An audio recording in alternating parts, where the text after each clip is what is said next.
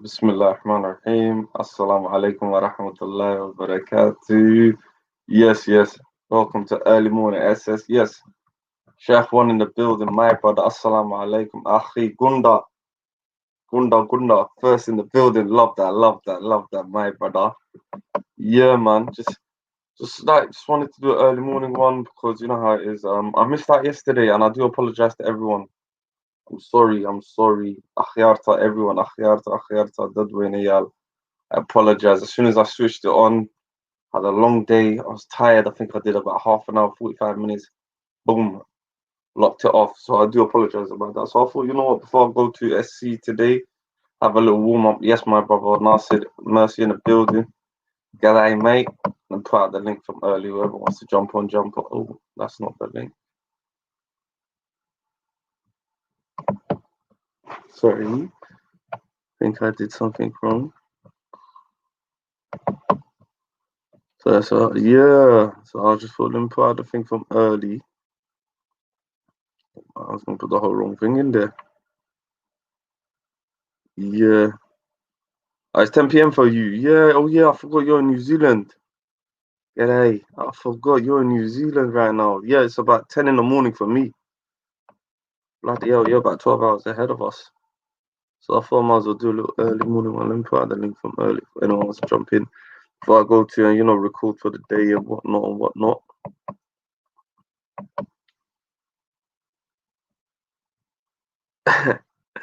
Yeah, that's if we can make that happen, man. That's if the two guys are willing to make that happen, we can record that.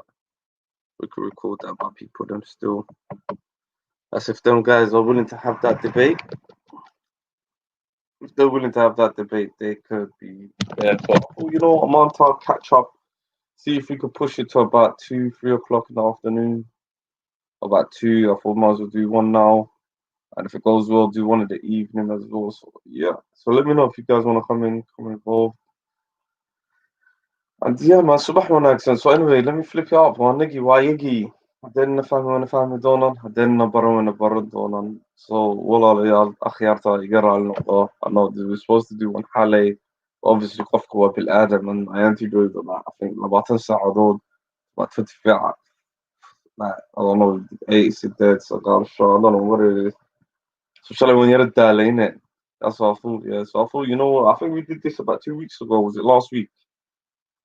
I don't know if we did it last week in it, yeah, but we tried it out and it was alright, Subahi. And then I ended it. I think we did about 2 3 hours. Boom, boom, lost. Had that conversation. They end up recording. So yeah. So let me know if anyone wants to talk about anything. I'm just gonna try and line up something and yeah. I work in construction, my bro. That's what I do, man. Now they're all. That's what I do, man. One of them brothers there. That's what I do for a living. And it's what I do for as a hobby, spare time. You know how it is. Try and collect the world, the duck doing it, day trail gun, and that's about it. Yeah, I wanted to talk about this last night as well, because I was watching. I don't know what you guys call it. Mercy. I was watching football last night. I didn't even.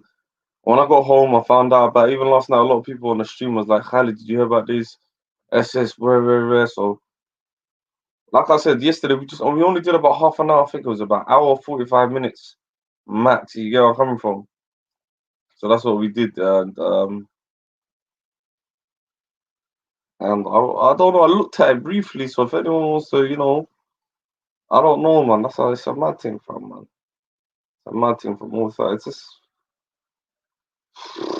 what can I say? If you're gonna print out things like this, so we take our profits on ourselves, yeah. And for me, it's kind of, I don't know, man. I don't know. No, not really. So I kind of enjoy doing it. Kind of enjoy doing it. Yeah, yeah. The boy Kush Yosho in the building, man, like Kush. Yoy. I mean, when come on, high state, the man that they tried to get, the ones. Ah, well, the other day, it was full of custom. I'm not gonna lie to you, so I kind of enjoyed it still. You know, them ones on the big, or the Yasha, he does come and keep my done. You get where I'm coming from. So, Confronting keep offering now the other day still. Yeah, man. Yeah, I know. I know. This, it's mad, but it's disgusting, and I don't know, fam. I don't know, fam. They should have reported the guy, at least get the school shut down, you know, but I don't know. I don't know. For me, it is that. But when does this freedom of speech become insults and crossing the line? That's a question I have for everyone. When does that cross the line? You know where I'm from? That's what I was thinking.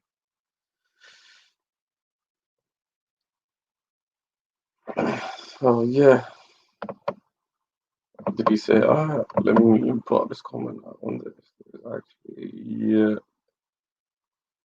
Oh, I don't know. I don't know. What would be you like? Sorry. What would be your call of action? You could try to get that guy fired, or I don't know. Yeah, boy, that's the only in the building. Assalamu alaikum wa rahmatullahi wa barakatuh. For me, that was it was a I don't know, fam. I like at the end of the day, the gonna say the man should know better, especially at this time. You shouldn't really having you. Yeah. No, do you know it was? I'm not gonna lie to you. Yeah, I've done this last week. I think I did this 2 weeks ago and kind of went well. I think it was last week Sunday. I'm not sure. I think it was Sunday before I did two open mics. And because you know Halle one, well, I'm not gonna lie to you, Halle one Saturday, innit? As soon as I switched on the thing, I think it was me and Frank. We discussed a bit about this story about France, what just happened with the teacher and the beheading and whatnot. As soon as we were discussing it, I'm not gonna lie to you, I had a long day that one Saturday, innit? So I thought, you know what, if I go to speakers, Tonki, like 2 o'clock to 3 o'clock, see if we could run a quick stream in it. That's if you guys come on. If you guys come on and carry on the stream, we can have a couple of things to discuss. Otherwise, it's your boy K monologuing, and I hate to monologue. Yeah, guys know I hate to monologue. Mm. So I thought, Subahdi, let's see if anyone's out there. If there's an audience, you get where I'm coming from. So please hit the like button. Wallah, Sean, Bilash. And that was a mad little incident we had the other day. I don't know how that happened yesterday, the other day. Like, we had about 57 dislikes, and by the time we woke up, it turned into 4. I don't know what happened. I really don't know. Yeah, better boom. I Sean, So you guys, let me know if you guys like, if there's an audience, if people like the early morning streams on a Sunday. Should we do 2 open mics, one in the morning, just a warm up, that, one in the evening? I don't know. You laugh after doing it. You get me? I'm just gonna pause off a little bit. Let me know what you guys are thinking.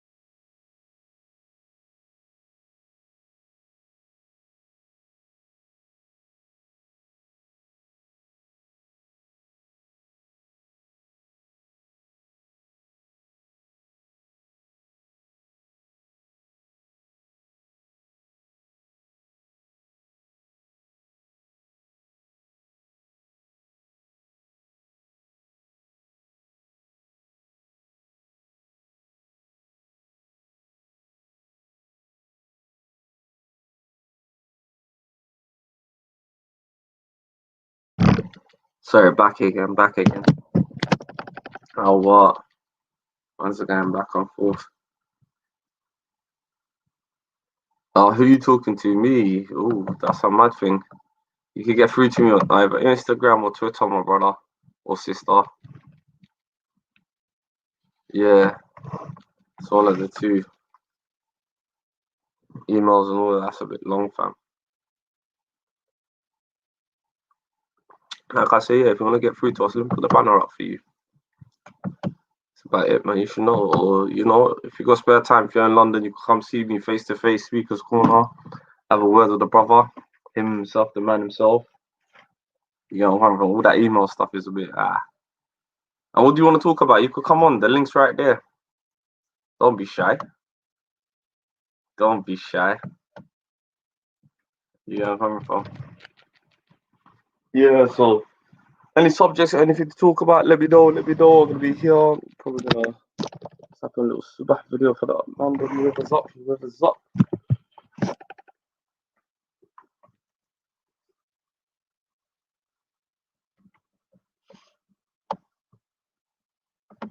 Yeah. Big up Suleiman, big up everyone in the chat after. All the subah people. You know the ones that keep subah the Sacha, they're like not many of you. But it's right there, man. I don't know why this guy look, it's right there, you can see it. You read underneath the screen, get through to me that way. If that's easy for you, innit? Bloody hell. Why don't you come on? I'll put the link in the chat. Let me put the link in the chat one more time. You get me? Yeah. Dusty's going mad in the chat as well, man. Bloody hell.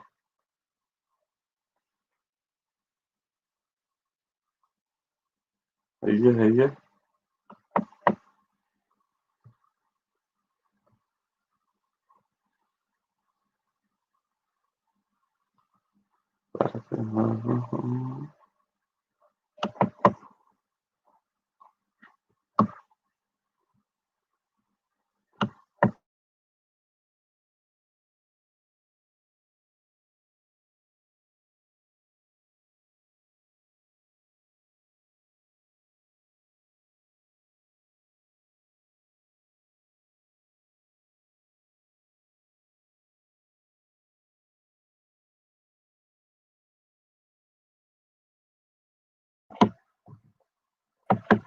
Hello, salam alaikum.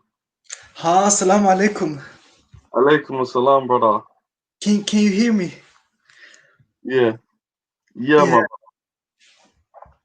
Yeah. How you doing, Salaman, man? First time I've seen you. I've seen you in the chat section. How you doing? Oh, I don't know what happened. Hello, can you hear me? Hello? I up think I GH in the have to building. unmute. No, we can hear you. I think we can hear you. I think you take it off now, innit, my brother? Hello? Yeah, I can hear you. Do you want to speak? Hello?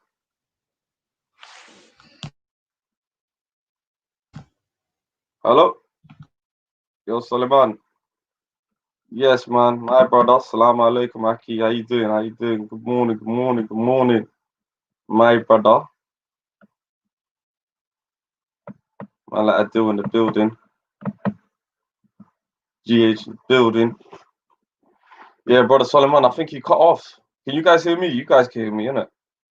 That's what I thought I could hear him. I don't know what happened. We cut off there. Alhamdulillah, akhi, man. All good. Yes, yo. Assalamu alaikum.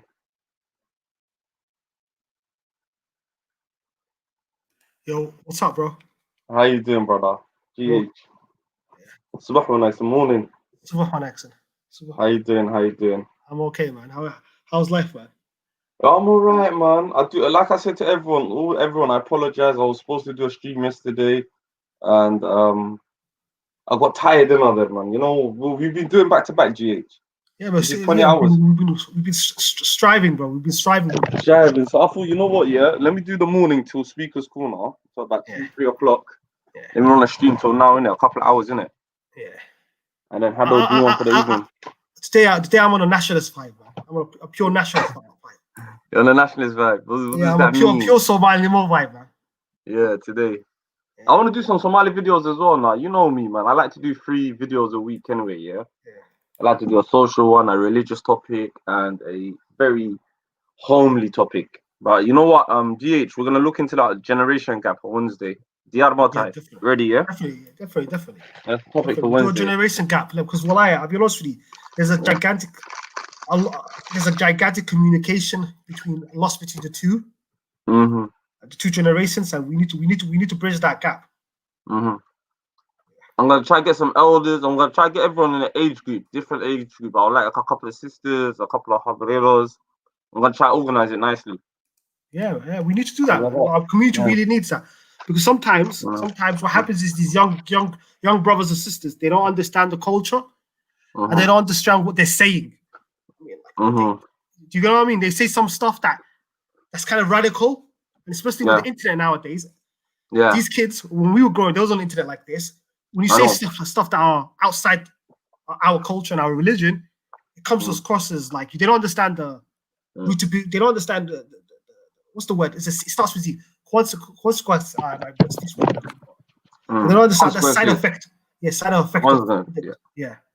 Now, but then again, do you think what it is? They're living in a new time as well. They've got their own new challenges as well. Should we look at it from both sides as well? Well, definitely. Because to be biased, yeah, I never thought I'd, yeah, and I never want to be one of them elder brothers, yeah. Yeah. To say, oh, I did this, I did that. You should know, no, because everyone lives in different timings.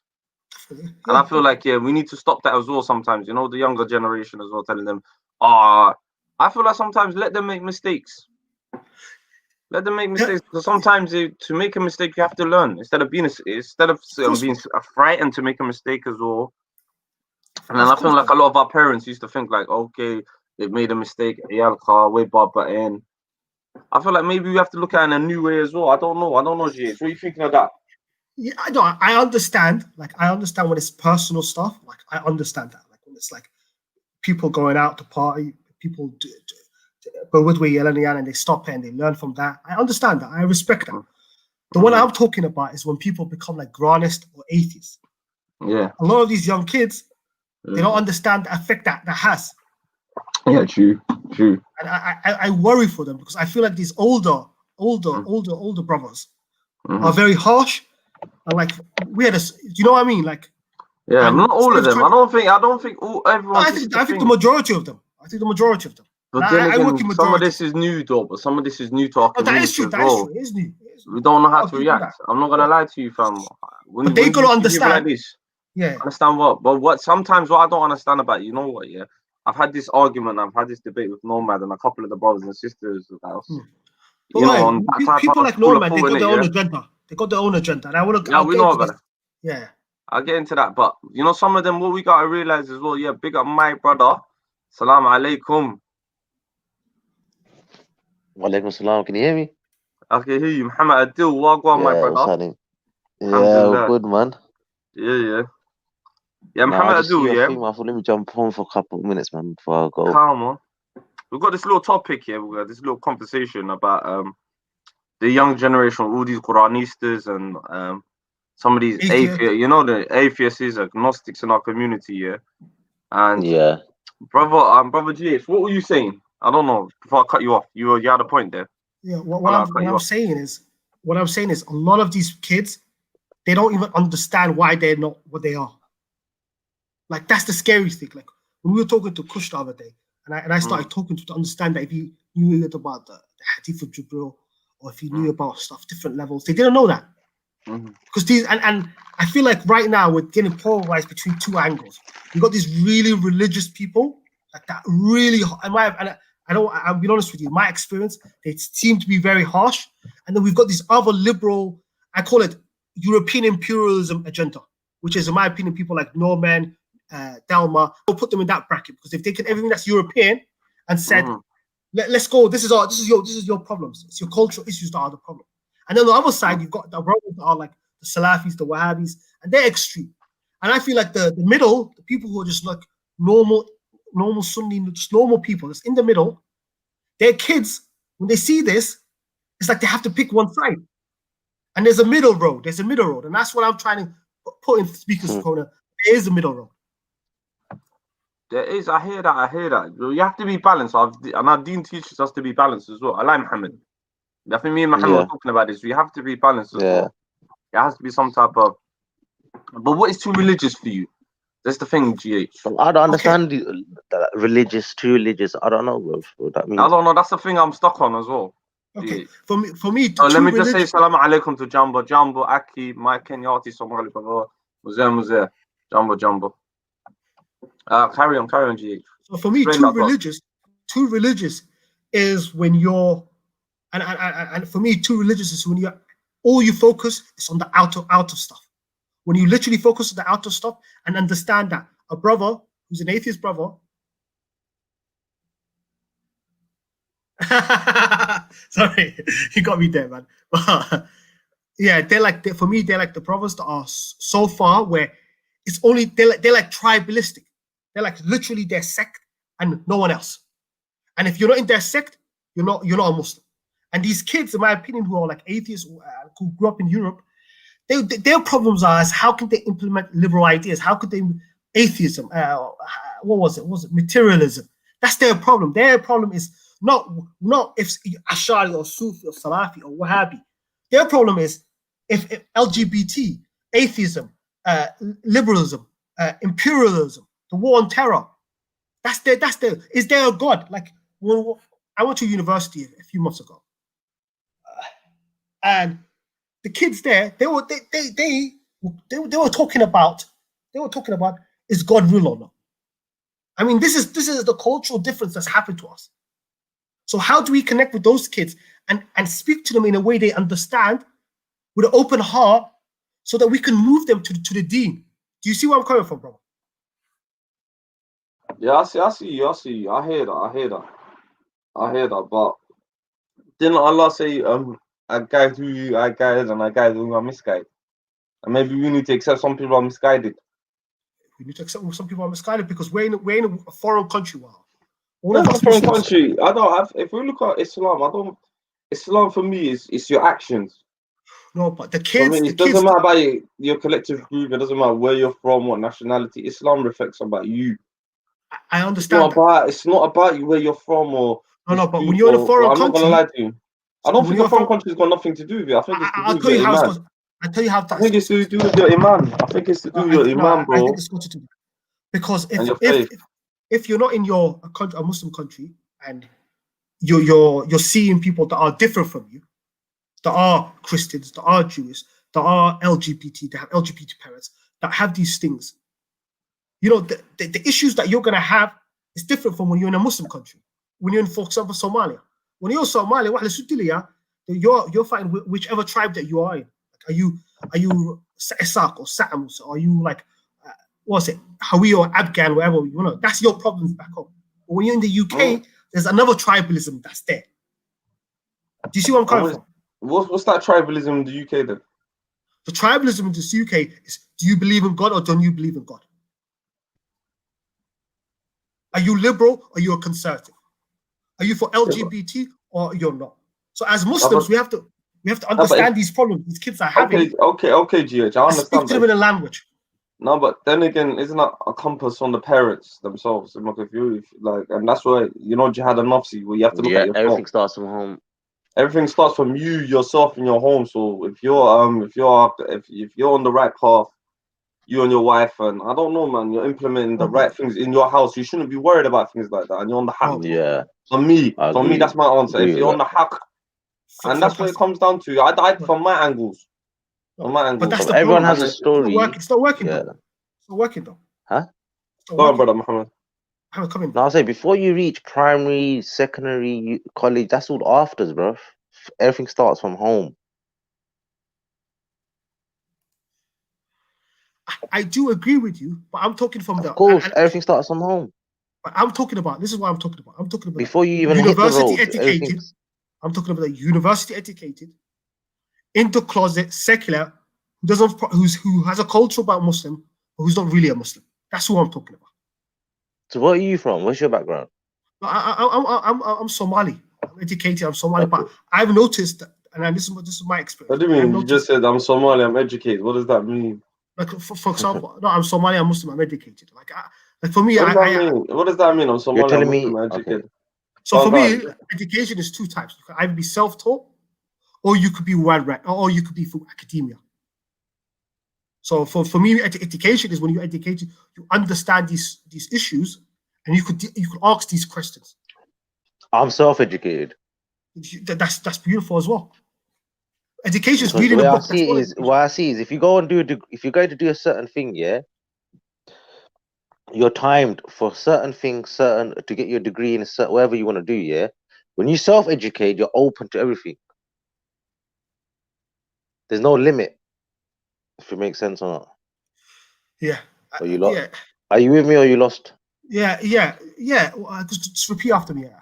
Just repeat what you said, please, brother. I didn't get that. Basic. Let's leave it. I'll just leave it as that. Go and carry on. Say I'm interested now. No. Leave it.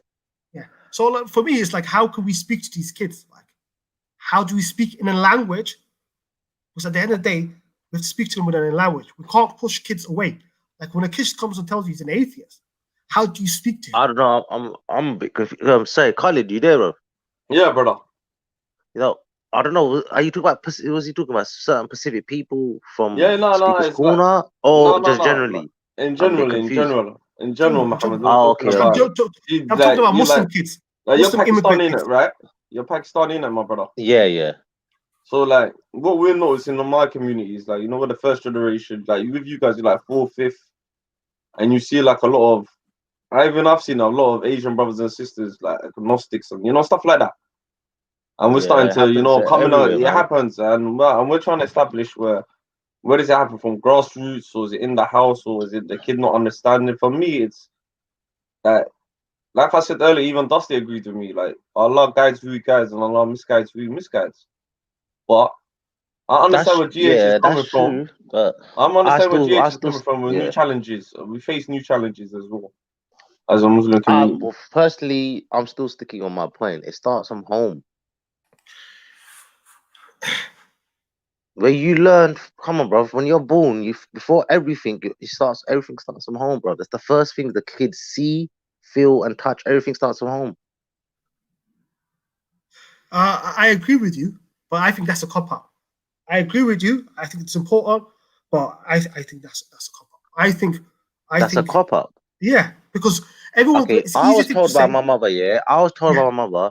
Not, oh, you're a Muslim and you stay a Muslim, better be a good boy and become a Muslim. No, she told me why I'm a Muslim. Then she told me why I'm a Muslim, and then she explained to me, and then she taught me all other religions to show me. Then I understood why I'm a Muslim. I was labeled, I was told, listen, you're a Muslim, and that's it. Now, do you understand?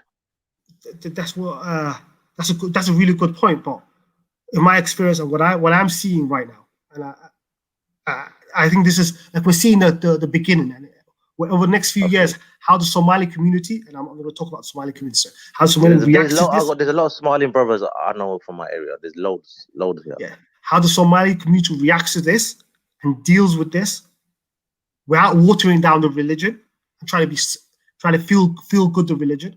That's not why I'm not telling anyone to water it down.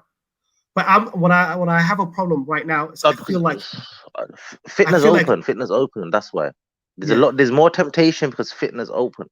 Yeah, before that's the point. Before it's to be hidden because of the technology is too advanced. That's why things come too easy. I also think we need to have what I think what Muslim people are crying out for is a Ibn Taymiyyah, Imam al-Ghazali, a renewal of the faith.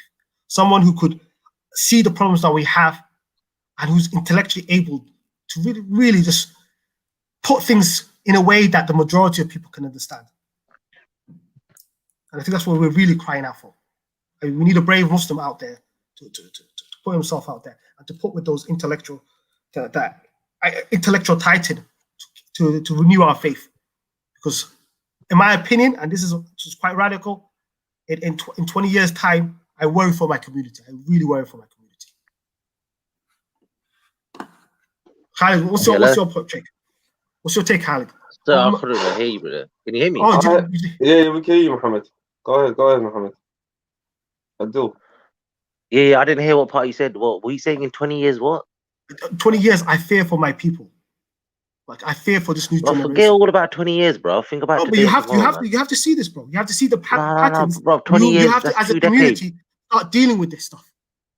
Because if you go in the same, if you, bro, I don't know. I think you've lost me, bro. I don't know what you're trying to get at. What I'm saying, if we don't change the way we speak to these children, for me they're children. If we don't speak to the way we speak to these children, and these are 19, 18-year-old kids, boys and girls, who don't really have like well-educated parents. That's from the Somali background. I'm talking from the Somali background. And yeah, but most Somalians I know, from young, when I grew up with them, all their parents, they were all on point in Islam. They knew about the deen. But we're not talking about those ones. I'm telling you from my experience. We're talking about the ones that we don't see. The ones that the 21-year-olds who go to university and who are induced into evolutionary psychology or induced into evolutionary biology, who read quantum physics. So are you trying to say education is dangerous for them? So are you trying to say basically don't go university? Or what are you trying to say to the young generation? What I'm saying is, if you don't understand the flaws of those theories, like there's this thing. I know right now I feel like we've got been polarized by a certain group who have a agenda, which is to spread, in my opinion, and I regard atheism as imperialism. That's what I regard it.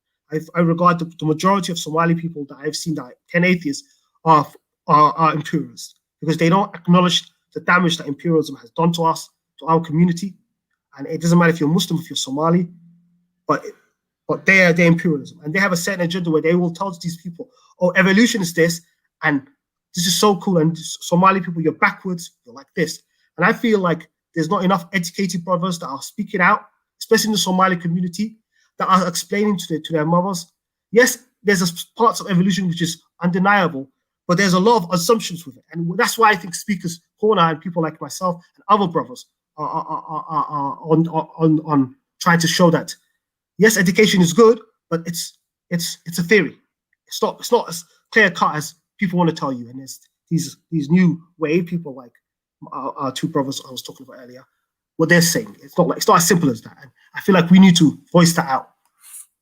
So what I don't want to see is, I don't want us to be, you're either like a biological physicist, or what you guys just implied. That's what I'm trying to say is, we have to understand where these people are coming from and create our own Muslim theories and our own Muslim intellect and our own Muslim tradition. We have to focus on that. Yeah, but yeah. Boy, I don't know, man. GH, man. I feel like, again, if it starts from the household and the parents are on the haqq and they're on the righteous path in it, yeah, you shouldn't be worried, less worried. Of course, because what happens is a lot of Somali men, when their kids are older, they'll go back home and get a wife that destabilizes the family. I mean, there's a lot of stuff that could go wrong.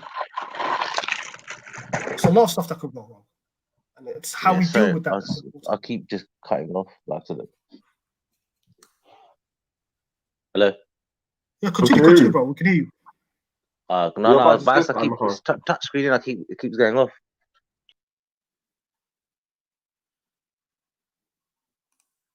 It's going off, man. So Kylie, what's up with you, man?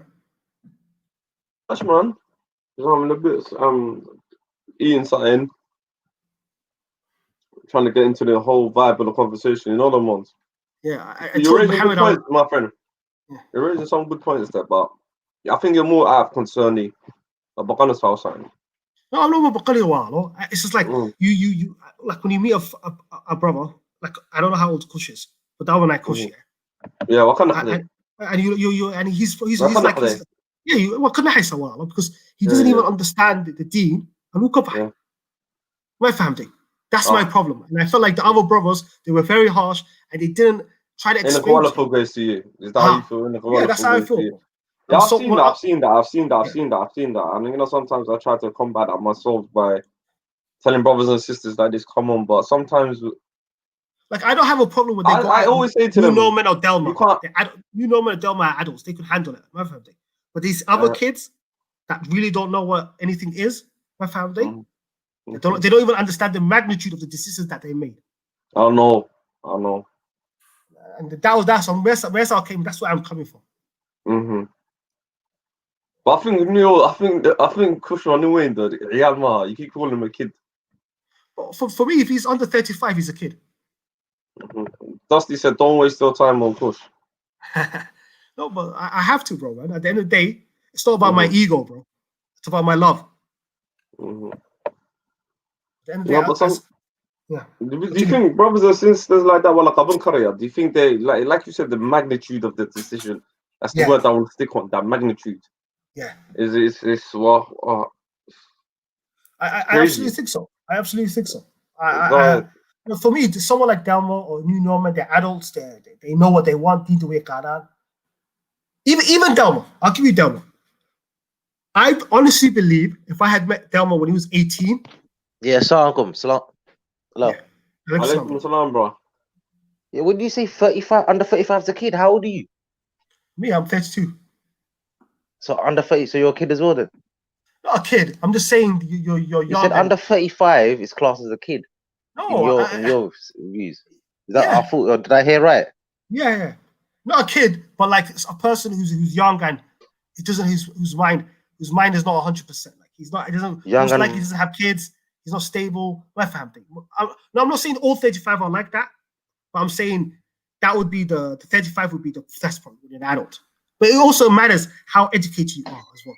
Like if you know the deen inside out and you leave it, it's different from if you just learn evolutionary psychology or evolutionary biology and you think that's all correct and there's not flaws in it. Do you get it? So what's the difference between him and Maverick then? Would you say what would you classify Maverick? Delma, who? Maverick. What would you class Maverick? I would class Maverick. I have a controversial view of Maverick. Like I actually don't. For me, Maverick. I think Maverick is really intelligent, and I think Maverick. I don't know. I think Maverick's playing a game. He's not sincere. I think he's playing a game. I honestly don't even think.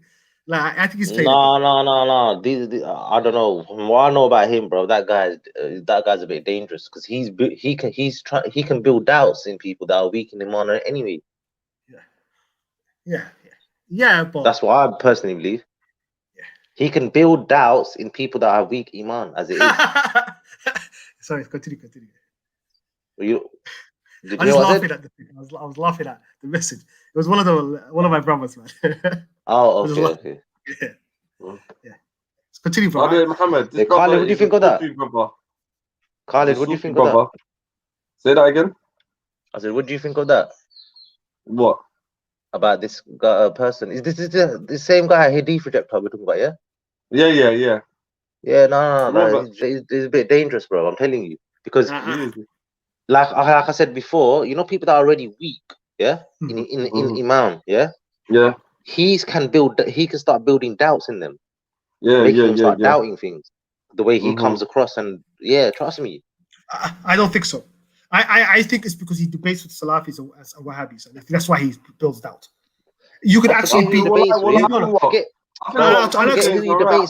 explain to you. I'll explain to you how I would debate the viewers, bro. You don't know who the viewers are, do you? I would debate with. I'll explain to you how I would debate with him. I will say to him, "You're right," but now let me look at your methodology. Because you're saying you're following logic and reason. Let me use logic and reason to defeat you. The problem with the other brothers, they always get cornered, and you could even ask Nazar 9, because we had a debate. This was like on the Hangout. And afterwards, he just put his hand up and told me, I don't know, there's no logic. Because if you debate with Maverick on the terms of trying to prove the hadiths are correct, you're playing his ball game. You have to attack him. You have to say, How are you coming out with your Quranist views? What is your methodology? No. Okay, wait, is it Hadith Wahi? Is Hadith Wahi? So it's not that. What is your methodology? No. I'm asking you, is Hadith Wahi? Of course it is. But I'm not going to debate Then with a that's it, hadith. then, bro. Then I'm that's not going it. to debate with a hadith. If it's Wahi, No. Just give me a second. if you and me agree it's Wahi, then bro, Give that's me a it. second. Give me a second. Okay. I'm telling you how you debated him. You don't debate with him trying to disprove the Quran. You debate with Me? him trying. Are you talking about me? I'm talking to other people. You debate with him. Oh, okay. On disproving his logic and his reason. Because if he's saying to you that I am following logic and reason, you have to out logic and reason with you. My honest opinion, when I've seen people debate with him, it's like they're disproving the Quran. No, don't do that. You're playing into his game. All right. Make his logical argument illogical, yeah? Yes. Then you've literally disproven, because when you really look down to it, if I see him today, I'm gonna do that. If I see him today, I'll do me that. and Khalid, we were talking. Nasser 9. We had a discussion. I told Nasser 9, this is how you debate it. And then during the conversation, I showed him, and Maverick went up in the put his, not his hand, but like you literally said, oh, there's no logic. This is set.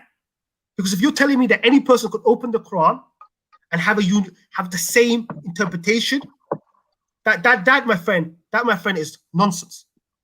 Like that's, and then you're saying to me that people all have the same intellect. That's you have to prove that. How can you prove to me that when everyone reads the Quran, they will all get the same information out of it? Prove it to me. That's improvable. It's study and research.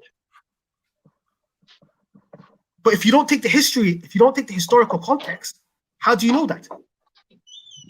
You can't use his you can't debate him on his terms. You have to debate him on your terms, which is if he wants a logical reason, I'll show you logical reason. Because the only reason he wins. No, but his whole argument is illogical. I don't even need to debate him on that, because when he's talking to Shams, he's like, because if I'll give you an example. Let me say something. I'll give you an example. Yeah.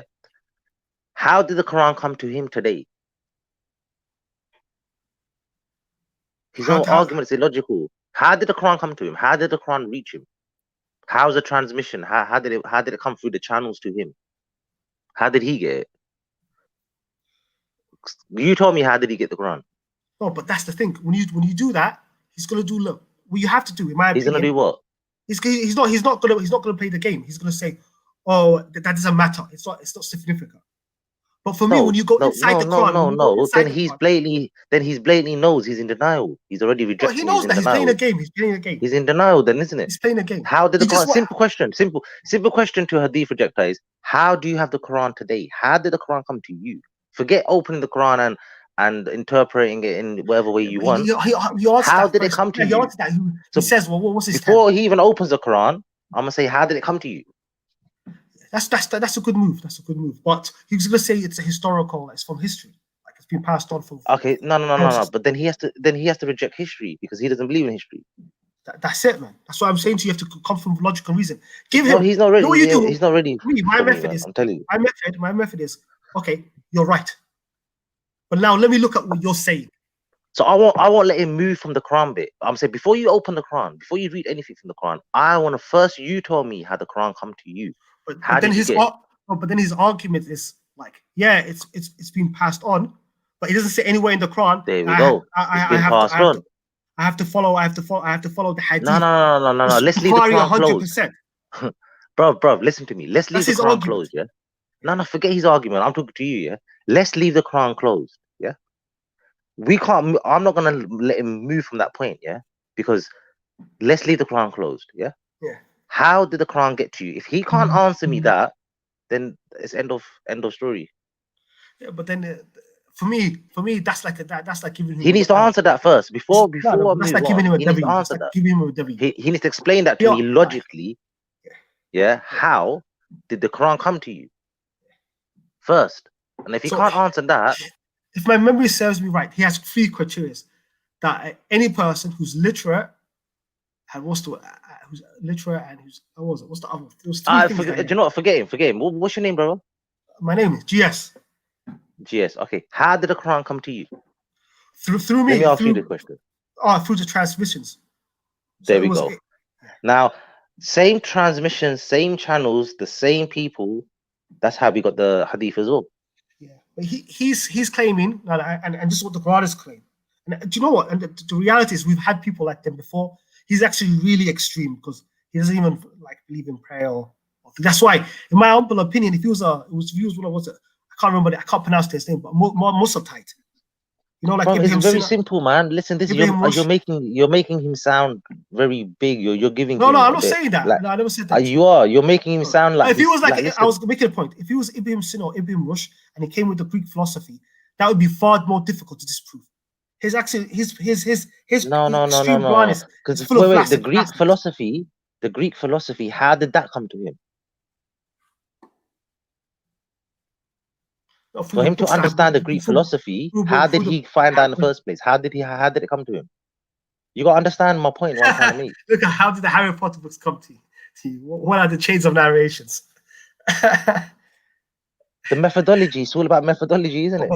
No, the methodology is inside. But he could just say it's a historical document. Like it's. Okay, so does he accept that? He accepts the historical document. Yeah. He doesn't accept. No. So he'll say to you, where does it say in the Quran? Where does it say in the Quran exactly to follow the hadith? Okay, in the Quran it says, he'll give you that. Obey Allah and obey His Messenger. By obeying okay, I'll give you the verse. I'll give you the verses in the Quran. Bro, I've got everything ready for him. Don't worry. I'll give you the verses. Yeah, in the verses, there was a time when when the Sahabas used to disagree on certain things. Yeah, they used to go to the Prophet Sallallahu Alaihi Wasallam and consult him. Yeah, and his consult when it's to consult him, when he's to correct them and explain, that is hadith. Yeah. Yeah. Okay, so that's hadith. So if he opens that verse, Allah is clearly saying, obey the messenger. To obey me, you have to obey the messenger. But he's gonna say, read the whole context of that. Bro, you know all the answers for him.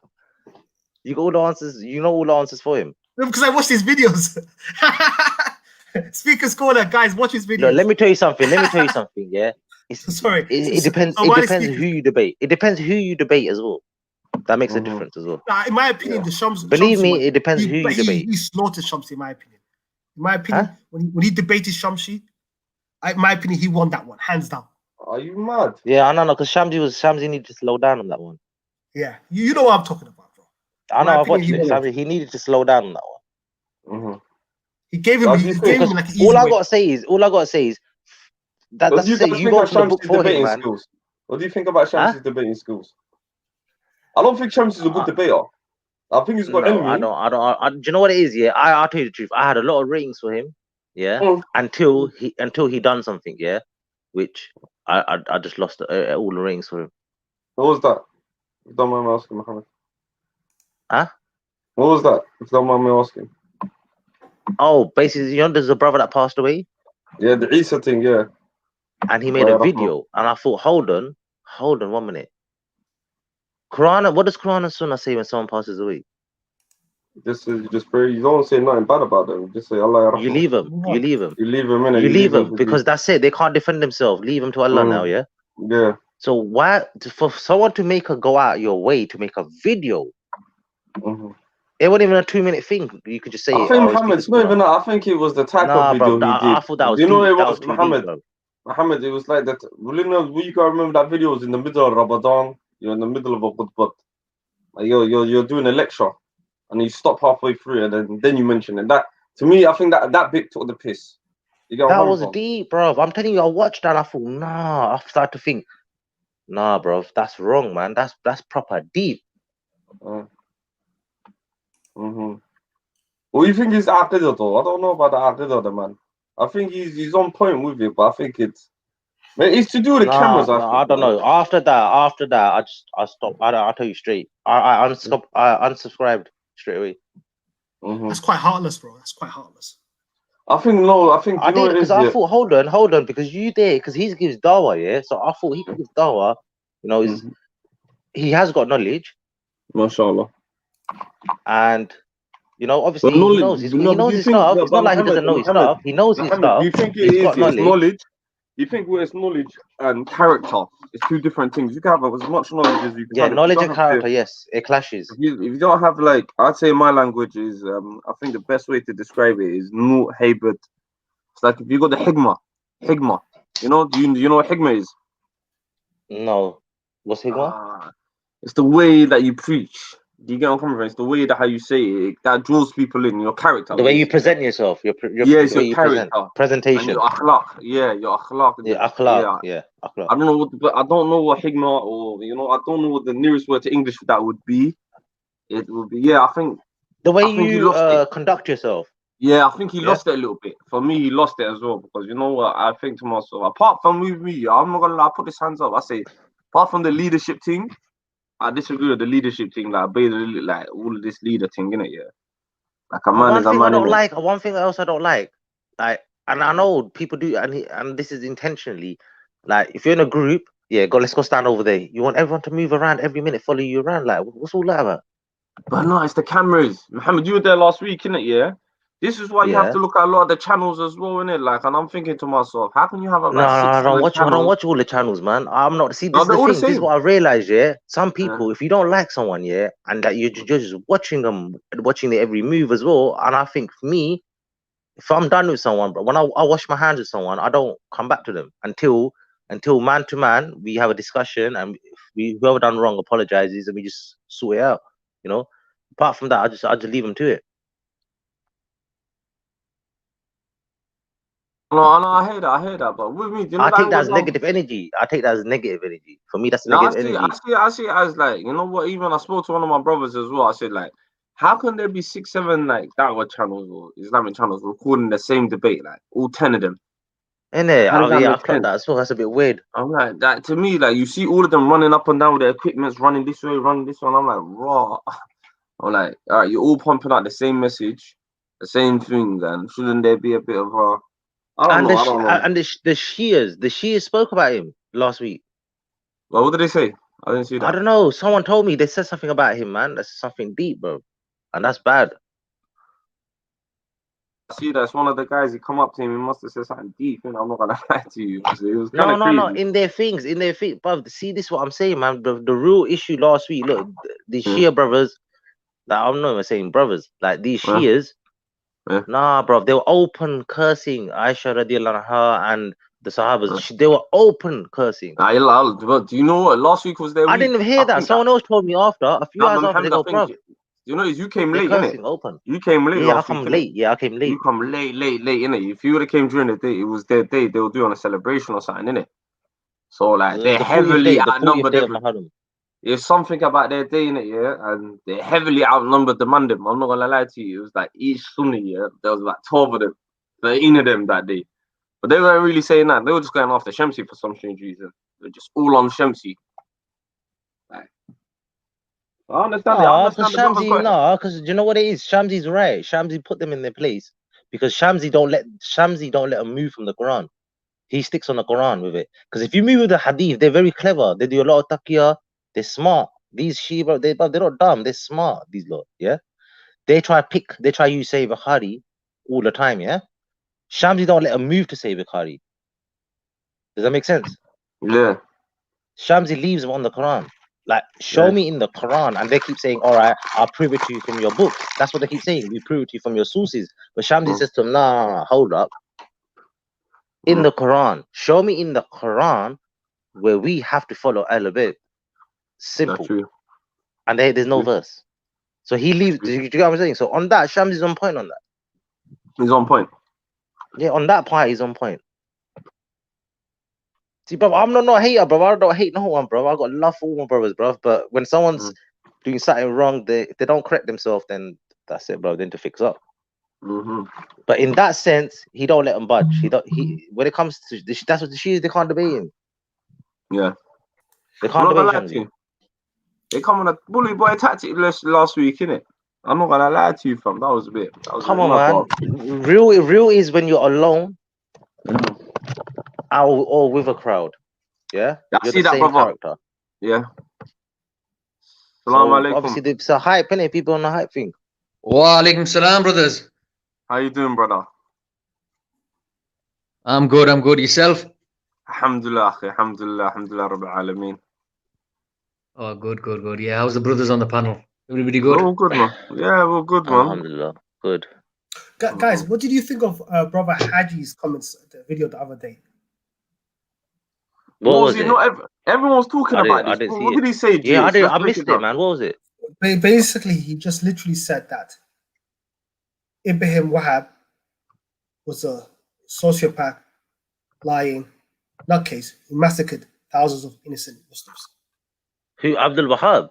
Yeah, he was these Wahhabis. Yeah, the Wahhabi. No, Abdul Wahab, the actual thing. He put everything in historical context. What was going on there? What it says in their books, even quoted from Saudi Arabia's official website, what was happening, and he's just told the whole story. And the Salafis went crazy. I'm not gonna comment on that until I find out myself. You should definitely watch it. Definitely watch it. Something I've been saying. Until I find out everything myself properly, then right now I'm not gonna comment. Definitely. What do you think of Wahhabis and Madkhalis? What do you think about these guys? Who, me? Are there such thing as Wahhabi Madkhalis? You know what? Bro, all I know is I'm Muslim. I follow the Quran and Sunnah. Yeah, khalas. Ahl Sunnah wal Jama'ah. Yeah, and Sunnah al Jama'ah. That's it. And that's it. That's all you need to. That's it.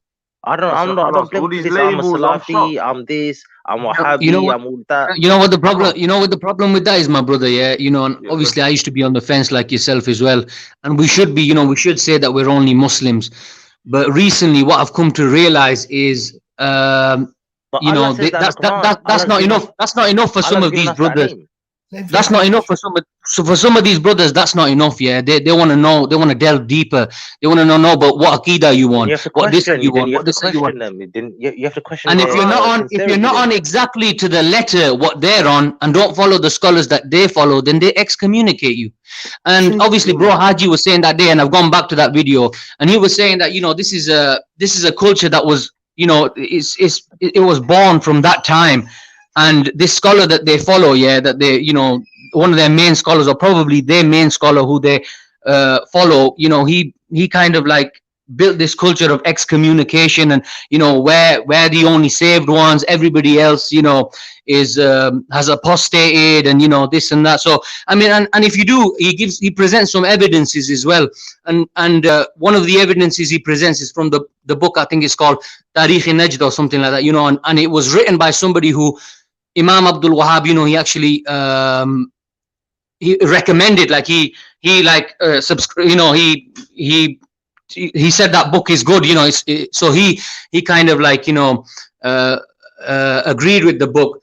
So, and that book does say that, you know, they went to war with these people in the region, and they had apostated. Then these guys had apostated. I mean, like, let's be honest. I mean, apostasy is a big thing. It's not easy for somebody to apostate. So when I was looking at them evidences, I was thinking, you know, it's you know, something's going on here, because it seems like everybody. What's your name? Everybody you don't agree with, you know, they seem to apostate. And like I said, man, you know that. Yeah. Yes, brother. Yeah, what's your name?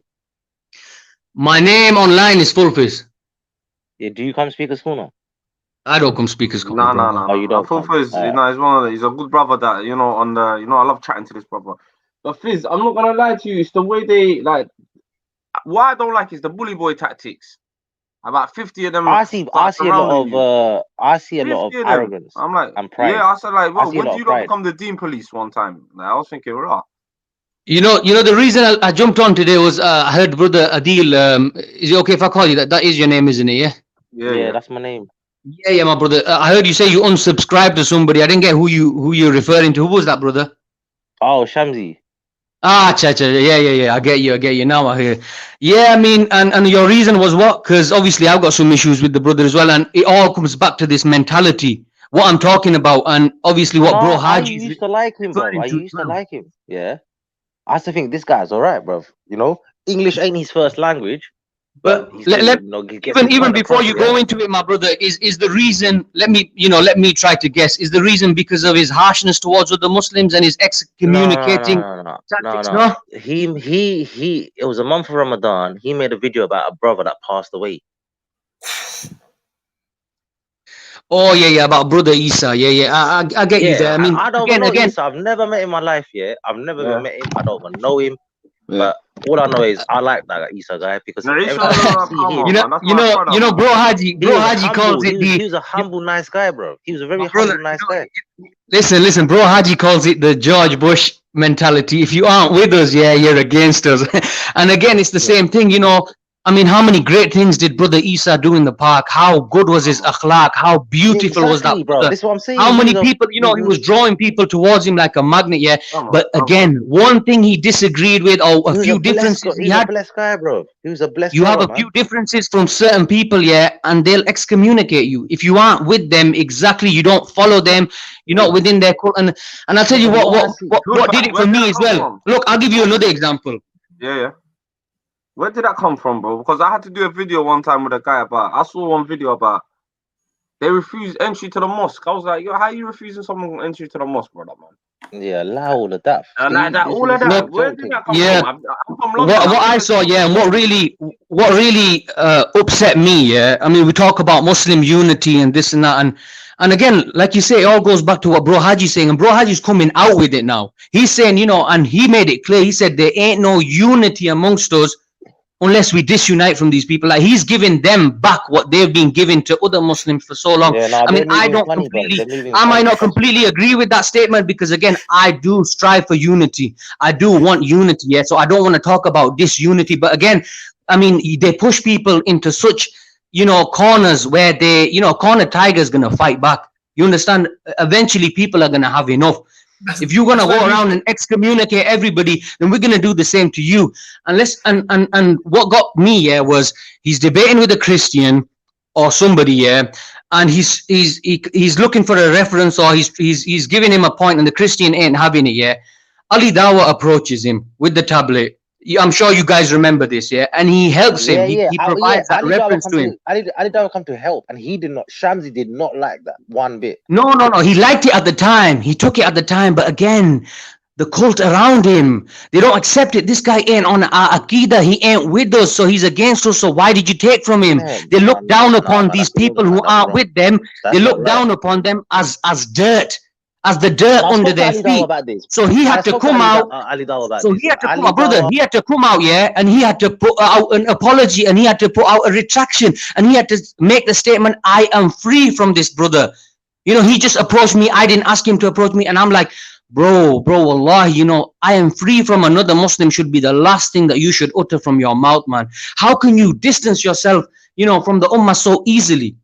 And then they want to come out like they're the safe sex, they're the safe sect, we're the only true pious ones. But again, like I said, I went on the Muslim spot that day, yeah, and obviously they were having this topic about, what Bro Haji said. And at the time, I was very reserved. I came on, I only spoke for like 10 minutes, yeah, then my battery died. And I was like, I'm on the fence. And I still kind of am on the fence. But again, I went through Bro Haji's references. I went back to the video, because I always like to speak with knowledge.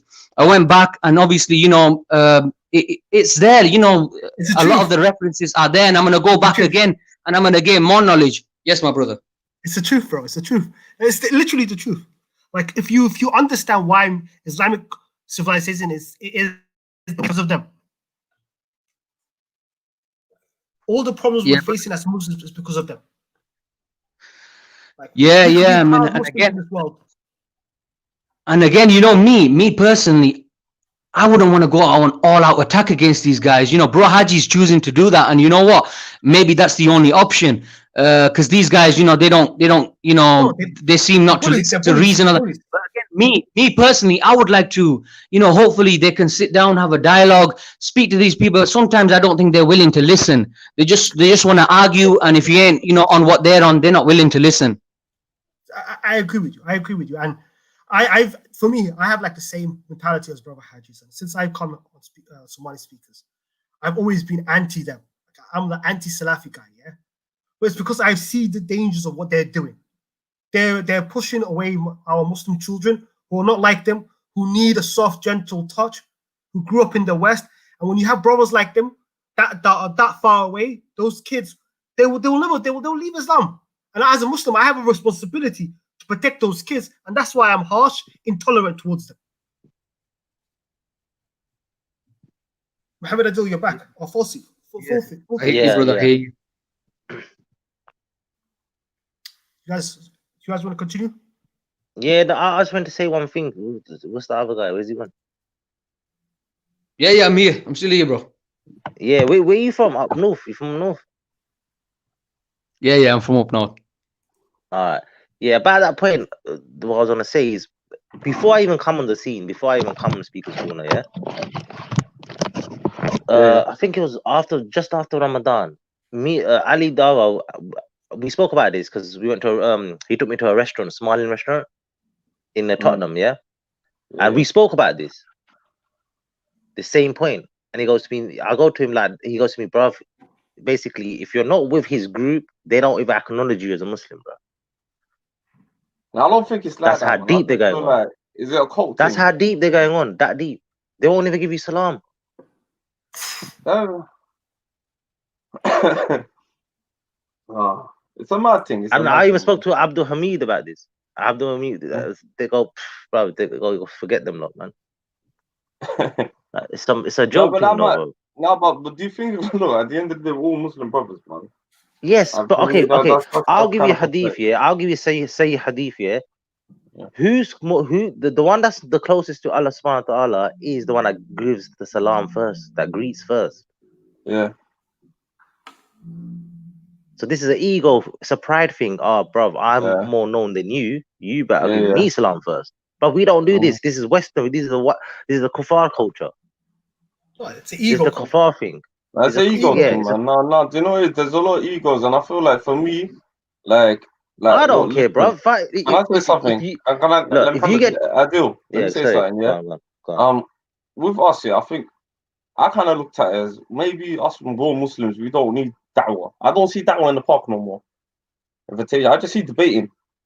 People come out as a debate in front of camera. That's personally what I see. Competition. That's what I see, and you've been in the park with me, innit? Yeah, you see it. Like there's no dawah, there's no shahadas in the park. And maybe we're looking for nasteha, you know? And I don't see none of that, fam. That's why I'd rather just do our own thing. I'm new, bruv. You know me, and I'm new in the scene, bro. You're gonna figure it out soon. You're gonna be like, raw. There's like everyone there is just for cameras and egos. That's why I'd rather just, that's why I say I'd rather do one religious video. Yeah, but bruv, what? Couple of brothers come together. You're gonna know, bruv. Like, bro, listen. I got a question for you, boys. Yeah, boys. If I get listen, 10 million views, if I get 10 million views, yeah, and you get 1 view, I will still come and shake your hand. Yeah, but that's you as a person. Not everyone's not the same, though, innit? That's what I'm saying. But they need to be. Okay, where did I learn this from? I just gave you hadith. Islam, man. That's Islam. That's Islam. So I gave you the hadith where I learned this from, innit, brother? We all learn. I got a question. Bro. Listen, my brother. Listen, I got a question for you guys. Yeah, listen. The word kafir or kuffar. Obviously, do you think that we Muslims we misuse the word? Yeah, definitely. Yes, a lot. Definitely. I don't like using the word. You know why? Because it's used for the good non-Muslims and it's used equally for the bad non-Muslims. So how, imagine a guy on the other side, who's looking into Islam, he's looking into the deen, who's maybe got family members who have become Muslims or who's interested. And what he's seeing is, this rhetoric about, kafir, this and that. And you ain't making no distinction between the good one and the bad one. It's like the word, because the way we use it, against the bad non-Muslims, we use it, the correct translation would be infidel, which is a negative term. So we use that same word negatively, and, we use it just for the ordinary folk as well. But the Quran, our Lord, has made a distinction. He says there's the righteous ones among the people of the book. So many times throughout so many ayats, he's speaking about the righteous ones and the other righteous people. And then obviously when he's talking about the disbelievers, then there's a distinction that's made. So why don't we as Muslims make that distinction? I don't like the way that word is used and thrown around. Yeah, same here, brother. Well, I'm like that as well, innit? It's like, for me, it's like there's clear-cut things. There's clear-cut, like, let's be full fast. Let's be real, innit, yeah? There's clear-cut people we can see are misguided, and they're on some next thing. You know where I'm coming from? But to throw this world around that you're mutabbi and all of this, man, like, when have we become judge, jury, and executioner? When have we win as human beings? Allah gave us the name, yeah? Allah gave us the name Muslim in the Quran. Yeah. Yeah. So Carry on. listen. For me, Go ahead, I lost it. I was on one of the shows one day, and when they said Hamza Yusuf was a kafar, that's when I lost it. I just became like, that's. When they said Hamza Yusuf was a kafar, I'm like, how could you even say that? That was me. That was my end. And I knew and I'm being honest with you. As Muslims, if we don't defeat these people, we will never be united.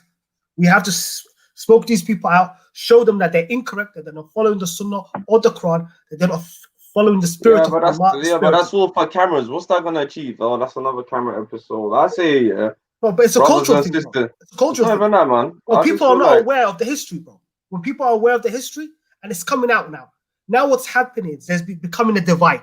There's becoming a divide between the Ibrahim Tamir group, who, in my opinion, I have no problem with the Salafi who's Ibrahim Tamir, and the other group, who, in my opinion, have betrayed Muslim, stabbed them in the back, turned them against them, and to this day are the number one reason why Muslim countries are the way they are. So when that separation happens, then we could deal with that. You guys continue. Yeah, so anyway, back to that bro Haji's point. So I went back here because I don't like speaking without evidence, and it is exactly the way he says it. I mean, he quotes it even in the video. I mean, he gives you several, incidences from like the 5 years where, they waged war on certain Muslims, and they accused them of being apostates. I mean, like people were becoming apostates. They were dropping like flies, to be honest with you. It was like left, right, and center. People are becoming apostating, and it's like, to be honest with you, it just seems when you read through it, yeah. And again, this is a book which was, is promoted by them guys. They actually subscribe to that book, so so they agree with it, yeah. So nobody can say that no, this is another, a biased account against the people. No, they agree with that book. But yeah, I mean, it just seems that anybody that didn't agree with them, it was that mentality of, if you ain't with us, you're against us. And if you're against us and you're not on what we're on, we're going to class you as non-Muslims. And, we're just going to wage war against you. So basically, it seems like an alliance was made with the king. And they made an agreement of, we need to find a way of waging war against these Muslims. That's what it seems like. And the easiest way is, we've got this doctrine, and if they don't follow it to the letter, it's an easy thing. We can accuse them. If you don't follow exactly what I'm preaching right now, you're a non-Muslim, you've apostated, and we've got a right to wage war against you. Yeah, Khalid always was surprised how much I disliked them. Isn't it, Khalid? No, but not all of them. Look. No, that's fine. Not all of them. That's true. That's like I said to GH and Fulfaz, this is a certain group of them. This is not all the Salafiyas, and that's why I disagree with you, brother. You get me? And we have to look at these terms. Like with me, like I say, yeah, I'm just a Sunni Muslim. All I know is how to pray 5. Try to do my lesson. My 5 pillars, and that's it. Khalas for me. I'm a layman. Anything else, yeah. When I see groups like this, and they're calling people names, and we're closer, and it's like the whole thing, like China's made for us only. Like I disagree with that as well. And I've said this, and with me, it's the leadership thing. Apart from that, I'm not gonna lie to you. And their harshness, that's the only 3 things, GH. And what brother's saying is, yeah. The whole history. Hello. Hello, yeah. Yeah, what is Mad Kali? What is Mad Kali? I don't know what I think it's a certain. I've never heard of it until I'll just come to the part. Same here. I've been hearing this for the last year. What is Mad Kali? I've never even heard of this. Same here, bro. It's a little group, innit? I don't know. Is it a cult? I've never heard of this until I came to the part, bro.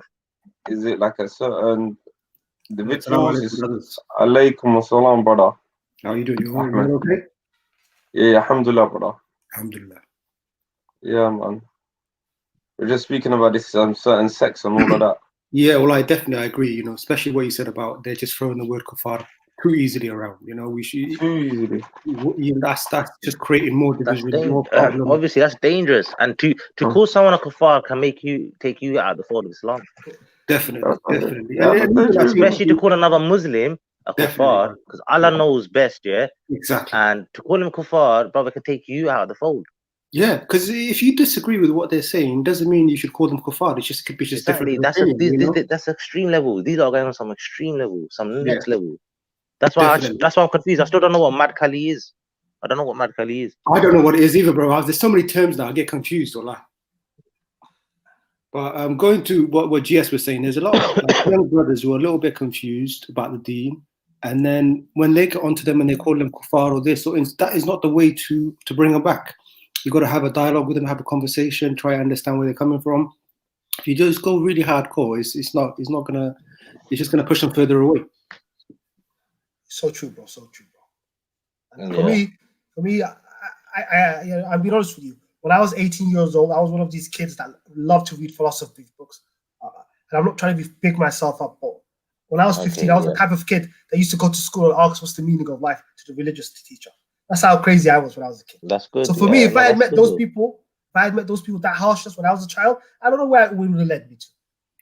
Like, I'll be honest with you. Like, that's what's scary, because I understand how in Western society, if you're extremely intelligent and you don't have the right channel and you don't have a bigger picture, you could be easily brainwashed into believing something that's incorrect. No, I wouldn't say that. Who Allah guides, no one can misguide. That's true. That's true. You're right. That's true, but there's a difference And between. whoever's misguided, bro, to me, innit? No, I agree with what I do on that one, man. Yeah. We had a brother. No one can misguide, We had a brother bro. here. We had a brother. Listen to me. No We one had a can brother. misguide. We had this brother. He was a Salafi. He's from New Zealand. He's a wonderful kid. He's 22 years old. He comes on the street. He's never been back to home to Somalia. He's just saying, "Oh, I'm a Grannis. I've been a Grannis for 2 months." I'm debating. Kids like that. That's who I worry for, bro. Do you understand? That's who I worry for, and that's who, in my opinion, my whole. Do you agree with this then? 1 minute, one minute, bro. Let me ask you one question. Do you agree with this? Yeah. I was gonna ask you something. Okay, now you made me forget what I was gonna say now. Oh, brother, go carry on until it comes back. Yeah, going back to bro. While you remember, one of the arguments I heard the other day, on the Muslim spot was because they were talking about this topic, and obviously at the time I caught glimpses of it, but then I went back and rewatched it, and what they were saying was the reason that they rose up against the Ottomans was because they'd completely deviated, and they were doing this and they were doing that, and basically they weren't Muslim leaders at the time, so it was right for the Sauds or the Arabs to rise up against them. But one question I want to ask, did any good come out of that? Let's be honest. Let's say you're even right. Let's say you're right. Because they want to come out with excuses for everything that they've done, and yet they want to say respect the leaders. So you want to justify not respecting the leaders in that time. You rose up against the Khilafah, yeah. Let's say they had deviated. They had the unity of the Muslims. What happened then? The Arab world was carved up. It was carved up, sliced up into bits and pieces, yeah. And puppets were placed in power, and nation, Iraq warred against this country, Egypt war against this country, and what happened? No good came of it. So Muslim unity was lost. The Arab world was just, it just fell into chaos. Another point is, and why I disagree with that argument is, okay, fair enough, they've deviated, whatever, but you were siding with the British against them. So you sided against, or the allies. So you sided with people who didn't want any good for the Muslims against, maybe they deviated, but they were still unite. They still had the unity of the Muslims. They still had them all under one umbrella. Yeah. So again, it doesn't make any sense. They can throw out the label that, okay, they weren't, at that point, they were just Muslim in name. So what? They were still uniting the Muslims, and the people that, but then again, the people that you were uniting with to topple these guys weren't Muslims either. They were definitely not Muslims. They were coming to disunite and to carve up the region. And to destroy us. But they sold their soul in it. Some people just sell their soul for money. Yeah, that's facts, man. History doesn't lie. We all know what happened with the Saudis. That's all it is, bro. For a bit of dunya gain, you sell your soul, and for akhirah, you sold it. You sold your akhirah for dunya gain. Yeah, that's exactly what happened, and I think that's how the Europeans divided up the Muslim world. They split up the Ottoman Empire. They used something called nationalism, which they created. And then they were trying to convince the Arabs that they're being kind of, I don't know, discriminated by the Turks. Yeah. And then, yeah, I think if you read about that time in history, nothing good come out of it. So Fulfill's right. But again, the fire was lit in the 1700s, and Bro Haji alludes to this. He says that was the start of that rebellion, because a mere 3 years after Imam Abdul Wahab passed away, his descendants who were following exactly what he was on, they were still on that same path. They couldn't have deviated so quickly. People want to say, oh, he had passed away by that point, but this was only a mere 3 years. So they were still on the same mission, unless you want to say that no, they had completely changed course, and they weren't agreeing with what he was on. They rode into Basra, and the market, I've heard about that. They completely slaughtered people, where people were jumping into rivers to save themselves. Blood was running wild, and they'd done all sorts of other things. They blocked entrances to Mecca and Medina, and they did all sorts of things. And that same rhetoric then continued up until World War One, where again, like I said, the Khilafah, it disbanded, and the Muslim word, the Arab word specifically, was carved up. Yeah, and no good came. And we couldn't reunite. That's what people forget. After we lost the first war, what happened was there was a big meeting in Egypt, if my memory serves right, and we were trying to pick a new caliph. And the reason we couldn't do that was because of these lot, because we couldn't unite, because these lot, because they controlled Makkah and Medina, and as long as they controlled that, they literally have, like, this is the thing. My issue with movements like Al-Shabaab or these extreme movements, it's kind of a delusional concept. Even Somalia, this whole idea, if you want to create a a place for Muslim people, all you have to do is Saudi Arabia. They're the gatekeepers of it. Yeah, that's it. That's all I'm saying. No, definitely, man. It's a problem. Yeah, they're the gatekeepers. They're the gatekeepers. What does that mean, though? The gatekeepers, so everyone should follow them. Like, I don't get that. No, I mean, they're gatekeepers in the sense that as long as the House of Saudi are in power in Saudi Arabia, there will never be a Muslim Khalifa. There will never be a democratic Muslim. GS. Khalid, do you understand? GS. Yeah. Yeah, I want to ask you something here. Yeah, ask me. Do you believe these prophecies are getting fulfilled in our generation, where we knew? Wait, hold on. Can you hear me? Yeah, we can hear you. Yeah. He's gone. Oh, he's gone, brother. Yeah, but Khalid, these people, they're the gatekeepers. They control Makkah and Medina, this tribe. The Wahhabis are a tribe fundamentally. They conquered with the help of the British, and as long as they're in power, they will do everything in their power so that Muslim people do not unite. It's not in their interest for Muslim people to unite. One thing is, bro, you've got to be fair, yeah, and I don't think we can place all the blame on Saudi, with regards to, Al-Shabaab or Al-Qaeda or, these even ISIS, because the thing is, yeah, they might be following a lot of that doctrine, but a lot of the extremism or whatever, it does come from, bombs being dropped on nations, and it does. Yeah, them people seeing their women and children killed before their eyes. I mean, that's gonna breed extremism. And sometimes, in these arguments, especially people who are like anti-Saudi like me, I might speak against them, but I ain't anti not Saudi, but I ain't anti-Arab, or I ain't anti, even Imam Abdul Wahab or anything. I'm just like, I want to be fair. Are you Pakistani? Hello? Yeah, are you Pakistani? Hello? Can you hear me? Hello, Can you hear us, bro? Yeah, can you hear us? You're full fast. Hello, can you guys hear me? We can hear you. We can hear you. Yeah, we can hear you clearly. Listen, I can't hear you. Listen, hold on. Let me just. The brother was just asking if you're Pakistani. Just give him a second. Let him come back. Yeah, I understand where he's coming from. Like, but hey, can you guys hear me? We can hear you, bro. We can hear hear you. you. Can you hear us? Listen, I can't hear you guys. I'll be back here. Fantastic. I need to reconnect. I understand what the What was I brother's saying. GS, I was trying to say something to you. GS, what was I saying to you? You believe the end of time? Like, now, okay. Now you can't. Okay, these things. What I'm gonna say now, you can't tell the difference between a man and woman now. Yeah. Yeah. All these things that the high technologies are advanced here, because we were all told this. Yeah. Yeah. Gays coming out open. Continue. everything against Islam is coming out open. First to be hidden. Yeah.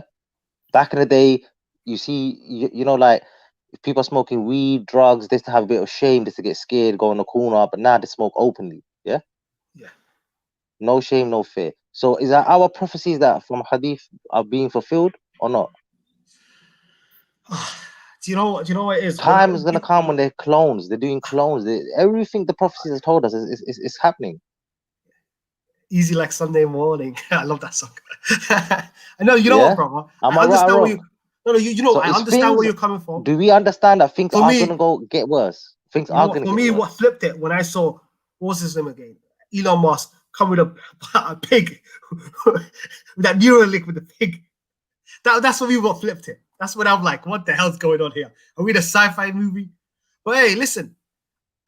This is the thing. Bro, these are all codes, bro. This is all of the Jal system, bro. When It's the all Mongolis, happening. listen, when the Mongolis were invading, because a lot of the problems that has happened to Muslim society started from the Mongolian invasion. No, but do you not answer my question, bro? Do you agree with me that they're getting fulfilled? I think it is looking that way. Of I don't course, know. through movies, through Yeah. cartoons, from I movies, from would like to see it primary in school. Now, in this 100 new years time. rainbow. Look how they use the rainbow. Look how they use the rainbow colors for this pride thing. Gay pride. Yeah, Look how they use the rainbow. No, but the thing is, the thing with that is that I understand where you're coming from, and I get it. But what I'm saying to you is like when the Mongolian, like if you read the text, it says that we're going to be invaded from like China. When the Mongols were invading like the Amber City Empire, which later on became the text, when they were Genghis invading us, Khan. Genghis Khan. yeah, Genghis Khan time. no, Genghis Khan, his brother, his son invaded us. When they invaded us, they Yeah. entered the Islamic Golden Age. They were the killer to us because they destroyed the books, they destroyed the infrastructure. They Muslims took have never. and what happened? No, but what happened in the end? They They became became Muslim. Muslims. Yeah, but what I'm saying to you, yeah. But what I'm saying is, at that time, people were saying it was the end of the world because it came from the east. The Hadith clearly says it's going to come from the east. And people at that time thought it was going to be the end of the world. No, but how could it be end of the world? Well, no. That's what they thought. That's what they thought, man. No, but hold on. I read books on that as well. Do we agree that Imam Mahdi is coming? Yeah. I don't know. Like I honestly don't know. Like I don't know. Isa bin Maryam. I no. I mean, like I believe in the prophecies, but I don't know if it's going to be in our lifetime, or if it's 200 years, or if this is the beginning. I'm not asking that. I'm saying before near the end of times, this has to happen. Juma Juj. Yeah. Okay. So how Genghis Khan's time, they were thinking it's the end of the world when them prophecies not even happened yet. No, but that's what they wrote in their books, bro. That's what they wrote in the books. Because they were coming out to attack them, and they had to unite the people. And that was psychology. No, but were you telling me they didn't have you tell me they didn't have the correct narrations, the hadith or nothing? No, but they didn't interpret. For maybe as a society, they were kind of at the end of their period, and they were weak, and there was social dysfunctional stuff that was occurring at that time. But a lot of them thought at that time it was the end of the world, especially with the war. It was a gigantic war. I mean, you have to understand, Genghis Khan probably murdered. He took out. Whoa, subhanallah, bro. He took out. The man, I don't know, the way he done, I don't know, it's deep. Obviously, I've read it, I've studied that. So obviously, you have as well. For the people that haven't, how many Muslims did he take out? You're talking to 30, 40 altogether. Muslims in that period was 20 million. In Iran, it was 20 million. Was 20 million. He took out, bro. That's too much. We've never recovered from that. And the problem was when the Ottomans came. He didn't just take them out like that. The way he dismantled them, cut them up differently. It was horrific. Yeah. It was horrific. That's all I could say to those innocent people. But we've never really recovered from that. And the problem we had was when the Ottomans built their system, it was built on a bit of Roman, and we gained a lot of, in my opinion, the dogma we face right now is inherited from the Romans. No, but Islam spread it through them, man. They controlled Spain for 700 years. No, I understand. I understand. And Greece for 400 years. This is where look at all the beautiful masjid in Spain. Where did they come from? Yeah, I know what you're talking about. But what I'm saying is with the Ottomans, their weakness was that they built their system on the Roman system. Like that's Bro, why I don't know if Roman system, whatever system, bro. All I know is that was their weakness. Islam, and the one who Allah guides can be misguided. The ones that sold that. That's it. Simple as that. Yeah, but it's not as black and white as that, bro. You make everything very black and white. Of course it is. I'll give you an example. I'm a group moving around now. I'm traveling. I'm building masjids. I'm trying to help the brothers. So you're gonna find people that are weak in iman, that are gonna sell out, then become materialistic, they become greedy. It's normal. It happens. But what's the actual intention of mine? To spread Islam. And if it has spread it, it's spread it still, regardless with the ones that deviated. Anyway, listen. What's your school of thought? Like, because we're online, and so are you a Salafi brother, or are you like because you're Pakistani, am I right? Are you Hananif? Or are you Tabandi? I'm Ahl Sunnah wal Jama'ah. Yeah, but you know what he's asking. You know, Ahl Sunnah wal Jama'ah, they follow the school of Hanafi. That's what he's asking. Yeah, no, I follow all the 4 Imams, but I incline towards Abu Hanifa radiallahu anhu. Yeah, more. Abu Hanifa. The Pakistanis tend to be they follow that school. And they tend to be. I said I incline towards him a bit more, but I take from all 4. Well, if you're knowledgeable enough and you reach that level, it's perfectly acceptable. So the idea that you follow one man is the common man who doesn't have that intellectual, or doesn't have that education to follow whichever one. Sorry, say that again. It doesn't what? The concept of the fiqh is to stick to your fiqh. It's for, how can I put it? It's like the iPhone. It helps the common man who's not. Okay, you follow Imam Shafi? Yeah. I know in it. I know because I know, bro.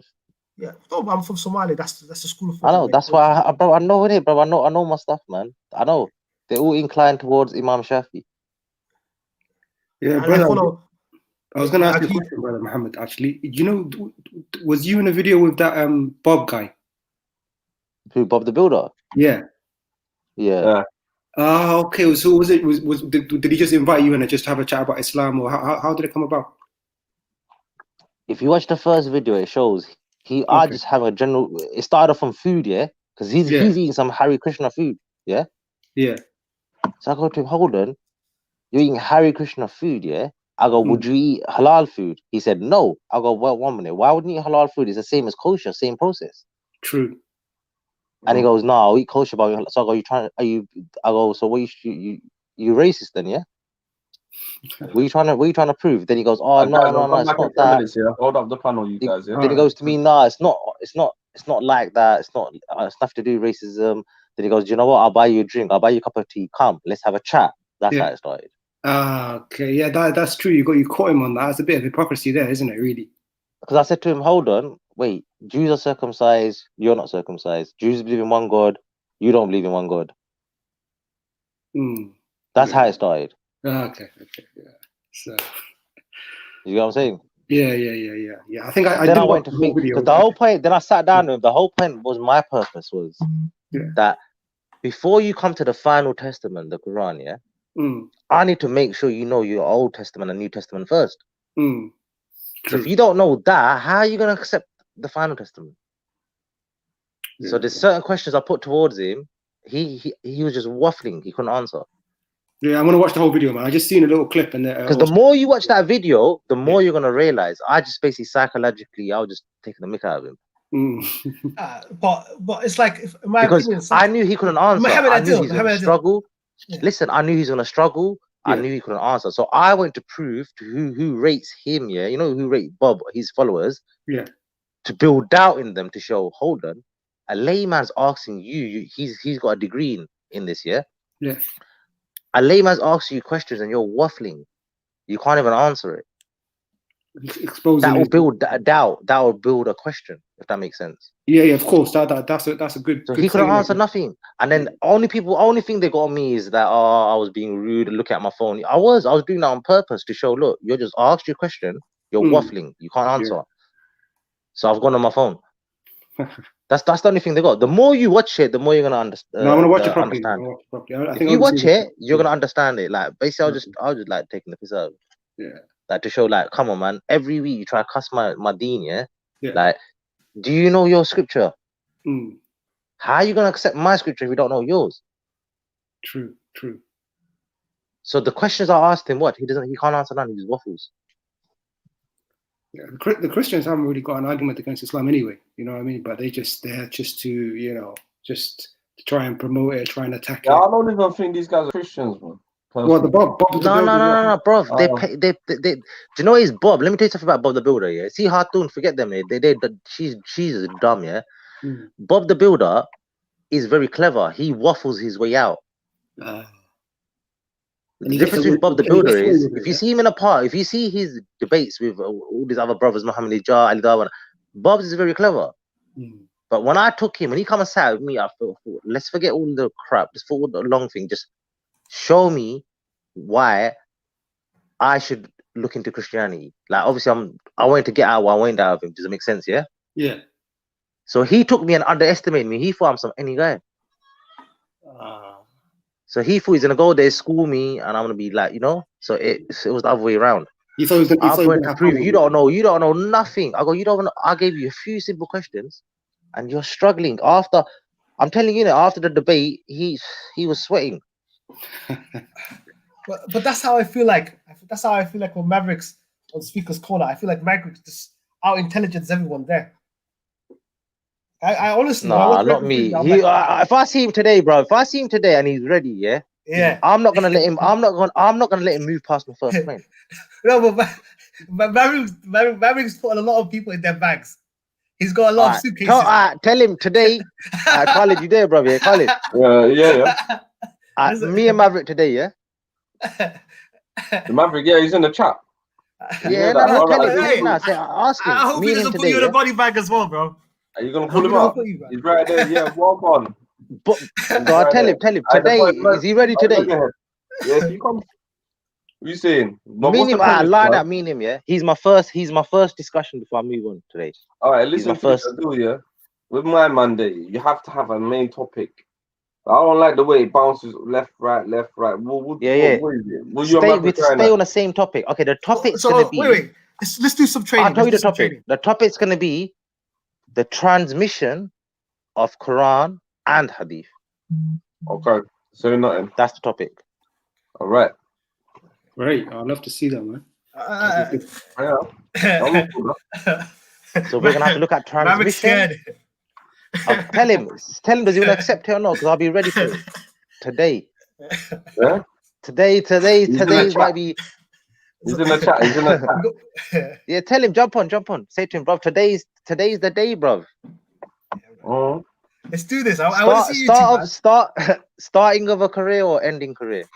Come on, no. I think I do, but you can't let him run around, man. This is what I hate about the boy, fam. He's gonna run left, right. We have to stick on the topic. If he budges on the topic or talks, if he tries to divert and start chatting rubbish, I'm gonna say, listen, end it. Yeah, I'll get a timer as well. I'm saying no. I'm not wasting my breath now because I'm looking for sincerity.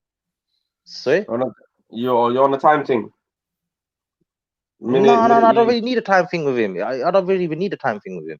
With him, it's just I'm gonna ask him one question. If he can't answer my point, then it's a question of integrity. So what do you think? What do you understand? Okay, give me a second, bro. Now let's do some training. Yeah. Forget the training, bro. I don't need no training, bro. Ask the guy, does he want to debate or not? Because I've got other things to do today. I was trying to make sure if he wants to do it today, make it, finalize it now. Mohammed, what he says to you though, that you have to prove it to him, because that's what he says all the time. He says, I'm a Quranista. No, I don't have to prove nothing to him. I don't have to prove nothing to him. He's gonna have to prove to me. That's the argument he's gonna have to prove to me, how does he have the Quran? Oh, okay. He's gonna have to prove to me. He's gonna have to prove to me, how did the Quran come to you? If he can't answer that and tries to be smart and divert, do Christian tactics when you can't answer, divert, then I'm not wasting my breath. No, that's a fair question. That's a fair question, yeah. My question is, Mohammed, you know, you're on my video, you know, you ask him that question, you come in, you're like, yo, bro, you just bust out. I remember the first time I see you on Somali speakers. Yeah. I remember, yeah. My humble opinion, I think Maverick will put you in a bag, in my opinion. Nah, man. Bruv, why are you boasting up? You're boosting him. You're giving him confidence. No, maybe that's a strategy. Maybe. Yeah. Bruv, all right. Let's see today, innit? Alhamdulillah. Allah's with who's on haqq. Yeah, that's true. So Let's see, Allah's we'll see, with bro. whose intentions are right. Allah's gonna be with who's sincere and honest. And today it will be revealed today. I feel like a lot of the people, they're just like they've got. Bruv, you're rating him, man. You're boosting him and rating him. You're saying I think he's gonna put you in a body bag. You're saying I think he's gonna put you in a body bag. Bruv, he ain't putting no one in a body bag. No. After today, he ain't putting no one in a body bag. I do. Yeah. You were there, yeah. You watched the Shamsi video, yeah. In my humble opinion, he took some shit out. Like if you were neutral, forget that, bro. Forget Shamsi. We're not talking about Shamsi. Neutral, We're not talking about Shamsi no more. Have an intellectual brain. You could see that Shamsi could not compete with him. Okay. Now, then again, Anan Rashid took my man to pieces.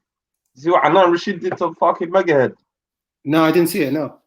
Yeah, Anan Rashid. Yeah, he dealt with him. Ripped her arsehole in him. The guy tried to say Nibia, you've not in the Quran. What bat shaboom shabambalo to say. Well, I got white That was Godwin. You know that was the Godwin moment. You know what happened to Godwin? Godwin tried to say, he tried to say, what's it called? David wasn't a prophet in the Bible. Yeah. That ended Godwin's. Godwin. You ain't seen Godwin come back to the pub, but you know, that ended Maverick, Godwin's career. Maverick, he's Somali. He's got in that dick. Yeah. Bro, that's probably the first Somalian person in my life I've met. That's not a Sunni. I know he's a rare breed, man. He's a rare breed. What is he? What is he? Bro, I grew up with a lot of Somalians, yeah, and I've rarely ever met a Shia Somalian or Quran. I've never met that as well. I've never actually met them before, ever a Shia. I've never seen a Shia Somalian. Listen, I've met more atheist Somalis than a Shia Somali.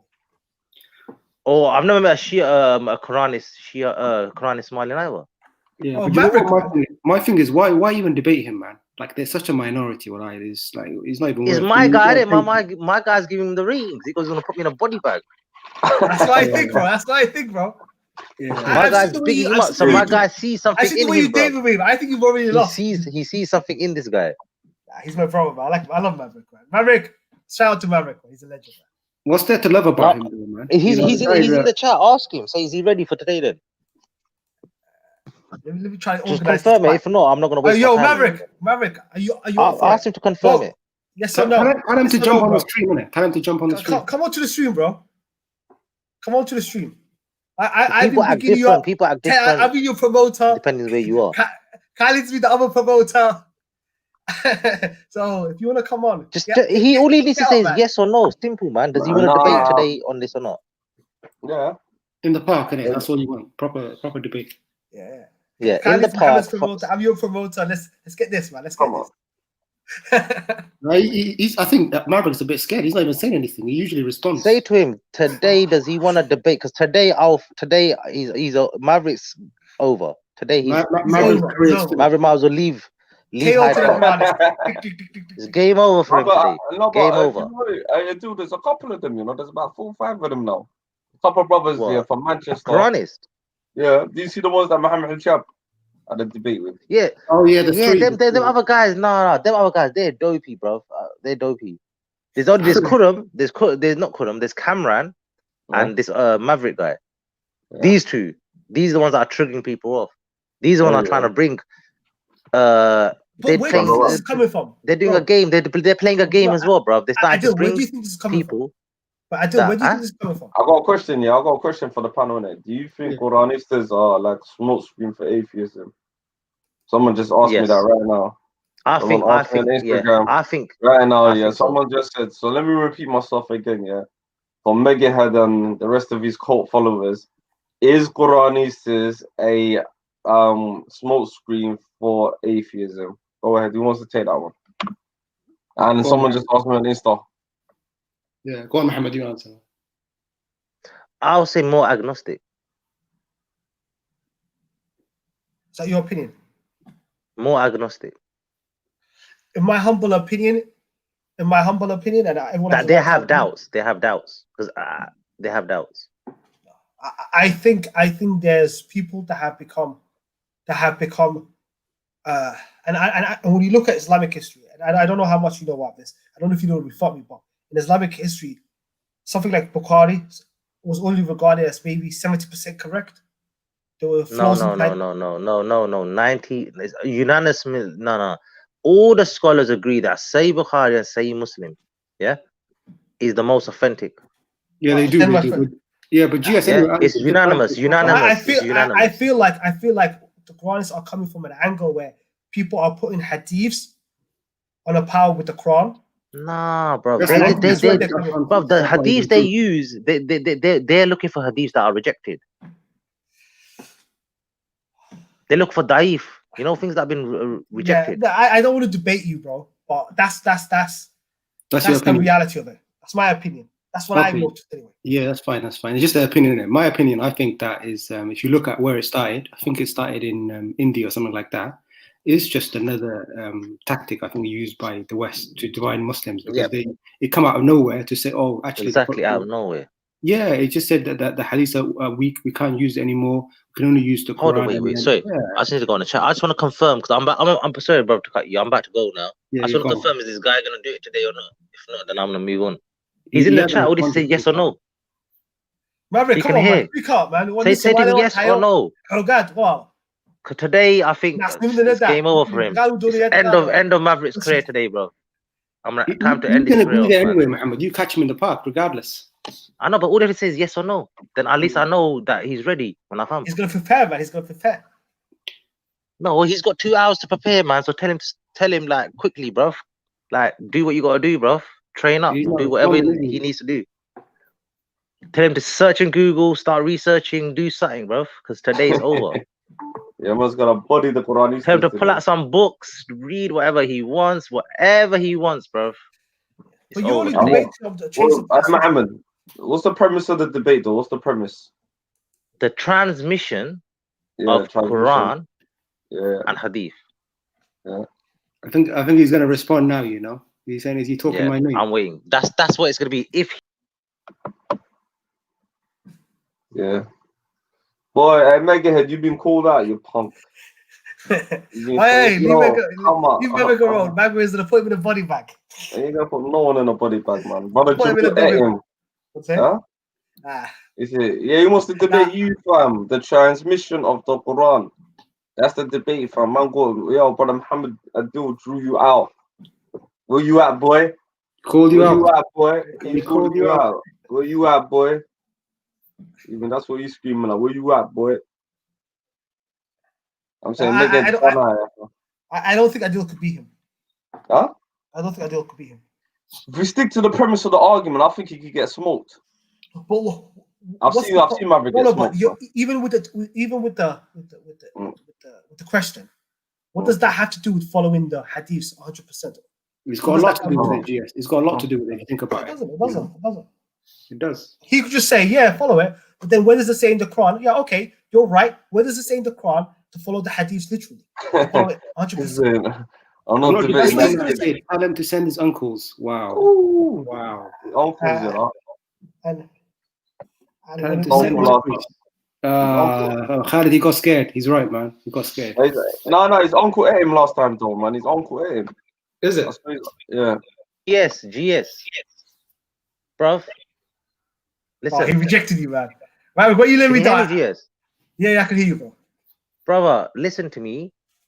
But you keep putting words in his mouth for him. I don't know if you're trying to help him or advise him. Maybe I'm trying to encourage the fact. Because that's what you're doing, bro. I'm telling you what you're doing, innit? Just the title I said says it all. Transmissions. Look, I could have said transmission of Quran, but why did I mention Hadith? Well, there's a reason why I mentioned Hadith as well. Because they're both Wahi. So, transmission of Quran and Hadith. Is he ready for that, yes or no? That's a good question. He said no, basically, to you. Then later, then I'll move on to bigger things, bro. I ain't got time for it. So like, how would you put the 40 Qudsis? Bro, I'm not gonna tell you. But you want me to teach you now? No. My debate, how I'm gonna debate him or what? Yeah, I don't know. For me, just stick to that. I'll tell you how I would debate. For me, it would be I would say, okay, I'll prove to you there's hadiths, 40 Qudsis. No. I don't have to prove that. You see, brother. I see I don't know, bro. I don't think you understand, bro. I don't have. Why am I proving that? Yeah, leave it. He man. needs to prove to me how he has the Quran. Simple, bro. No, but hear me. He believes in the historical documents. He doesn't have that issue. That's why I think you'd struggle against him.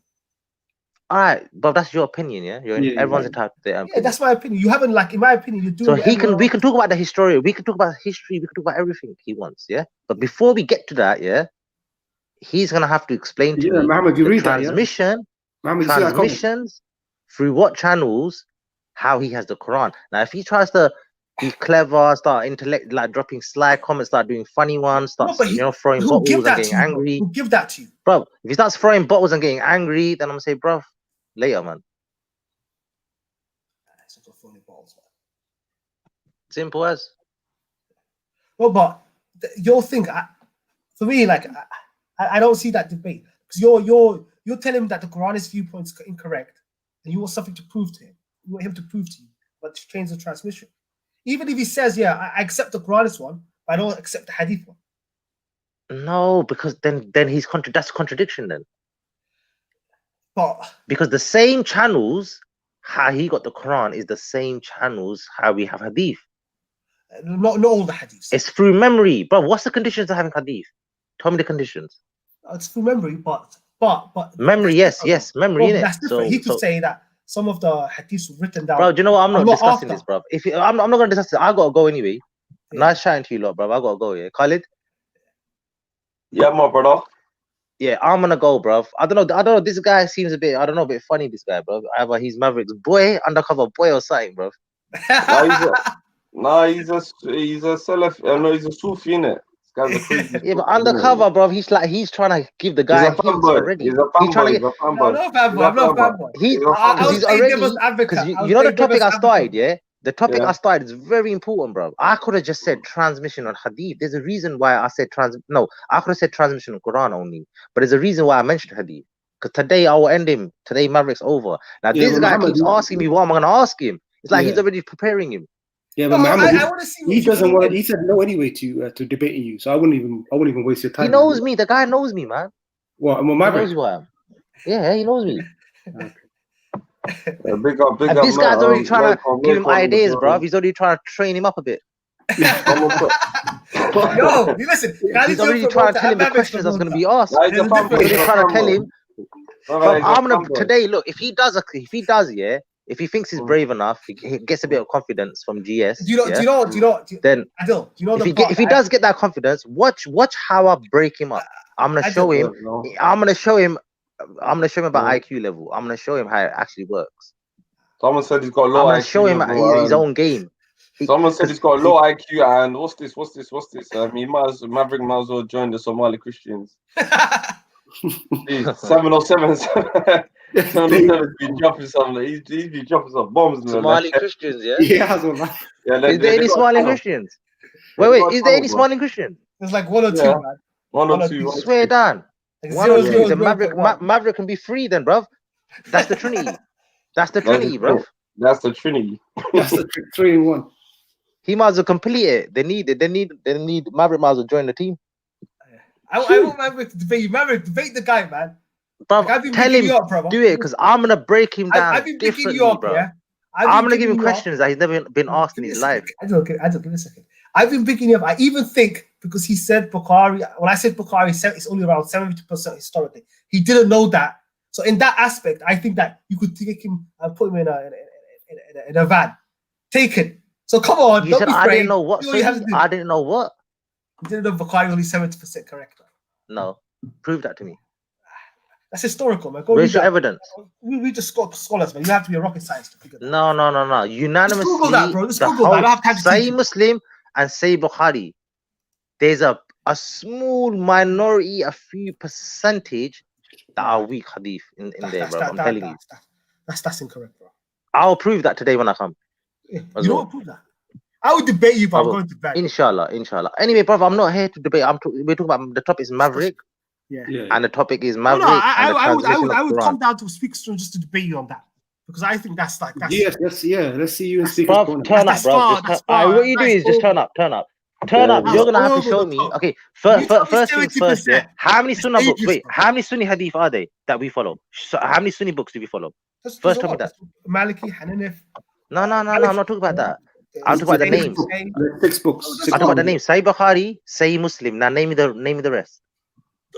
I don't know if all of it on top of my head, bro. I have to go into my. So you don't know. English I translation. know. I can tell you.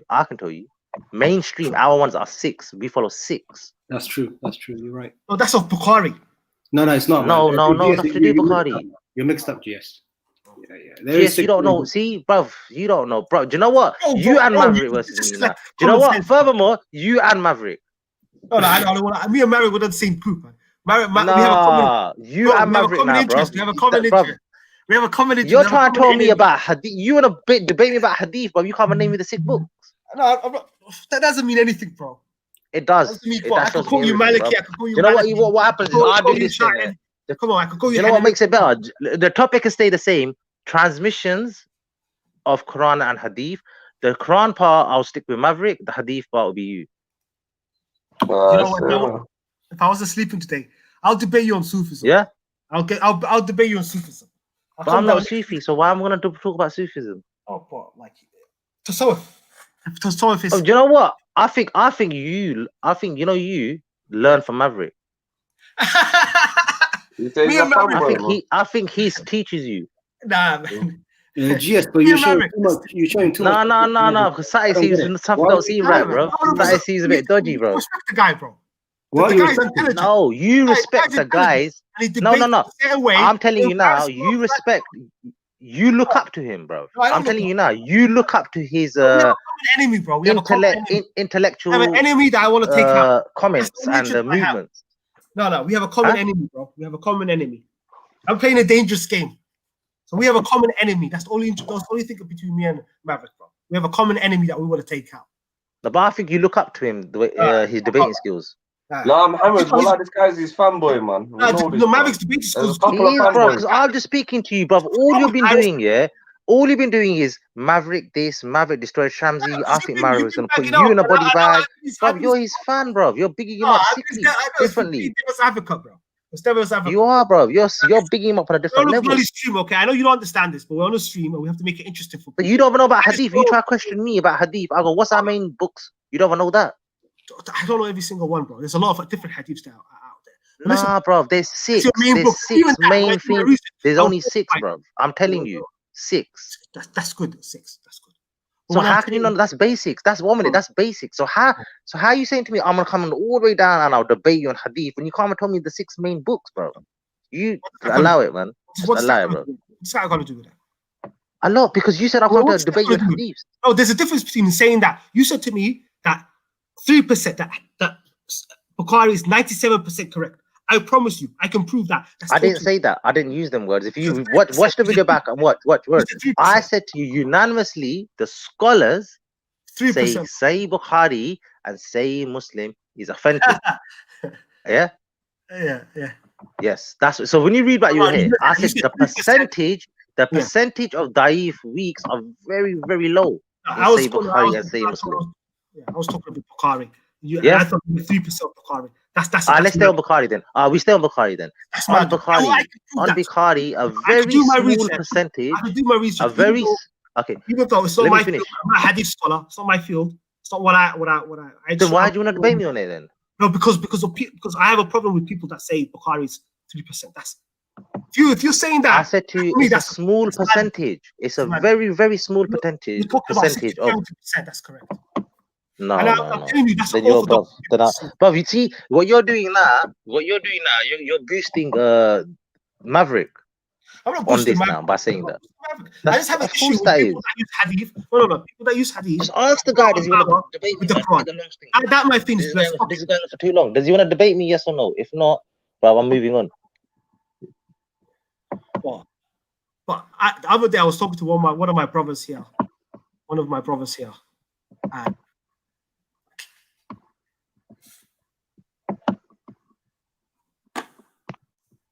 but hey, bro, you have to remember we're on stream and I have to play devil's advocate, man, to make it interesting.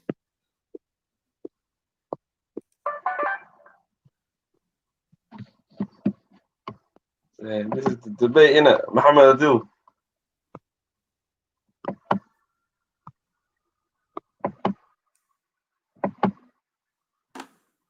It's a debate where my man just kicked the bottle.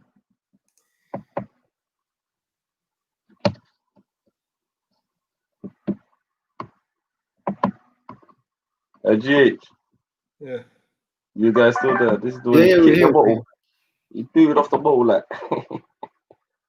This man putting pressure on him. You know what Adil and what's his name? Little Shorty. Yeah, we put I was pressure on smoking Maverick. him. I was smoking him.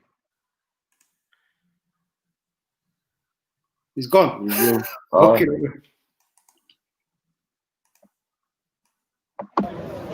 What do you know about Prophet Muhammad Sallallahu Alaihi Wasallam. What do you know about him? I haven't debated. Yeah? That's true. But the thing is, don't talk. No. I'm gonna judge what you're saying. The reason I'm stopping, because some words I don't understand. I have to. Sure. He's gonna finish. He's gonna finish. And he's winning. To basically. He kicks the ball. Yeah. If Allah says it, yes. No. Show me in the Quran where Allah said follow a prophet.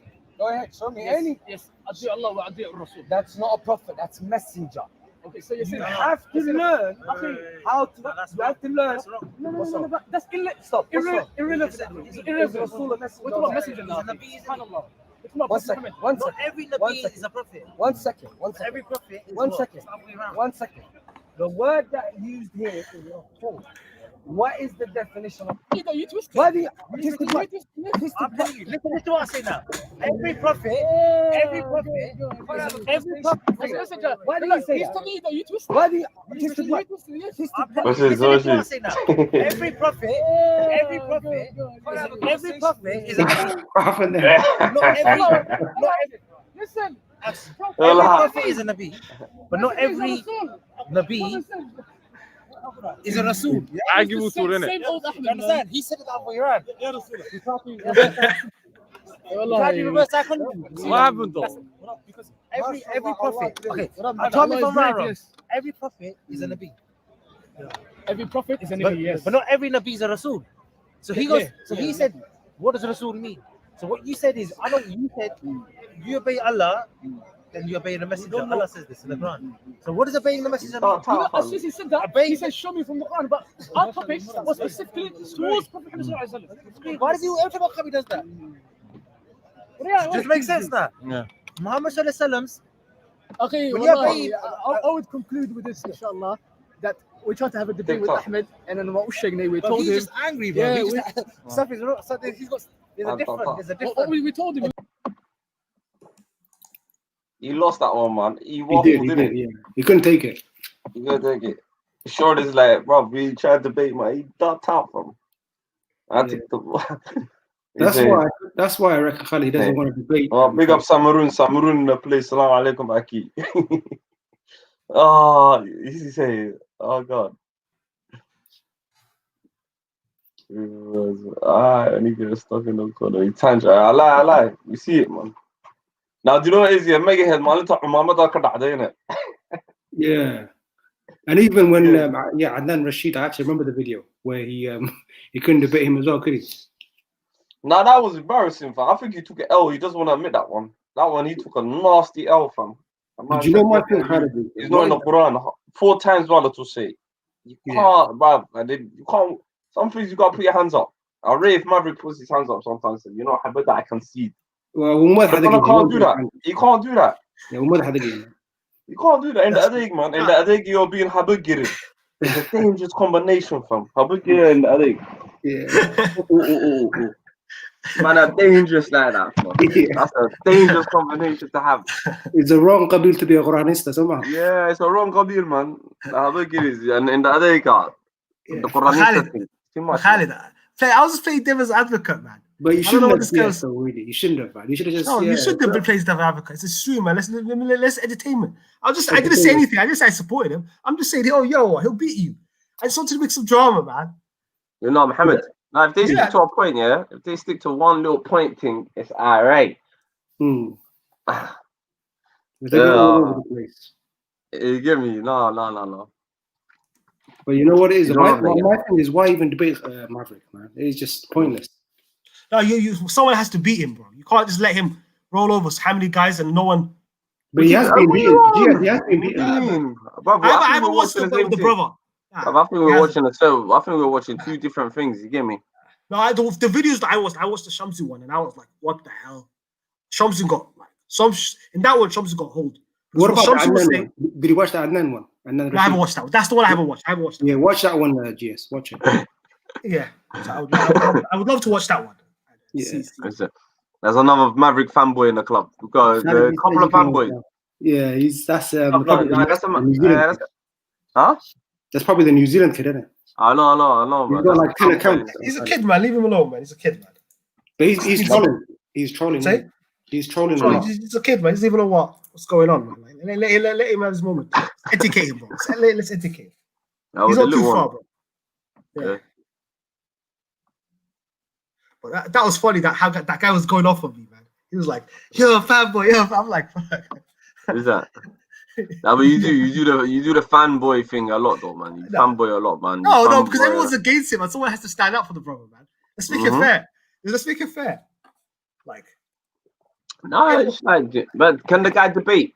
That's the thing. I've been telling Mavioso, I've been telling bruv, you're debating skills nowadays. But I had like, I don't know if I'm throws a tantrum. We can clearly see. I can throw 4 or 5 videos where out of nowhere. And then the insults. Maybe it's part of him. Maybe this is the I don't know, in the Ariga. I don't want to blame a whole clan in the Ariga, but I don't know, it's a lethal combination. I don't know. I'm just throwing things in there. Yes, my brother. Yeah, I'll see you in a few hours, yeah?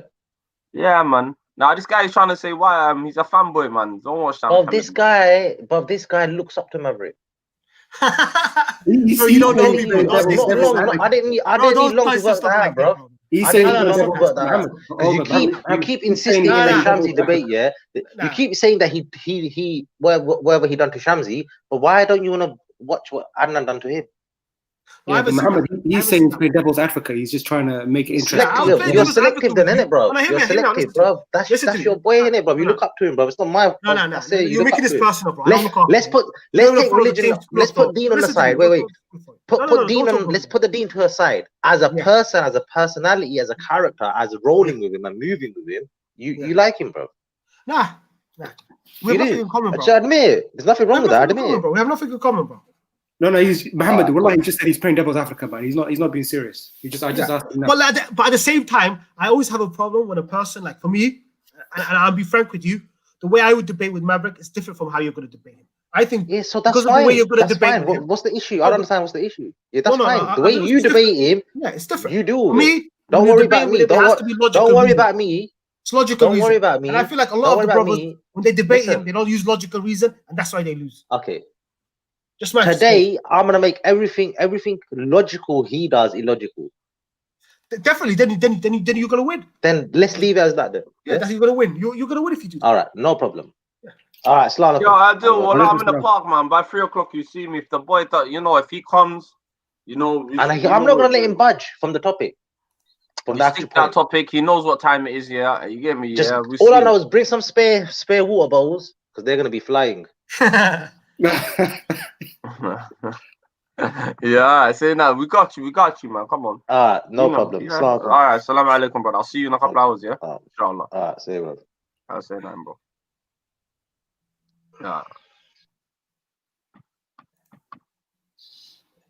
Yeah, what you man saying? You man, hold it up for me for about 10-20 minutes, man. I'll come back, yeah? Yeah, no problem. Anyone that wants to jump in, let me know, man. I'm here for 2 more minutes. If anyone wants to jump in, so I can put them in the chat, I'll be here for about 2 minutes. What time are you locking off the stream, Khalid? About 2-ish. We've got another 2 hours, man. 2:30, Malaha. I'll be ready for another 20 minutes. I'll be ready for another 20 minutes. When you come back, I didn't know choke, bro. I need to finish my website off, man. I even told Mohammed Abdi I was going to work on it, man. I need to finish it off, man. So another 20 minutes. The other day you smashed it. I'm not gonna lie to you. Which one? Came here, you dropped some bars. You're like, fuck it, I'm going to work. I see you guys. I was like, did anyone see GH just stun on everyone? He's stunning on all of us. I was like, what? What was that, GS? What did you say? That you went. You come in for 10 minutes. You dropped in little 2 hot bars, and he goes, you know what? I'm gone in there. I've got work to do. I was like, what? I was like, yay. Well, I was happy. You know, one of my stunts on the whole team. Yeah. He went through everyone. He went past everyone. I said, yeah, stunting on the Somali speakers now. Is this what we're getting to? I do that all the time, man. I do that all the time. It's when I'm here too long. It's when I'm here too long and I'm just playing devil's advocate just to mess around with people. Yeah. People have to understand this. Like, it's for entertainment, you know? It's a game. It's interesting. Yeah. Like, sometimes I go to the crazy anti-feminist raw, and I'm just winding people up. And then the next week I call myself a feminist. And I'm like, I'm just messing with you guys, man. I'm just messing with you. Well, I don't call fam. I say you're an enigma. I'll call you anti-villain, man. We don't know what side you're on. You choose me. I'll put you on that characters. We don't know what side. No, I'm in the middle. Honestly, I'm in the middle. Like, I see two sides. Another suspect character as well. Like, I'll talk to Ahmed when you go and think. But I see two sides, and I'm in the middle. I see, like, I call it Western imperialism, atheism, and I see Arab imperialism, extreme Slavism, or Wahhabism, whatever you want. And in the middle is what I am. I'm right in the middle. That's my take.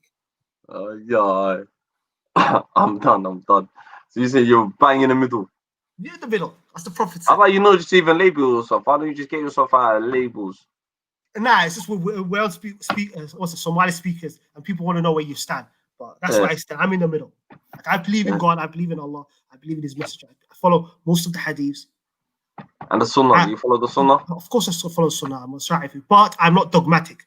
You know, I'm old school. Imam al-Ghazali, Ibn Arabi, Rumi. That's my school of thought.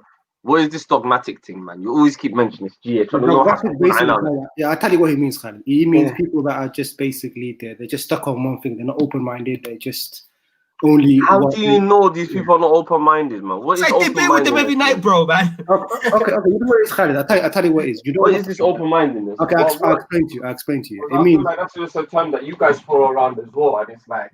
No. Hear me out, Khalid. Hold on. It's like what? Hold on. Yes, let me answer this question. Yeah, Khalid, all it means is, you know, in the Quran it says, do you not think? You know, if in Islam. Or your basis is strong, you're not worried about if people come with a different view. You have to just debate it in a intellectual way, you know, instead of like jumping on saying, oh, something that is outside of, it's like basically a cup that is put like upside down, nothing's going to go in. So they're not interested in any other point of view.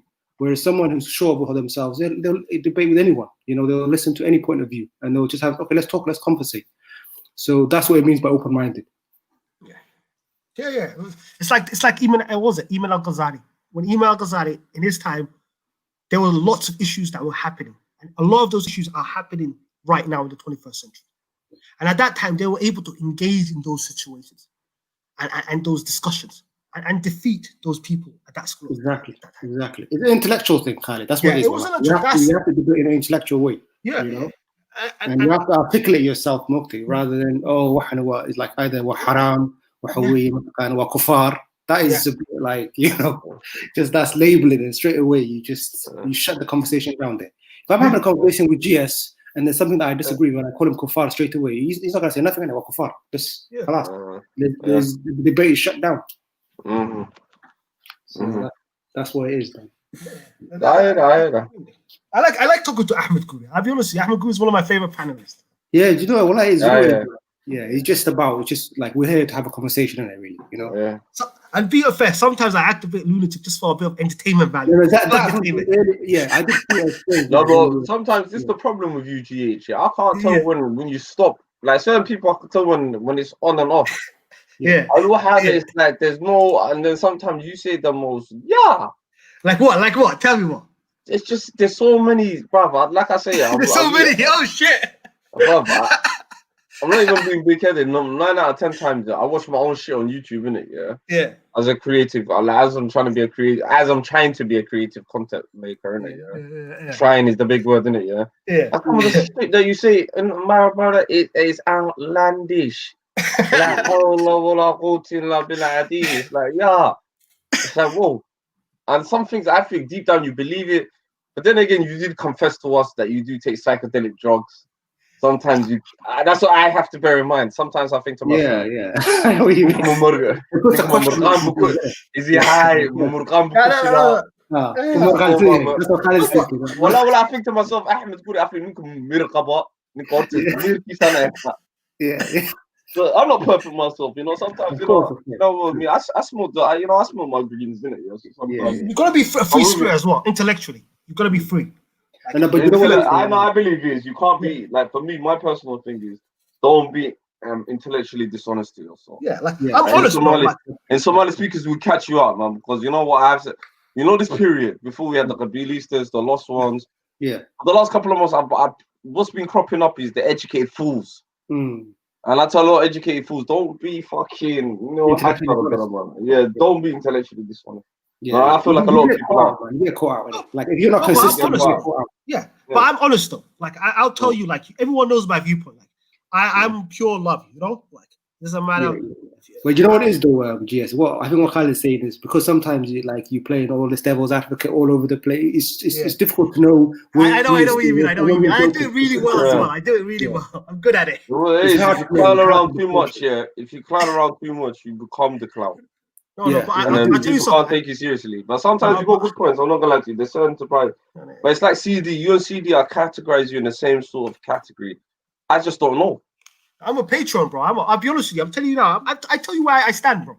Like people don't understand. It's like when I'm talking about feminine stuff. Like there was one night when I rant evolution psychology. That evolution psychology was actually true. But at the end of it, I told everyone, you know what? I actually don't believe in that because I'm a Muslim. Like, but I want to have that discussion because there's a lot of incels. There's a lot of like red pill guys out there, and I want us to have that discussion, and I want to put the facts in. So when I had all these people that were like, a lot of it, some of that stuff is like good knowledge where it's actually what you call like, how can I put this? Like it's actually stuff that makes sense. And other part is quite misogynistic. That's why at the end of the conversation I went like, guys, I was only fucking with you guys. I was always playing with you guys. I wasn't for real. But sometimes when I tell you my Sufi stuff, like I am consistent with my Sufi stuff. Bro. I love everyone. Like, you are consistent. I love everyone, bro. For me, I'll be honest with you, I'm the type of person, and I said this on one of the streams, and it might seem left-winging, yeah. But if we lived in some sort of crazy, like lunatic society, yeah, and there was this lesbian couple, this lesbian girl, and she was about to get stoned, and she's outside my house, and she wants somewhere a shelter.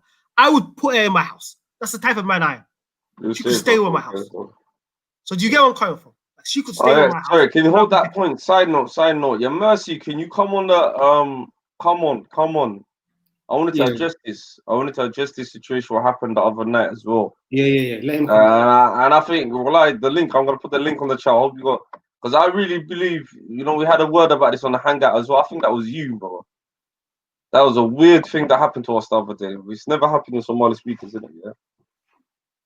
We got up to like, I'm gonna say in Somali, Shanya to Dobatan dislikes in under like 30 minutes. 30 seconds, I'm not gonna lie to you, another 2 minutes. The next day I looked at the video, it's not even there. It's the usual 4 to 5, dislikes that we get. There's no secret. We all know who them punks are, innit? Yeah. I think this you was behind it. Yeah, let him come. A lot of people. Yeah, I want to clarify that. I think the use behind it, fam, because he caused a lot of mix-up the other day as well. Because one night, we're just here talking, especially late hours. We're thinking, right, I think this kid, you think he got tapped out. I was on the stream, I know, it's true. It's easy. And then the other day, I'm not gonna lie to you. Ask everyone on the panelists. It got to, we were all like, even everyone in the chat was like, "What the fuck?" This don't even ever happen to us, innit? It was abnormal. Yeah. I don't know, man. I don't know, fam, bro. I don't know, man. There was something suspect about this kid. He's a kid. Yeah. He's our guidance, man. I like him. I like it's like you're saying. Like I've seen him. He's like I say, he's little bro time, man. Innit? I'm gonna go.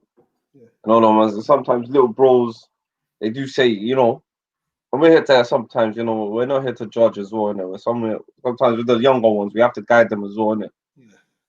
And sometimes, like I said to you, so I never want to be, older brother that was like, oh, when I was young, I did this. I let people make their mistakes. You get where I'm coming from. Definitely. All for that. And I believe in that as well, bro. I believe people should like I was saying earlier before the I was saying the earlier GS, like people should be allowed to make mistakes to learn from them. Yeah. It's true. That's true. I agree. Definitely. But I don't think he'll come on though. Okay, No, no, it's cool. I'm on, bro. I'm on. I always stand up. It doesn't matter if it's Dalma or Maverick. If it's New Norman, I always stand up. I always give. So come on, bro. I'll stand up for you as well. Nothing's gonna happen to you, bro. He's saying Gio is just the hero. I need a hero. Cool Gio. Is that what's going on? Man's a hero out here. For the odd ones, you say the odd believers, the lost. You say the lost ones, the lost souls. No, but I've got some beef with New Norman. So if New Norman watches this, I need discussion because I watched the video with him. And I always have an issue when the secular atheist banders.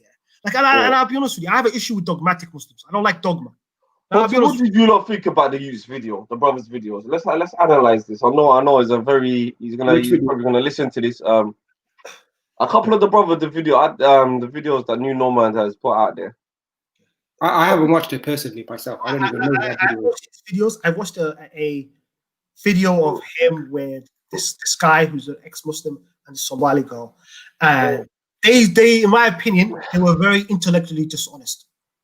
I mean, if you want to criticize Islam and you want to criticize Muslim people for following Islam, you also have to acknowledge that it was secular liberals that effing destroyed our country. You can't go on a one hour stream with 50,000 views and not acknowledge that it was the secular liberals that destroyed our country. And that was my beef with him. I felt like I really felt like that he was a fellow brother. But when he does the Ayan Hersey propaganda, I don't respect that. So I don't respect that. Yeah, that's the thing. You know what? Yeah. Like I said, yeah. Do you think it's best if we analyze the video while he's here? One day we'll be like, you know what? Let's pull up the video. It's on your channel. It's a long video. That's why it's like 50 minutes long. It's like a long video. No. But one of his later on, I might do a stream. Yeah. Do you want to pick out like bullet points of the stream and then we'll be like, go to that bit, go to that timestamp, go to that timestamp. We could do that. We could do that another day of the week. I'm probably not after speakers. I'm probably gonna fire one up for us. How do clear the minute? Yeah. We need to have that because I feel like and Khalid, the thing with me is the thing that people have a problem. The thing people can't understand with me is, in one stage, I am totally anti like the Ayan Hersey wing. No. I know I'm against them as well. I'm anti the Al Shabaab side or those ones that lean towards that side. So like for me, when I'm debating the Ayan Hersey type, that's what I feel I'm most comfortable. That's me at my best because I feel like I have the knowledge to debate them and to rebuke what they're saying and to show the incoherence of what they're saying. And I feel like at that side, I'm good. When I'm debating the Salafi books, I'm going to tell you what I hear. I'm not trained in Islamic studies, I haven't studied that. So I can't compete with these guys on that field. Maybe on an intellectual perspective, but they will always catch me out on little bullet points. Even though I might know the umbrella of it, and it's easy to, and you know what? I feel like we need to give a summary of how to study. Like because I feel like a lot of people, they read the text and they don't know how to summarize it. And that's something I would love to teach everyone. But what's up with you, bro? Pardon? What's up with you? What are you up to? Well, I'm cool, man. I'm just gonna tell the brothers, hit up the like button if you can. Wallahi, the PayPal's in the link. You know the ones. Throw a little donation. Then my brothers and sisters, this Sunday we're gonna be filming. The ones. Anyone's got a little donation for the channel. Hagan Gushaba, and smash out the like button. Apart from that, wallahi, you know what? Khairat. Wallahi, I'm just gonna be later on in the battlefield, in the trenches. Probably I'm gonna be with brother Jamil. I think we're gonna be holding some smoke today from the for the Shamsi camp. Obviously, I think that video pissed off a lot of people in the park. And I got a little feeling, so I don't know, man. Probably try to record today and just try to get some beautiful content. Yeah, you ready for Shamsi, yeah, Khalid? No, do you know what I feel like? Yeah, I feel like that last video that brother if you lot go to it, has Salafiyah been hijacked? Yes, brother. Assalamu alaikum. Wa alaikum salam, brother. Yeah, and it's just a correction. It's full fizz, yeah. Full fizz. Sorry, full fizz. My brother. Sorry. Yeah, no. Welcome back. No, do you know? I feel like if you go to the video, Salafis, what's it called? Salafiyahs have been hijacked, innit? Yeah. So that's brother Jamil, innit? You know, brother Jamil. He jumps on the panel. Yeah. And that day we got a bit tense in it in the park with the Shias, the Salafi, with the Shias and that little group of people in it. Yeah. And then we made that video after because what we witnessed was a bit disgusting in the park. So me and brother Jimmy said, you know what, let's speak about that situation. And I've seen a couple of the comment section, a couple of them are like, oh. So I feel like it's gone back to that camp and it's going to be interesting. It's going to be an interesting showdown. So later on, sorry. And then probably, you know what it is, look for, content, innit? That's what I'm going to be out there hunting for today. And plus, you know, I feel like Speaker's Corner. Yeah. Me and a couple of Muslim brothers were trying to change up the demographics by, you know, having a video, having an Islamic video now and again. Yeah, I'm coming from of course. Together. And we talk about other subjects, you know, not scholarly brothers, you know them ones, how other different type of subjects. It's good to mix it up, you know. Yeah, mix it up because I feel like, you know what, as a lot of these dawah channels as well, and all these people that are recording, I feel like to do a video about that. If all the brothers that own channels want to come up and do a video about responsibility of what content that we put up, you get where I'm coming from? Yeah. That was the Ahmed Guri, like I could have put up a nasty video in it, yeah. And I decided not to, innit. I spoke to Maverick and I spoke to Hassan as well, innit, yeah. And I feel like some of the people in that park needs to be held responsible for what they're putting up as well. There's a responsibility that comes with content that you put up. Yeah. Yeah, definitely. Well, you did the right thing, you know. If it's going to cause problems, it's better just come up with it up. Yeah, I don't mind recording decent discussions and decent debates, and I feel like Speaker's Corner, there's more to Speaker's Corner than all this, like, and I really feel like the dawah team has to have a look at themselves. I know I've thrown them underneath the bus a couple of times, but I feel like it's gone to a situation where I don't see dawah no more. I see just people, egos, and debates. It has become like that, though, really. Let's be honest. Yeah, because I tried to go against one of these Islamophobes in the park recently, innit? Yeah. I was like, bro, you're Islamophobe, all you. I was like, one of my fingers, I was like, why you always like, why is all your videos all about Islam? It's like, well, look at your dawah team. They were like, they showed me it's like atheist, Trinity, atheist, and I was thinking, bro, when was the last time you saw a da'wah and a shahad or even a istiha? Yeah. Where Muslim brothers and sisters come together, maybe like have a conversation. I don't know. But they're probably thinking that's the one they get the most views. So they're gonna. Yeah, that's what it is. Yeah. That's what it is. The other day I jumped on a controversial stream, you know, Savasi's stream. Yeah. And I was just trying to congratulate the brother, innit? Because he did a subject. You know how we did the Bangladeshi, Nigeria, should Somalia follow suit? You know, the rapists. Yeah. That was a hot one. I see Safaz doing it actually, and I see Safaz actually doing it, and I was like, it's about time, man. But he said to me something. He goes, Khalid, no one watches these type of streams if I do it. Well, I was like, what do you mean no one watches these type of streams? And I was like, it's about time, innit? It's about time. You know what, though, Khalid? That topic is very interesting because it shows that when you have a new problem, you have to think, you have to look at it in different ways. Yes. And this thing that I know Jess said as well about being dogmatic is true. You know, if you keep yourself put in a box, and we're all like, I'll give you an example. Somalia, a Muslim country, somehow, but the problem is still continuing. So it's about time we look at it from a different angle. Something has to change. Do you know what I mean? And so that I did listen to the stream, and it was a very good stream. New people saying that this has to stop, and like the different ways of looking at it, you know. And these kind of topics are important, you know. This and that's what it is. Yeah, that's what it is. Yeah, and especially you know these platforms. For my brother here, Full Fizz. Yeah. Full Fizz. He's been on a couple of platforms, and he's seen the toxic sort of behavior of others, you know them ones, and you think to yourself, wow, what's going on there? Like, you know, when do people stop becoming people and everyone's trying to be an alim and a scholar online? Yeah. There ain't no one alim and a scholar online, let's be honest. No. Definitely not. Everyone thinks there's shayukh, some scholars online, and then when you really stick it on them, I'm not the most scholar person, I'm just no, you're not a layman. No. You have better ilmi than people. Lace it out there, shows, be better than people. Yeah. Be better.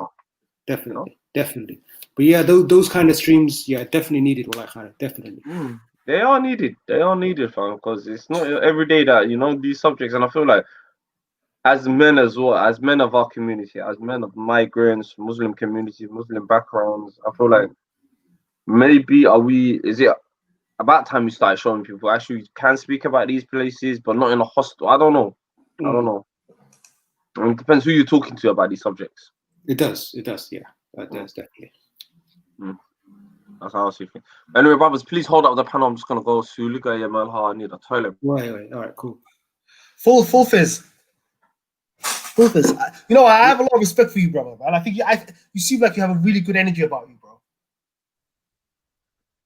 Yeah. Just spreading those positive vibes, eh? Yeah, you know, you have good energy about you. I'll be honest with you. I like you. You're a cool dude, man.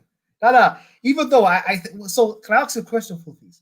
What's your school? Fuz is cool, man. I like Fuz. I've jumped on a car. I've seen him and I've listened to him. He's a cool brother. Like I kind of like him still. It's very stable. You know what it is, bro. You know, sometimes I can switch up, yeah, when I need to switch up. Yeah, and you might hear me shouting every now and again. But you know what? Like the brother Khalid said, you know, you go on these panels and some people are just acting really weird and they need to be shut down, you know, like they consider themselves scholars and this, you know, this excommunicating culture and this looking down on other people and accusing you.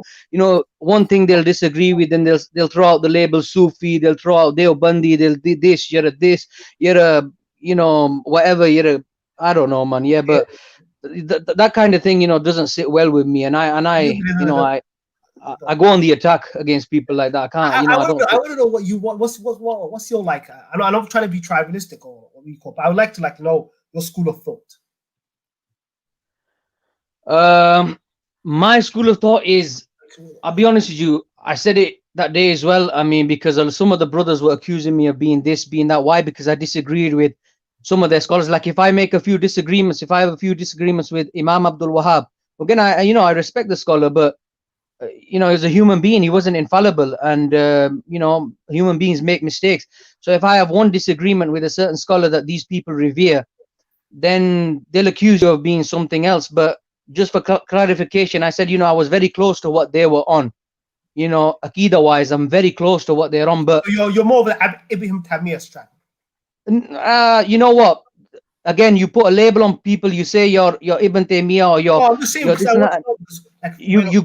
you put yourself in that bracket. Again, I don't want to put myself in any bracket, but like I said, I agree with you know, that school of thought for the most part. That's what I'll say. You know, when they talk about, you know, deviancies and stuff like that, I mean, they've got quite a clear Aqidah. I'll be honest with you, it's quite, but the harshness, the refuting culture, the takfiring culture, the looking down upon others, when our Quran, you know, when our Lord commands us to be kind, even in disagreements, you know, if you, against the non-Muslims, forget about the Muslims. So this is what I don't subscribe to. So if I give myself a label, my brother, then automatically I am put into that same boat as them guys, and I refuse to do that. So I don't give myself no label.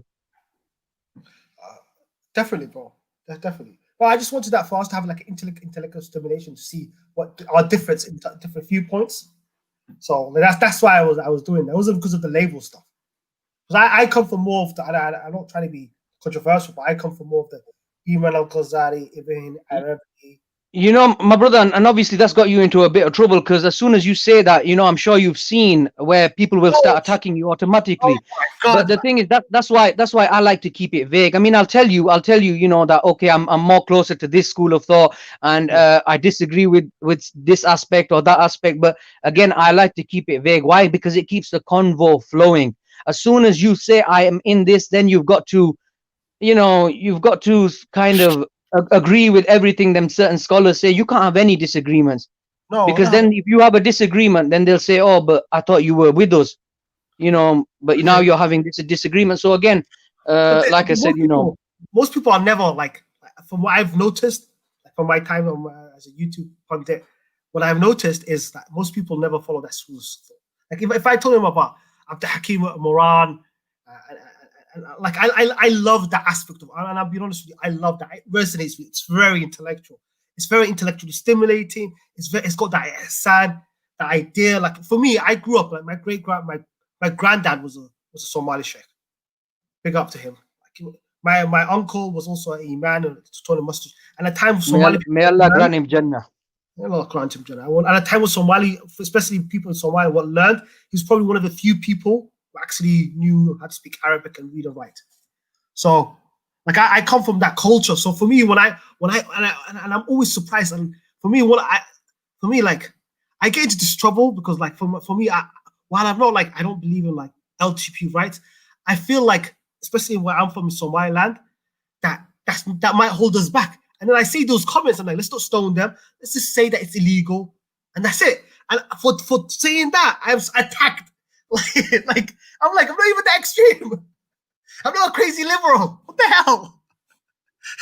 Yeah, but that's what happens though, GS. I think what Fulfiz was saying about if you say to yourself, it's not even about labeling. Everyone has a point of view, or everyone okay, you could be whatever, yeah. But then they start attacking you based on that, you know. So I know what he's saying about keeping it vague, but at the same time, what I think is, like, for example, me, obviously, I'm like Ahl Sunnah wal Jama'ah, I follow the Shafi'i Sunnah. I don't see any problem saying that, to be honest with you, because the way I see it is that this kind of Salafi Wahhabi only, if I talk about the Somali perspective, it only came in onto the scene like in the 90s after the Civil War. Before that, like our parents and our grandparents' generation, everyone was the same, really, pretty much. It's not, but this is the thing. If you're like the old school, you used to call yourself Salafi or Ahl Hadith. They were the original ones. Yeah. They were the original ones. Let's be real. Like, I always find that so weird. But yeah. But I get into trouble all the time. Because I grew up in a Muslim household. While as a kid, I wasn't a very good Muslim. I didn't. Yeah, sorry. I'm sorry to cut you. Yes, and also another thing as well. People make a mistake is that they assume that Sufism is outside, like Ahl Sunnah wal Jama'ah. What it's not. It's part of. They follow the same school that are normal. Like say someone is following Shafi'i school, but they automatically think that if you're a Sufi, you're outside completely. Do you know what I mean? And that's a misconception. Yeah, they conflate shamanism, and that was my problem with New Norman. They were conflating shamanism with Sufism. Yeah. And there's a lot of what a lot of the brothers do. They conflate the different shamanism, which is a pagan ritual aspect, and which still exists in Somalia to a certain extent. Yeah, so a certain extent. And that's why that was my issue with Norman. It was like he was putting shamanism and Sufism together. He was at the same time he was criticizing Muslim people and Somali people and saying we're this and we're that and we're this. Yet he didn't put the bomb in the house, which is secular Marxist, and the damage that he did. GS, I got a question for you. Do you know in Somaliland, what do you think of the percentage of Salafi Wahhabi is? I think in the population in back home, like 20%. That is a minority, but you all we seem to hear is from them somehow. Yeah, it's mad, all that. And there's another thing that's happened. A lot of people, when they become like, and this is my problem with Ibrahim Wahab or the Najjar, but we'll call him Ibrahim Wahab. But my problem with him is the difference between him and Ibrahim Tamir was Ibrahim Tamir was like, there's parts of Sufism which is bid'ah. I don't want that. Take that out of it. But he wrote 30 books on the Tasawwuf, on spirituality. Do you understand?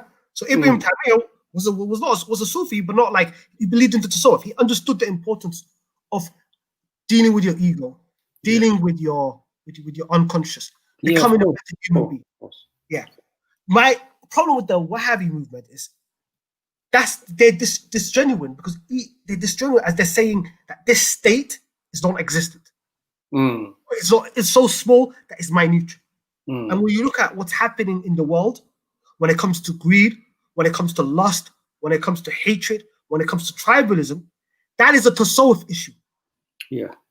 And also, we all know I think it's a Hadith Qudsi where they says about the Islam, Iman, and Ihsan, which is the three kind of, you could think about it like three circles. Yeah. And even this, like Tasawwuf or Sufism is all about is removing bad character.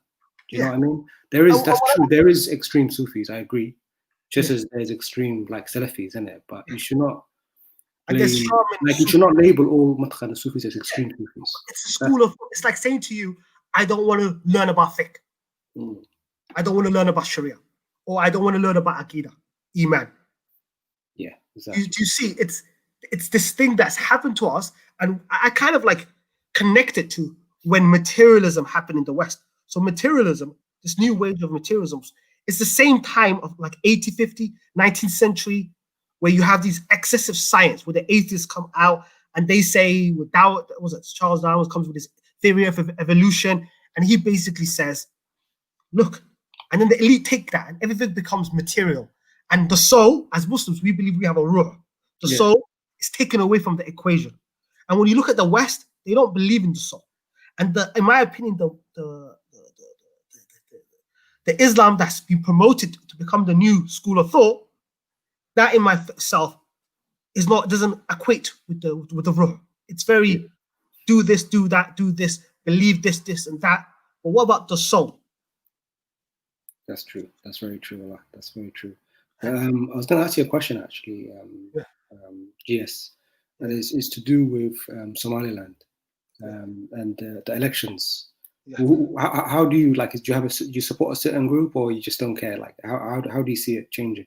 For me, and like, okay, I say this viewpoint when I go, like, I believe that the best person should be to run the country. I don't care who they are, but they should be the best person for the country. Yeah, which party though? Because there's only 3 main parties, isn't it? There's obviously Kulmiya, Watani, and Nu'id right now. So, like, I'll be honest with you, my tribe is like RS, so we're kind of in power now.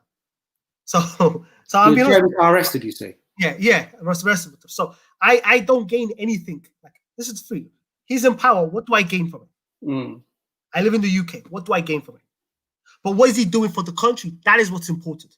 And I feel like as Somalis, and that's why I promote Tasawwuf so much, because I feel like a lot of our problems are because we're not practicing Tasawwuf, we're not releasing this. Tribalism, in my opinion, is a disease of the unconscious. And what's happened, especially with... But you know what though, I'll be honest with you, tribalism existed even before like Salafi Wahhabi came on the scene. Somalis have always been tribalistic. Right or wrong? Let's be honest, that's how it's always been.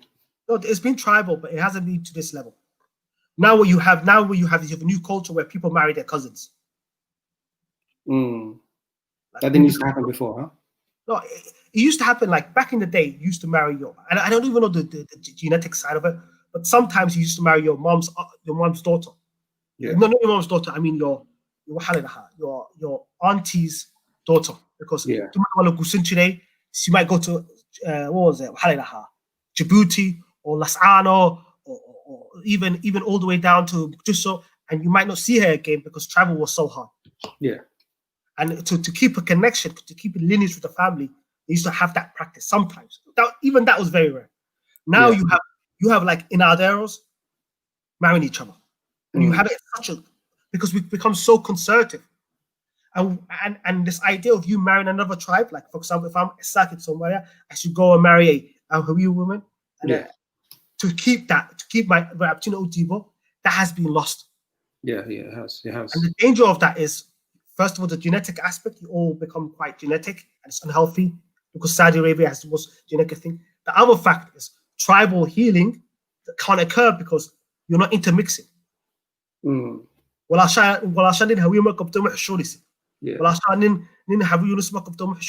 you think that was because of the Galki die?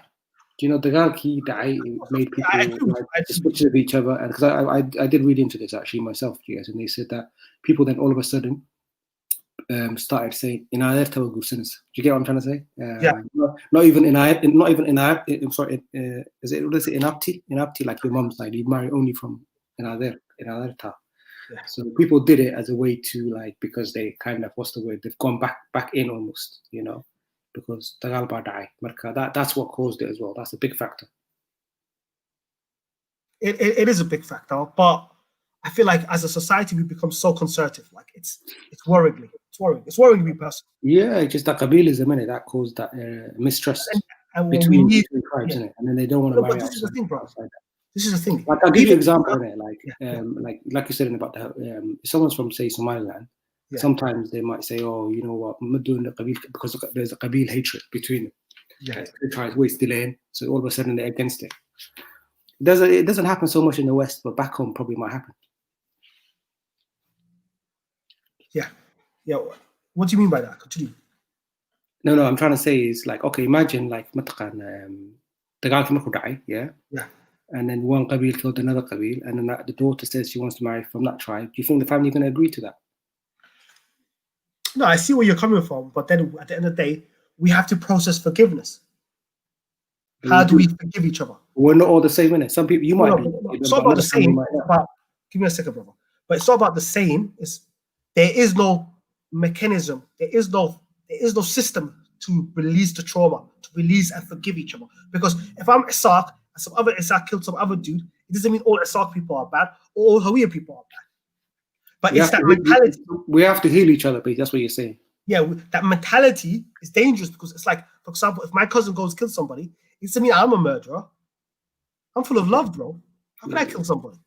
True. But then if a guy comes over and says, "Oh, Nikas Kabil," how could he do that? But he's doing that because he still hasn't released his heart. So Yeah. When is the elections anyway, GS? Yeah. When is the elections? I don't know. I think if next year, I think, if my memory serves me right, sometime. 2021. Yeah, that's the parliament election. Do you reckon Musa will get another term? Nah, the Musa elections are probably another 18 months, but I think so. Do you reckon he'll get another term? I think what Era's doing and the mistake that Era's doing, for all the people that are not Somali, Era's the deputy, The Wadani guy. I mean, the next part, like the Joe Biden of the Somali opposition party. What Era has done, and my humble opinion with Era is he doesn't build consensus. Like, first of all, he doesn't have a vision. No. Second point, he doesn't bring on consensus. When you're voting for him, you're voting for him under the banner of Gabialet. That's my problem. And I feel like with Ira, I like, wallah, you know what I am? I love the history of Wadani. I love their manifesto, but they just got poor leadership, and it's part of the establishment as well.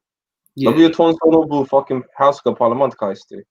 Yeah. That's the thing about Ira. No one knows, like, you're part of the problem. Yeah. You get me?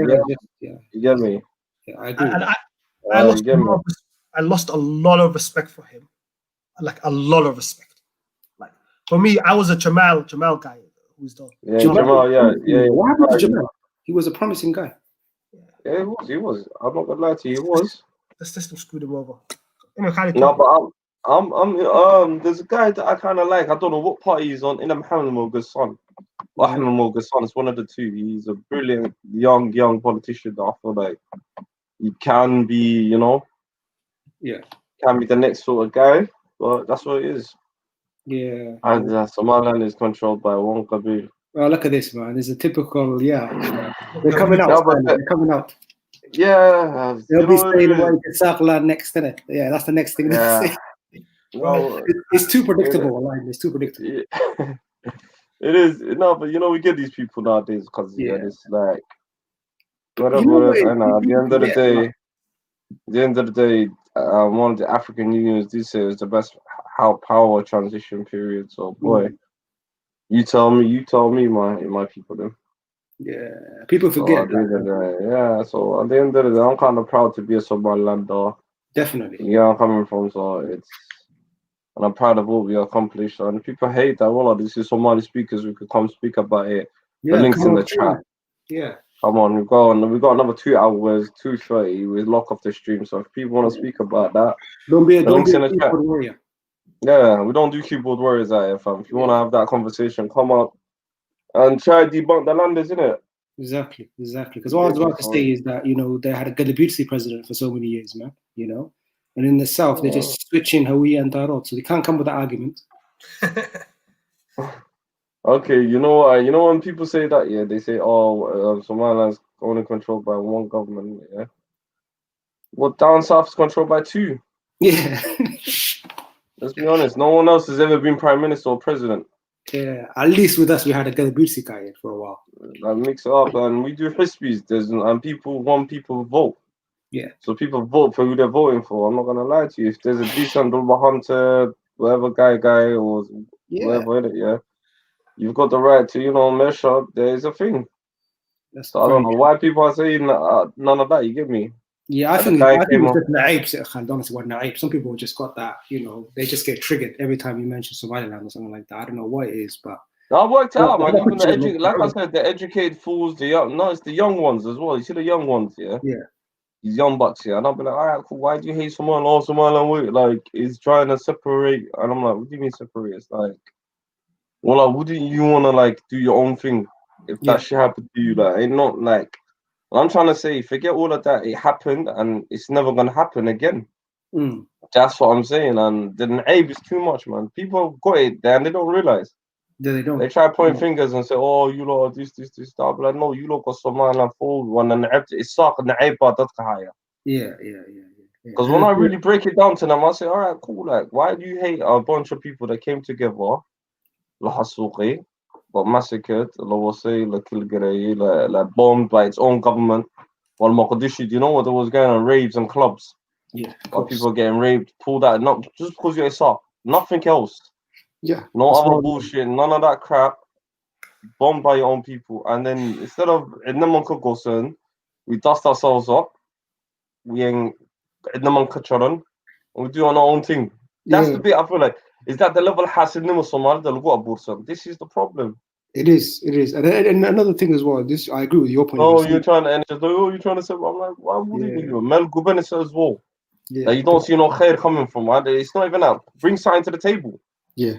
And another thing you say as well, Khalid, which I agree with. Some other. And there's no. Can I just add one thing? There's no such thing as federal government. That's all bullshit, boy. And I'm not gonna lie to you. Okay. Get that out of your head. I've got something controversial to say. Yeah, go on, yes.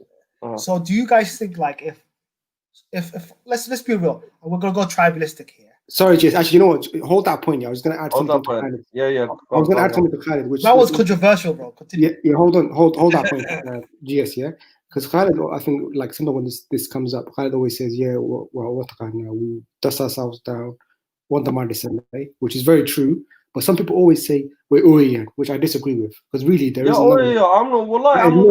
You're not asking for anything. I don't see us crying. I just see us moving forward and saying, all right, cool. Like, who's crying? Like, oh, you're not gonna get recognized. Okay, keep your recognition.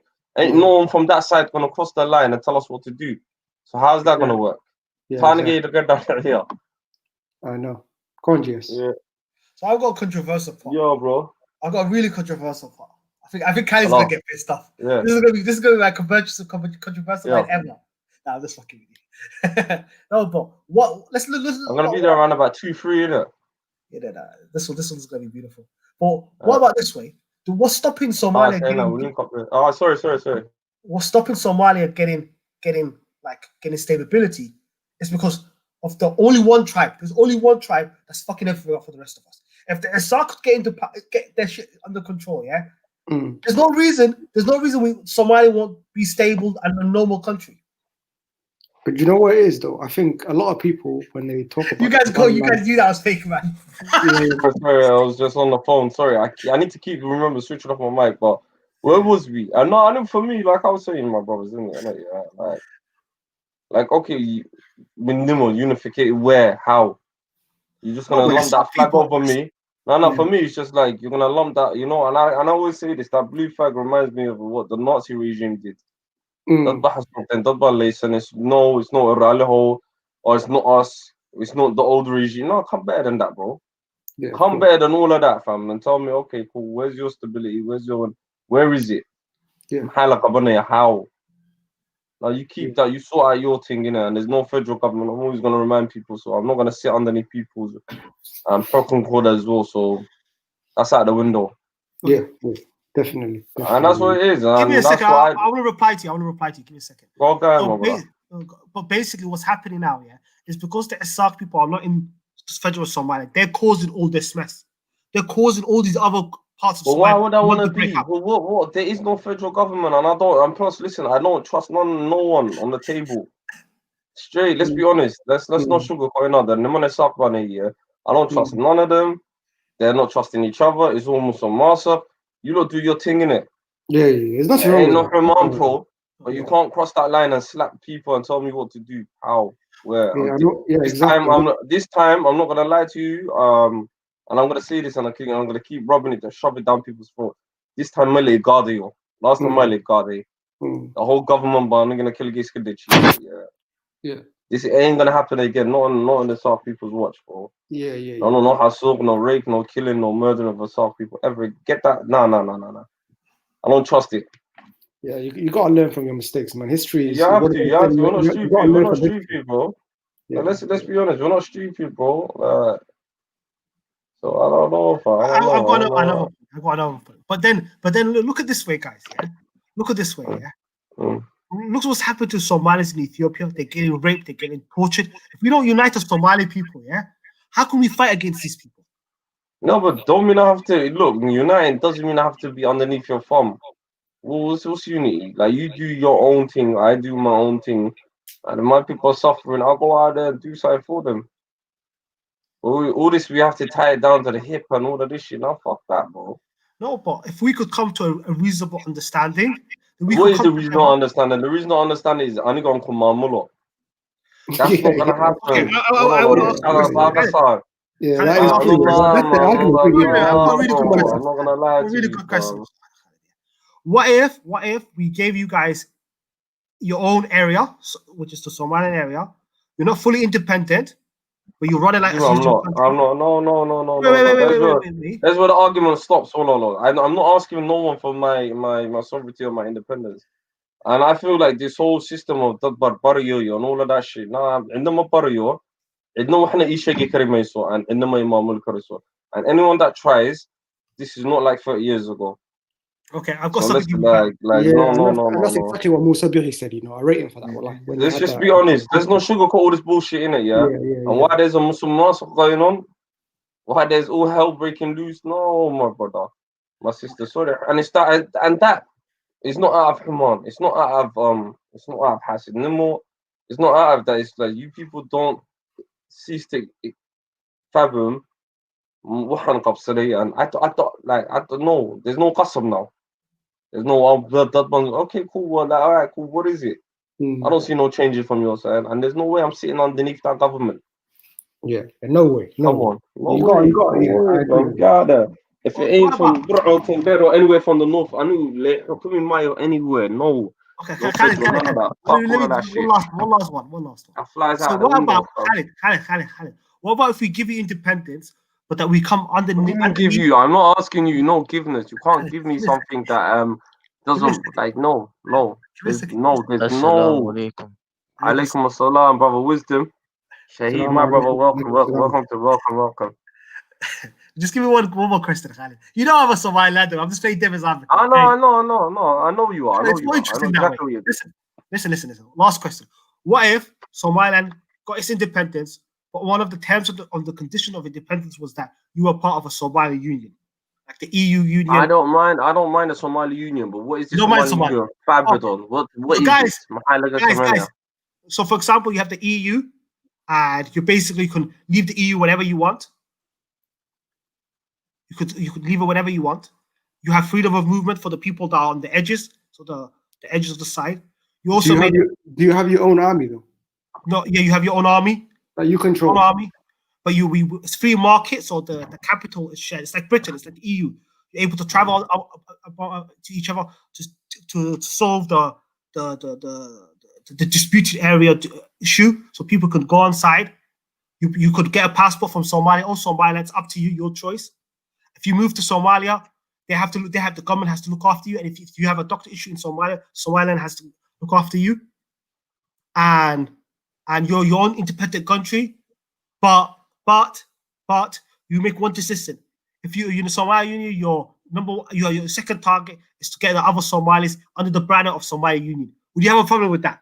I wouldn't really have a problem with something like that. Yeah, I wouldn't either.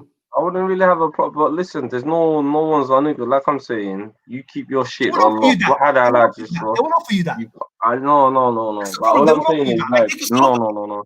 You know what happened with that dirty fuckish regime war? That can never happen again. As long as that, I don't really care for. I'm always gonna rob people. I'm always gonna remind people what really did happen. So boy. Yeah, these guys on the chat, man, they're extreme, bro, man. Fucking hell. Let them Get over it, bro. I wasn't even watching the chat, man. I just saw it now, and I'm like, oh, now I know I got. Not about hating each other. I don't know what Zakaria is saying. My parents didn't teach. It's not about hating, though. It's about remembering to do. Maybe I don't know. I don't know if your people got dragged out, killed, and air bombed. It's like that's another thing. Yeah. Your people just because of you being a certain tribe, I died. And me, dusting myself back up and down and doing my own thing and still watching people butchering themselves. Come on, my brothers and sisters. Let's not be stupid. Yeah. It's not about being a suck or not. It's about being realistic and having honest. This is the thing. I feel like sometimes I have honest conversation with dishonest people. Yeah. That's you get nowhere. You get nowhere. Yeah, you can't really do that, fam. Yeah, you can't. No, because this is the thing. And now I'm going to put my Somaliland hat. The thing they don't get is, what are you bloody offering us? war, destruction, piracy, terrorism, and chaos. That is what you're offering us. Why would any sane person want to join that? And another thing that really is something that one of the brothers said.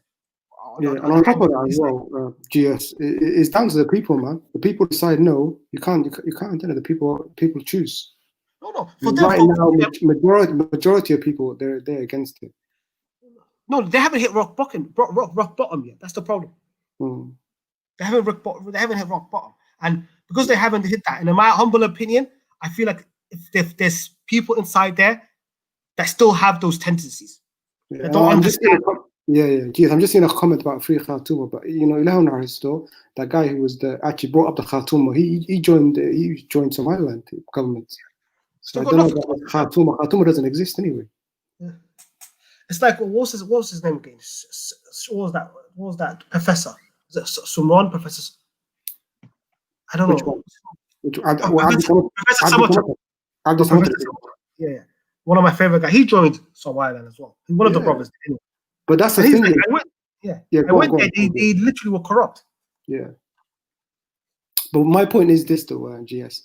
I think people say that, like, for example, let's just I'll just say the tribe, like Bahante and Wursangeri and Gadabisi, they always repeat that they're against them. But that's not true. Like, I would say some are against it. That's the fact. But a very small minority. There's a lot, though, GS, that actually pro Somaliland. Do you get it? They want to be the chiefs are. The chiefs are. The chiefs of the people of the Bahante or the scribe, majority of them are Somaliland. Yeah, that's why it's not even just. So can I say the Minister of Defense, the Health Ministers, they're all landers, isn't it? They're all exactly. They are brothers. We love them. We love the other people in Somalia as well. They got a couple of seats. Vice President. Yeah. That's the thing. They try and use that card, but it doesn't work, man. Because you speak to some of the Bahante, they're happy to be part of Somaliland. No one's forcing them. Of course, you can't keep them away. It's like Ogaden. The people in Ogadenia, they all want to be Ethiopian. Why would they want to come to Somalia? Yeah, that's another thing. Them don't get mentioned as well. But the funniest thing is, it's like, all right, Shanta Somali, Mel bigger, innit? Where are they? Oh no, before you go, we're concentrating on why? That's the biggest question. And what is the incentive? What is the incentive for me to join you guys? I think you know what it is kind of big. And I don't mind. Look, like I said, I've always said, I'll sit on what conditions and what flag and what are we unified? You get me? What is it? Because Islam, we're not unified under Islam. Let's be honest. Yeah. Because we're Ta'ala, we're all Muslim, we're all Sunni, and we haven't done that. So that let's take that one out of the picture because none of us are doing that. Yeah. Let's be honest. And that's why I want to have an honest conversation with a lot of people. But you know what is, Khalid? I think they see Somaliland as the key to unity. That's how they see it. They said with the initial two, and until we bring them back, there will be never. That's but what's the initial two? Look, again, this is another. If history speaks for itself, innit? I came back. I said, I bought this whole notion of let's unify. I got raped, killed, and murdered. Tail between my legs, built myself back up again, and I don't even get no. It's like it's like and it's like, and then when I'm looking over my shoulder to see, I'm seeing my brothers and sisters. These when I go habon to up. It's no, you don't exist. It's like shut the fuck up, man. Get the fuck out of here, bro. That's why none of them could come on my panel and say, you know, I don't accept none of that chat, bro. I'm existing, I'm breathing, I'm nice, I'm kicking, and none of that's ever gonna happen to South people again. Yeah, I'm gonna say this. Not everyone knows because we all know what happened.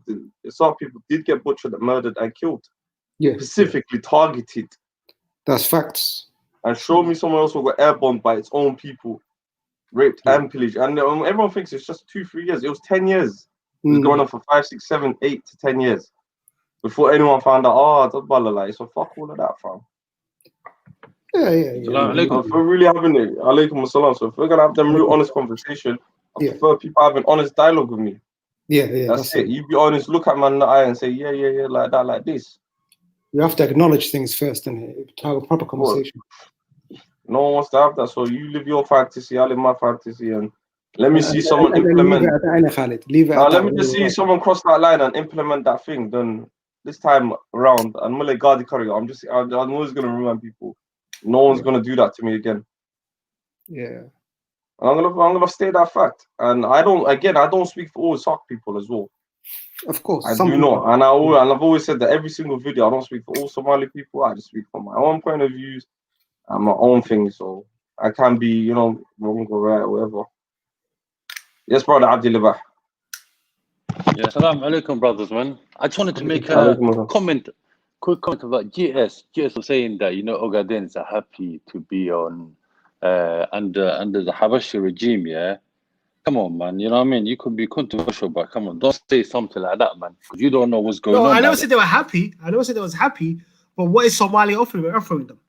Yeah, but then that's two different things, because I never said they were happy. They could go independent, they could go their own way, but you couldn't just say, you know what I mean? Because that's how Somalia moved. I understand where you're coming from, bro, but the reality is, if you gave the Ogadenian people a vote between Somalia, Ethiopia, and I'm being honest with you, yeah. How do you know that? How do you know that? How do you know? I honestly believe that's my opinion. I can only say my opinion. My humble opinion is no sane person would go to Somalia. Okay, shall I tell you? I'm right now in history. I'm from someone that's, you know what I mean, I got families down there and everything, yeah. I'll be honest with you. Down there too as well, brother. Yeah, but you know what I mean? But you can say that. I'm looking at the majority, yeah. I can speak for the majority of people down there. You know what I mean? Yeah. I've been there recently. I've been to Jug, I've been to Kabri, and I'll tell you how it is, yeah. There's two different things you got to look at. The politicians are underpaid by the Ethiopian regimes, yeah. But you got to put that on one side. But 99% of the people would want to be with Somalia. It doesn't matter how bad Somalia is right now, but they'd rather be with Somalia. But because of the Gumesi down there, and in the the dictatorship in Ethiopia, they're not able to have their freedom of speech. They can't speak just like me and you. So I wouldn't say something like that, brother, man, because at the end of the day, that's because Gumesi doesn't be marine up to. You know the history. When I went to Kashmir and Hatta Sheikh, and maybe because they were like Sark territory, maybe that's why I didn't get the grip. I didn't go deep down. My dad actually was married to a woman from. I thought no, والله Gumesi summer Gumesi ولا سكعليا man.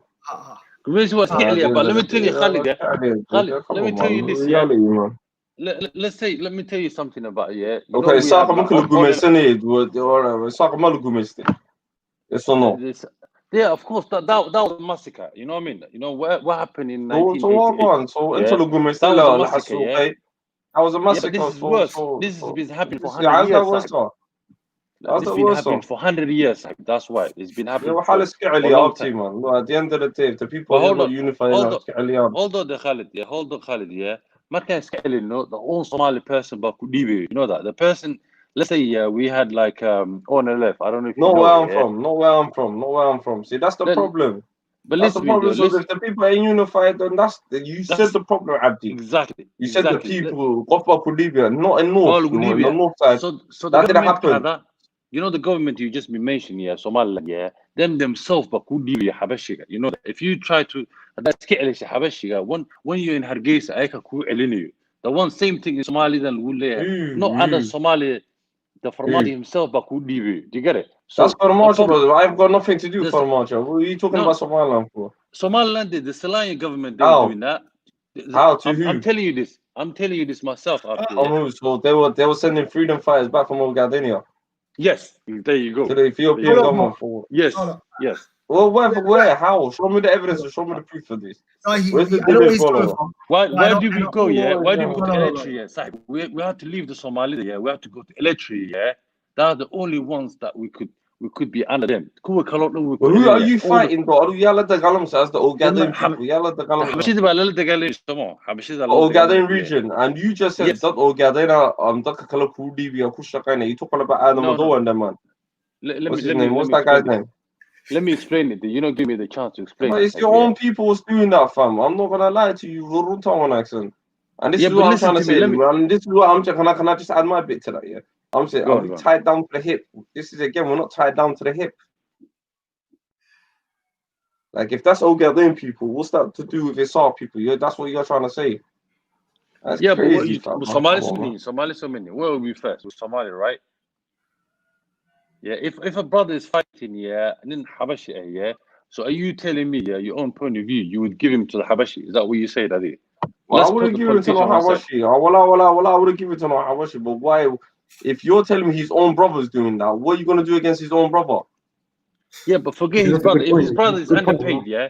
If his brother is underpaid, yeah. If he's working for that regime, yeah, and he's running away to escape, for example, yeah, and he goes to. I'm not just saying Somaliland, for example. I'm saying Puntland did it.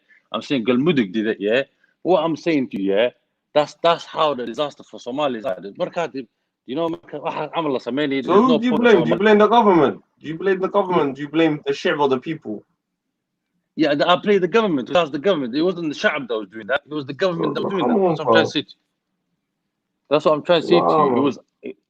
So you don't believe that Somaliland did that? You don't believe in that story, Marka? Like, I don't believe in that story, my brother, man. You need to show me proof of that, bro. Like where all the left fighters ran to Somaliland and people gave them back. At the end of the day, the thing is, Abdi, you're misconstruing my argument, innit? At the end of the day, like I said to myself, this whole thing started off with why the whole existence of certain people don't see the existence of Somaliland and they brush it underneath the table. We're not gonna have that as the sub nation, innit?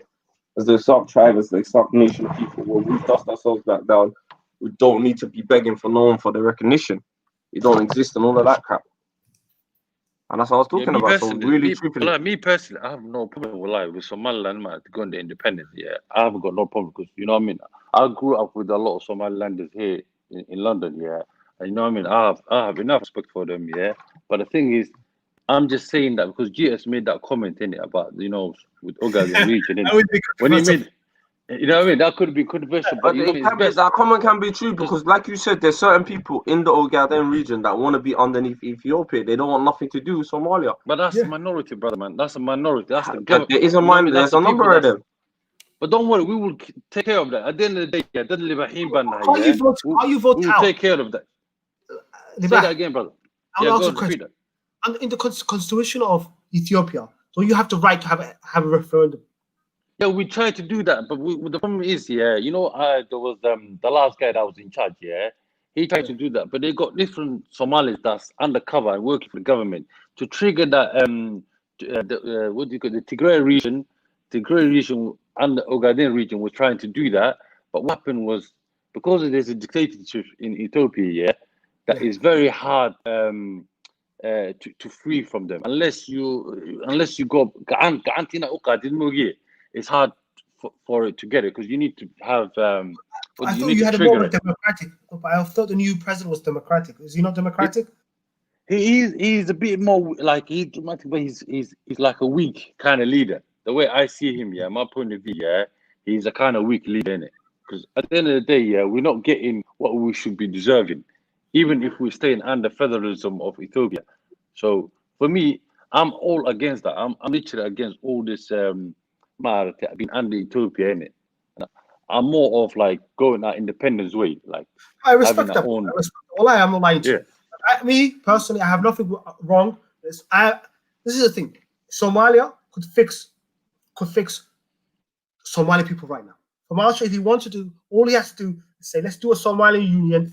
Let's give Somalia independence. During the independence of Somalia, let's sign a contract with them. And my friend, we can move forward. And we'll hope. What's this? Jesus. What's this? Let's give. What's this? Let's give. Why am I? I'm not asking no one for fuck all. Please, let's just stop using that word. Let's give. Who's gonna give me? I'm not begging no one. No one can ever use that. Let's. What's this? Less. Thank you. Let's get language. Language is very important. Let's beg you. No. That's not on the table, man. Language is important. No. Fuck all of that. What I'm saying. No.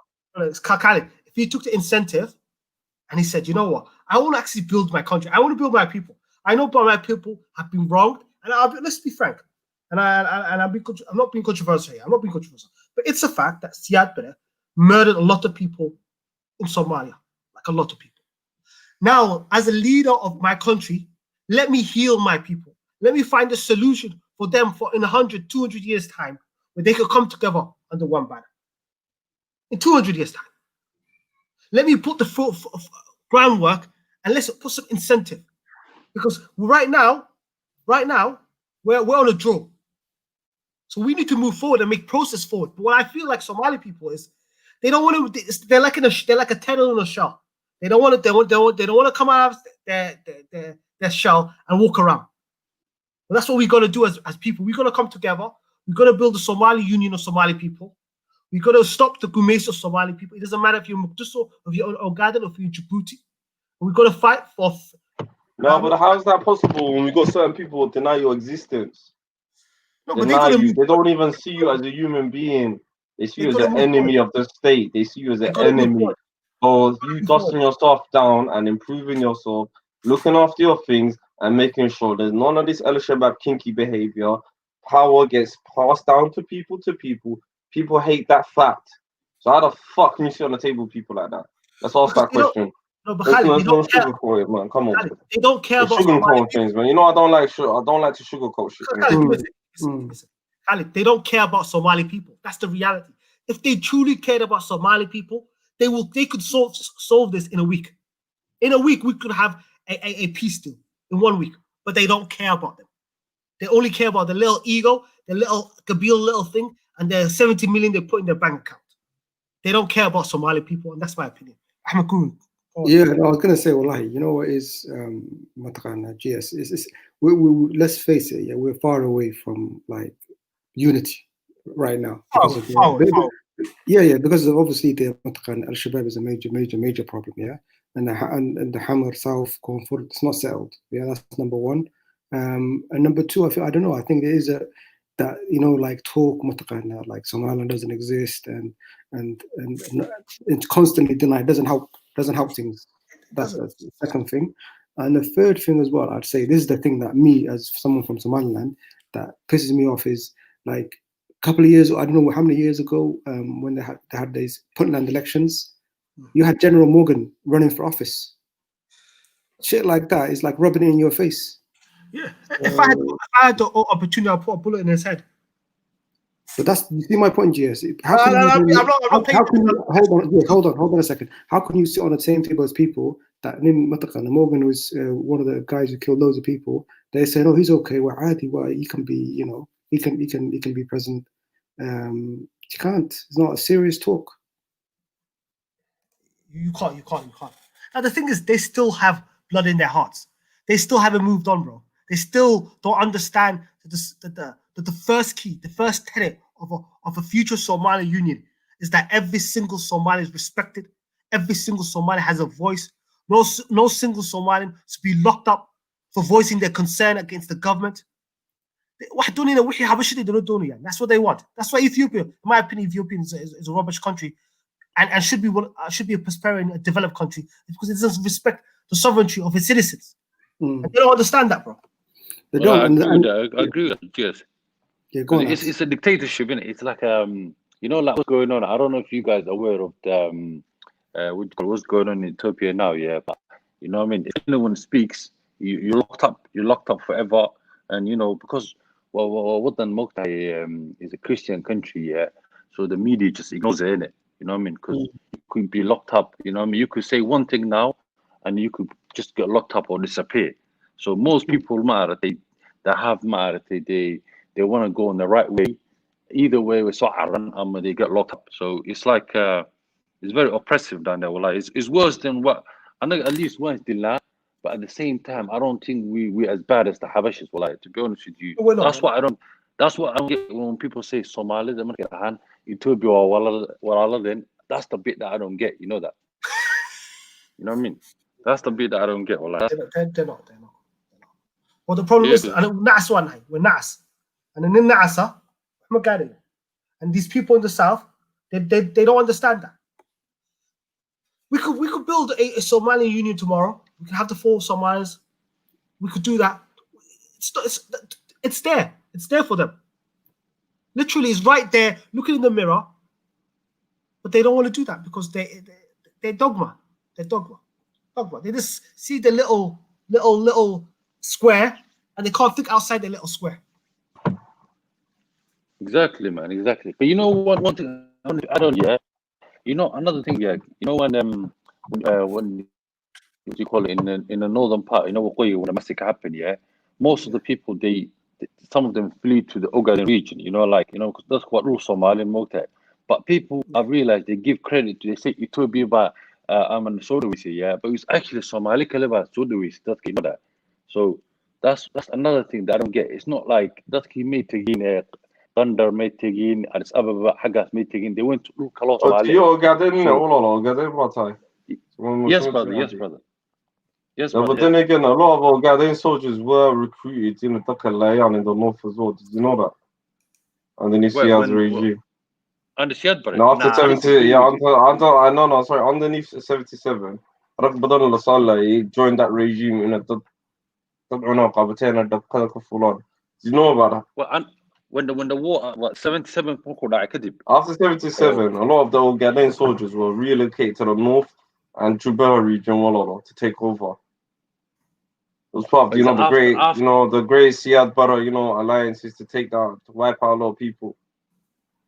So the ones that you're telling me, the ones that was people part of the massacre, you know the guys that were part of the massacre. But there was no massacre in the north by 1977, brother. It wasn't no. The 1888? majority, no, you're not listening. The majority of the soldiers, like, they were all Ghanaian. A lot of them were all Ghanaian. Yeah, there's the Ducky Somaliland. No, a lot of the people that were fighting, a lot of them were Ghanaian. Are you talking about the 88 or 1977? Yeah, 88. I'm talking about the 88. Well, how do you prove that they were Ogaden, though? There were. A lot of them were. I thought it was Somaliland. Somaliland, you know that there was all sorts. There was Somalilanders. There were. You know what I mean? There were all kinds. There were Daro. Next time we talk, there was Somalilanders. There was Somalilanders. Next time we have a conversation, I'm gonna bring it up for you. Yeah. Yeah, no problem. But you can't say the Ogaden, like Ogaden people massacring Isaac. I don't think that happened, brother, man. You know what I mean? You could say there was it was all tribes. No, absolutely. That's true. The way I can go to Pahante, Mikan, Halinaha, Western Kerry, they were all in it, man. Let's be real, well. Let's not be around the bush. Let's not. But that's why we don't have a problem with the Somali Union. Because we understand that we're all in it. It's for us to come together as Somali people. And as long as Somalia understand that the Somali want to be equal to them, then we can move forward. We could build the rest of Somalia the way we built Somaliland. Yes, you've been sincere today. Or you just, you know what I mean? You just been mad. You just want people to say something, or because you know what I mean. I can't agree with you to a certain point today for some reason, man. I don't know if you just, you know what I mean, are you trying to annoy Khalid or Ahmed, or are you being genuine? That's what I wanted to ask. About what? Some of the things you just said, didn't it? Repeat the last bit you just said. What I said about how you want people to join, like to be a union, because obviously you got Khalid that's really against that, you got Ahmed that's. No, but I'm talking about Somali union. I'm not against that. I'm not against the union. We're not against the union. This is what you lot think, yeah. This is what you lot, the Somali supremacy, Somali way mentality comes in it. I'm not saying that I'm not against your unification. I'm saying I'm not sitting underneath no one's government. No one's gonna run me, and no one's gonna tell me nothing what to do. And no ever again an Isaac massacre is gonna happen. And I'm gonna remind you guys that every time you come up with bullshit talks, I tell you, I know I'm good by myself. I'm not gonna sugarcoat you with you. This is the thing. You want me to tiptoe and be nice and polite about it? I'm not that guy. I'm just gonna rub it down you lot's throats every time you come up with this theory or concept. I'm gonna be like, well, that's how you could die. I got mercenaries that killed me. I got targeted, raped, and killed, and I've moved on. Well, this is the thing. This is where the plot. I've moved on, did my own thing, and I'm gonna make sure that's not gonna happen. And I think a lot of you, the next generation and the next generation of the South people, are gonna make sure that's gonna happen. So this whole thing where you won, and I see a lot of people in the chat are Somali, it's in the north of Somalia. I'm just saying, can anyone cross that border and implement things on me now? At this day and age, 2020. Let's be honest. Yeah, but Khalid, people are tired from hiding online. People. Go on, Go ahead, Abdul. This is dialogue. Go ahead. So what do you mean by Somali Union? Is basically like a federation where there's some kind of unified body, like in each area has its own autonomous Not each administration. area. Well, each area. for me, I don't really care how you guys want to do it, whatever, boy. Just no one's gonna tell me what to do. Imam will, and I'm not sitting underneath no one's government. But That's it. That's just in it. order for it to be like that, it would require that there would be autonomous administrations. Because if you're saying there cannot be a centralized. No, what I'm saying, Ambi, I'll explain it to you, brother. Okay. So this is the thing. Somaliland will get its full independence under the agreement of becoming an independent country. It will go into a partnership with Somalia. That partnership will be based on freedom of movement, because I understand that there are people on the edges of Somaliland that have, and I don't want us to be a person where we have borders. So freedom of movement, freedom of goods, and a passport, which would be basically freedom of movement as well. So and then we will have an honorary president. This honorary president does not have power in Somalia or Somaliland, but he works in the administration within those regions of Somalia. He's just an honorary president. He has no power in Somalia. Somalia will always have its independence. Under that banner, we will create a connection of a Somalian union. In that Somalian union, we will work towards the next 50 to 100 or 200 years in bringing the Somali people together in prosperity to Somali people. The number one rule of that union is the sovereignty of Somali people. So essentially, you want the ultimate goal is to unify them into one country. If you want to call it that, you can call it. Is it though? Is it that the ultimate goal? If you want to call it that, call it that. Maya, the end of it. No, listen to me. Somali people. Listen to me, Rala. Listen, I want to be honest with you. I don't know. Let's be real. We have Ethiopia, brother. There's Sak people that live in Ethiopia, and I'm trying to make this not Somaliland. I'm being honest with you guys. I understand there's people that if I want to create a developed Somaliland, that I need my land back from Ethiopia, because you can't have one system where people just come and go. You need to have proper, clear border lines. My family. So in that case, I want us to campaign to free those people. My family. But I also understand when that country becomes separate, I want that one. I'm not going to say to you because there's Sak people in Ogaden, oh, I want the new frontier to become part of Somalia. No, it will be Ogadenia. My family. But at the end, yes, we will come together as brothers. But that will be 200 years down the road. But that's after we've built trust. But we will always have our empire. We always have our own army, our own government. But it will be the EU. It's either one of two things. Yes, it's either you want ultimately to unite people, and what you're trying to do is to put in some kind of temporary solution to alleviate the tensions, or you actually want to create two different nations, two different countries with their two different governments. Okay, well, what's your ideal? What's your ideal? Okay, forget all of that. What's your thing? I would say, because we have Islam right there. You know, we have La ilaha illallah Muhammadur Rasulullah. So that didn't work. What is your thing? Forget picking up other people. What's your solution? I'm not picking up. I'm just trying to understand it. That's why I'm trying to understand your thing. I've asked you a question. What's your thing? MB, come on, speak up, man. Don't be shy.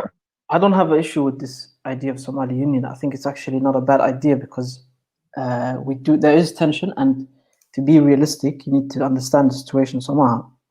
So I think this idea of Somali Union is not bad to alleviate the tensions and create some kind of like temporary sort of safe haven where we're not just constantly at each other, and without crossing like the comfortable or the comfort zone of each other. But the ultimate goal in my eyes would be still to unite the people, to unite the regions. I have no problem with that. So in order to do that, you have to put some kind of progress in or process in where you can mend and mingle. But if you're saying there have to be two independent bodies, I don't think it's independent bodies. There are already that. What I'm saying to you, it's a way to walk forward so that I have a problem. Well, I have no line to you. I have a problem where people in Somalia, in Ogadenia, because in Ogadenia, those tribes live there. Well, my family, those tribes live there. So I have a problem when Habashi people are slaughtering my people in Ogadenia, and I want to help them, but I understand that some people, because of what's happened with the fuckers, with the Italians, the mafia that happened, with the cultural issue that they don't value the life of their people. Yeah, explain when you say fuckers, yeah, explain who's fuckers, because some people I'm might talking not about know. Italian fuckers. I'm talking about the fuckers. Are you from talking about the Mussolini to Italy. regime, or are you No, I'm talking about Italian fuckers. all the darot in one box? No, I'm not talking all the darot. Can I be specific? I don't mind being specific with that one. Go ahead, go ahead. I'm talking about all the people that the past the old regime, and plus the people that hate Isaac progress, innit? I consider you fuckers. Like me, Khalid. So I'm just letting you know how to, innit? I don't know what GH is saying, but I'm just gonna let you I'm talking about the intellectual ones. Yeah. I'm talking about the. I'm talking about all of them. I'm talking about Tayyar, Kawain, the people. So that's who I mean. I'm gonna be more specific with my thing, innit? The people that hate Isaac progress and Isaac people making them somewhere for themselves, and and all the people that Tiger or all this Halmaron cooking me. So that's who I'm talking to. That's who I consider for sure. For me, I'm looking at Mussolini, the Italian fascist movement, and that's what I'm talking about. And that, for me, is not a Somali thing. That's not even a Darod thing. This is something that colonialism left. That's the shit that colonialism left in our country, and we have to understand what that is. And the rest of Somalia, it's not like that. And we need. It's basically when a woman has been abused, and I'm not trying to be, please, I'm not trying to be sexist, but when a woman or a man has been abused, they tend to continue that relationship pattern. And it's the same thing with countries. When a country has been under the banner of authoritarianism, dictatorship, they tend to need that authoritarian dictatorship. Lebah, you're in. Yeah, GS, you know what? Coming back to the union, well, I think that's the, anything that brings Somaliland together. I'm not saying come under one flag or anything like that. I'm saying in the sense of working together, working for one goal, Okay, now you're talking my language. Now you're talking my language. Now we're on the same ball, Abdi. You know what I mean? Listen to me, Khalid. I don't know what. No. I think Arsenal lost yesterday. You're on a trigger today, man. It's the people in the chat. It's not even the people in the chat. You know what it is? I'm one of them people out there. I'm one of the people crystal clear who I am, innit? So nothing surprises them. Like, it's just. You ask me a question. But the reason I asked the fuckers, back in the days when I came in the UK, there was some people that used to say, putting us all in one box. That's what I like to clarify, because for me, off Somali Kaladili is my enemy. No, I realized that. I'm gonna I realized Siad better killed a lot of Merchatins. I understand a lot of Darod, but a lot of people don't ever get that twisted. I understand that fully. Do you get where I'm coming from? And sorry. Sorry. I understand that. And don't ever get twisted, and I empathize with all of that. But at the same time, I despise this whole Isaac people don't exist. The Isaac hatred that is amazing. And if we're gonna fight everything in one angle, that's something that I always highlight. And I've realized none of you guys have it inside you, but you don't see it. And that's one thing I always wanna if we're gonna educate ourselves in all one aspect. And I'm always, as an Isaac person, I'm always gonna be if we're gonna move on, let's teach history right. That's how everyone did. There was a regime that annihilated, assaulted one specific people, and when them people doesn't, for me, that as an Isaac person, that doesn't fathom in my head. Why do people hate the existence of Somaliland? Why do you guys hate it? You guys see us as the most ones people that's gonna split. I don't know. That's the questions I have. Listen, I've got something controversial to say. Before you say another thing, I have a bone to pick with you. Hadai, you're talking about the Somali Union thing, and then you said something that caught my attention. You said, "What do these people bring us?" And you're talking about the South. You said, "What do they bring us, other than something along the lines of other than destruction and terrorism, etc." When you're talking about unification, I don't understand, bro. If you're gonna, speaking in those kinds of tones, it's contradictory to say you want the Somali spirit to be united. Forget all this administration and Gobal and federation you has. If you want the Somali spirit to be united, Somaha, Well, then you say things like that. I feel like it's a contradiction and it's a hypocrisy. Okay, I'll clarify that. What I mean is the corruption. What I've seen is the politicians in the South, and I'm talking about Puntland, I'm talking about all of them. The politicians that have sold their people out, the people that have brought foreigners to their country, the people who are fighting their fellow Muslim brothers and who are doing horrible stuff. So we need to understand that. And we need to, for me, the day that Famasa signs that paperwork and that Somaliland signs that we shake hand, that's the day we get onto work. When we go onto work of fixing the disease of Italian fascism, we go on fixing the issues that are facing the people in the South and telling them, do you understand? Some people has to put, I honestly believe the politicians in the South, I honestly believe that. MB, speak. But the thing is, no, it's like it reminds me of when people like these EDL people, we don't want these immigrants because all they bring is destruction and what. If you have this mentality where you're thinking of those people in the South, they're just one section and what is their problems. No, I'm not. Sorry, bro. If you think that, I'm talking about the people who have hidden agenda, and when I'm talking about these strand, I'm not saying every single South person was good. There were some horrible South people that were part of the Somali government. But we have to. This is my thing. I will fuck in my own country, bro. So when I'm talking about that, I'm talking about the energy of the issues that are facing Somalia. You got war, you got terror. That's what I'm talking about. I'm sorry if I didn't clarify that. I don't believe everyone down there is terrible. I'm just talking about the issues facing us. And for me, I'm not saying to you that there's not good people. There's a lot of good people. They're the silent majority. I'm talking about those sick bastards. Those sick psychopaths. That's what I'm Yeah, I was going to say something. But this is what I'll say to you. What I say to you is that if we're gonna unite the Somali spirit, right, we have to watch our language, Muqtah. And this is what I would correct. say. Well, I'll be the first one. I'm from the South, and I will say as well, the people from the South have to recognize. The people from the South have to recognize that they have to also speak about the struggles of the people of the North, and vice versa.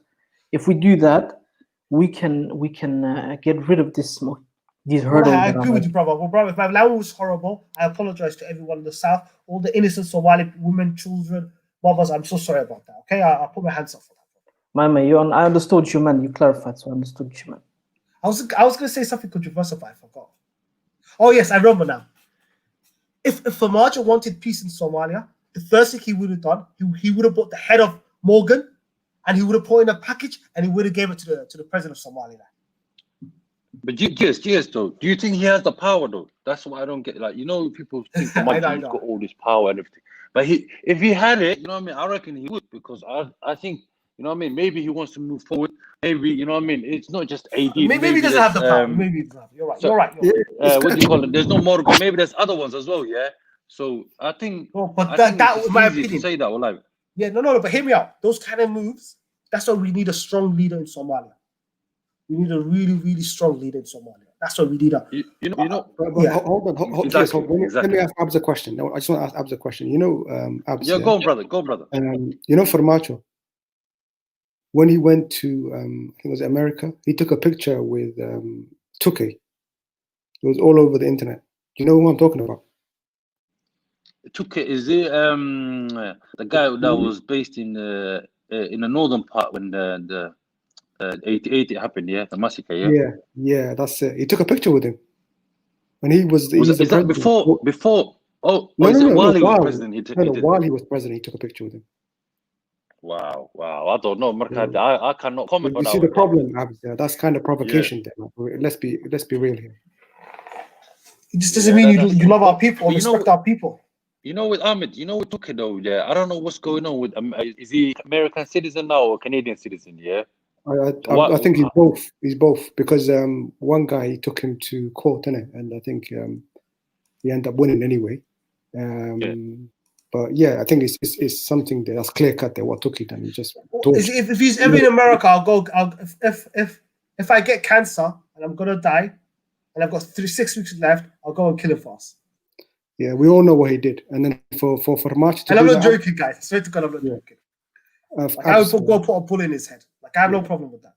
The guy, we all know what he done, and for March to do that, that's just not gonna, you know, let's just say it's not gonna help any kind of talks. Yeah, with Ahmed as well. You know, with Farmajo as well. Yeah, for me, what I don't get with him. Remember at the beginning when he was running, he was like, you know, my best, you know, my enemy is Ethiopia. Yeah. But now that's his best friend, isn't it? You know what I mean? I know sometimes Exactly. politics Yeah, works in a that's funny right. way, yeah. But he handed over you know, Qalbi Dagah to the Somaliland. Habashi. You know what I'm saying? So exactly. So that's when I said to myself, yeah. At the end of the day, I know the politics can go one way, another way, yeah. But that's when I looked at him and I said to myself, he's not real because you know what I mean. Somaliland, you know what I mean. Usually, some of us, you know what I mean, we stuck to our words in it. But I think that's the biggest letdown, you know what I mean, for the Somali community. Yeah, and I'll tell you the truth here. I'm not even looking for much from a tribal angle because he handed over Qalbi Dagah. You see what I'm trying to say? He's more, the way I see him, is more of a puppet from Maraykan. There you go. Because you know, obviously what's going on with Kenya, yeah, he needed an ally in it for political reasons. But you know, I mean, close Omar to Somalia, although it was Galmudug originally that so, you know what I mean, that did it. But at the end of the day, he could have done something. You can't just say I didn't know nothing about it. And then the Marcus by Ethiopia low DV. But if you look at it, like you're thinking, you know what I mean. That Somali kala basas ungelisa. So at the end of the day, that's again. You know what I mean? Somali didn't again. So it's gonna come back to you sooner or later. It's gonna come back to you. Of course. You know that's the weakness. You know that's a problem with our leadership. You know, to be honest with you, I see all of them as weak. To be honest with you, not just him. I see all of them, all the Somali leaders. Why do you think we have weak politicians? Yeah, just to add what GS was saying, don't you think that is because the whole system is weak? So if somebody is president, for example, is limited because he's tied because he's got Ethiopia, he's got all of these foreign actors, and then he's got, you know, internal problems as well. You understand what I mean? But you know, MP, that's a good question, yeah. But you know, if you're gonna go, yeah, like you know, Somali, you know, we have one thing common. Somali, yeah.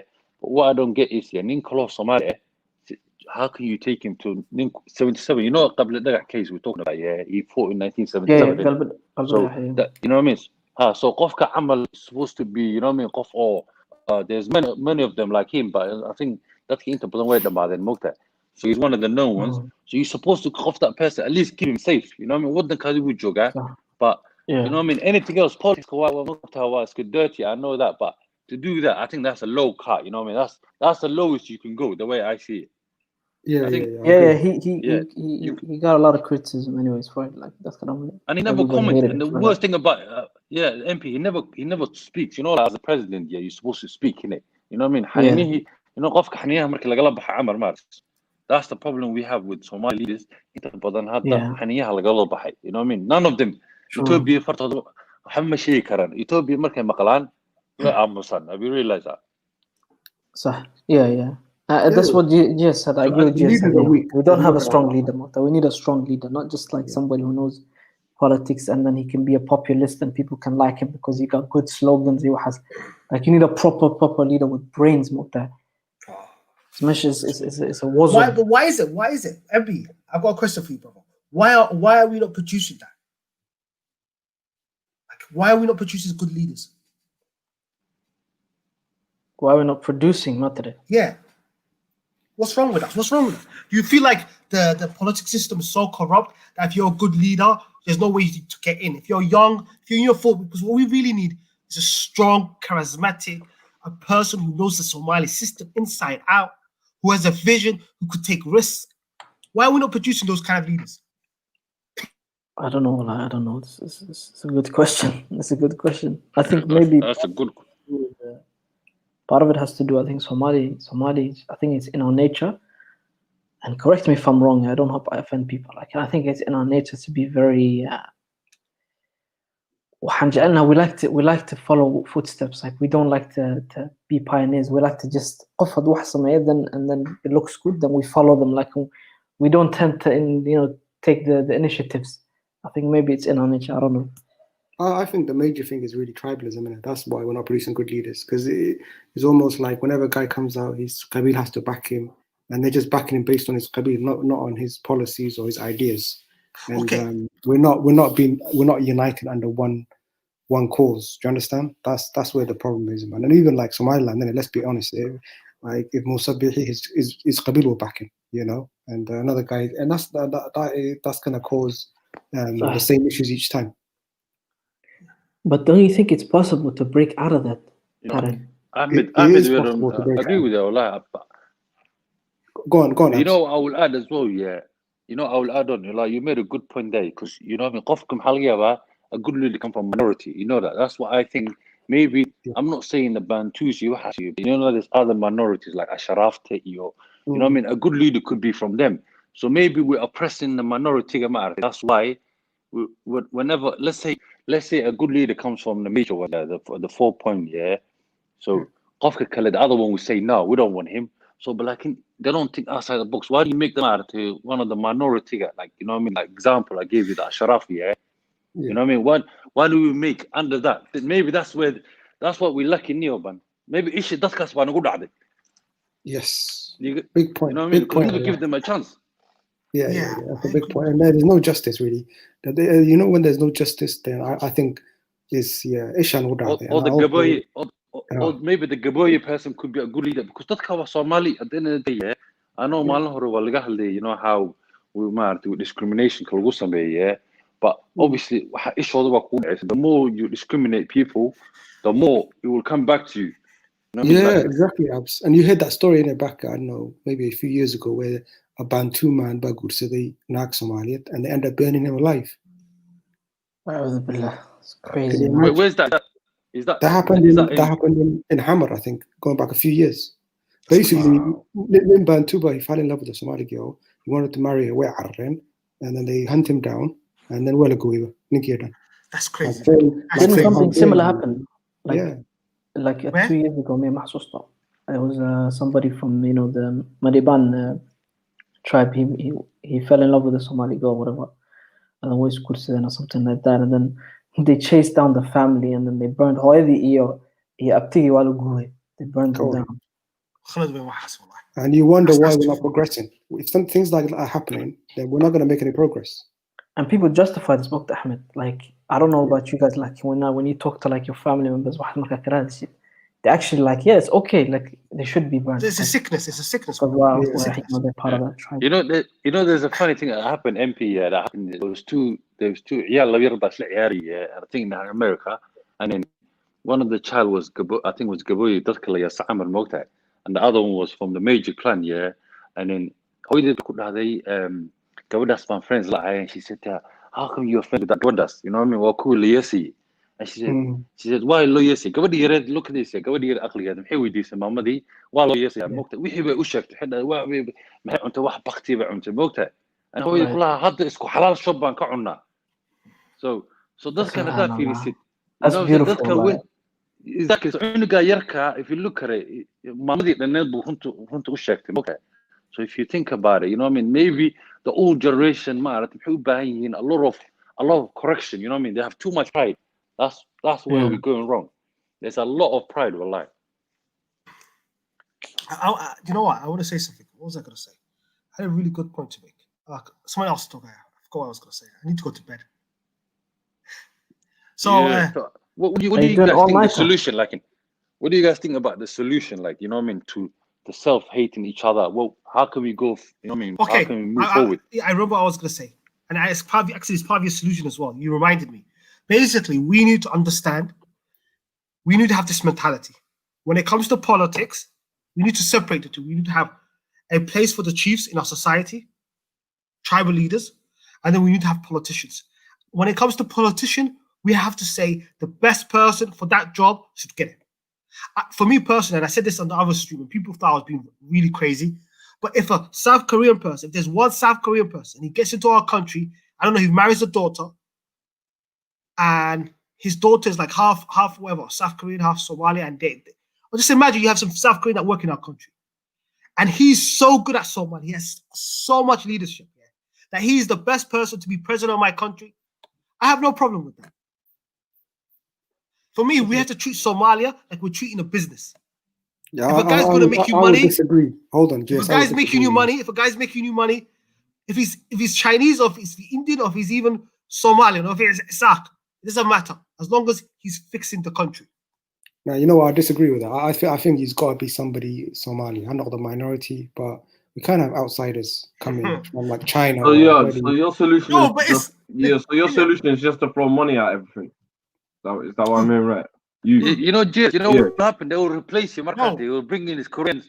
They will bring his Koreans and replace No. you, man. You'll be gone.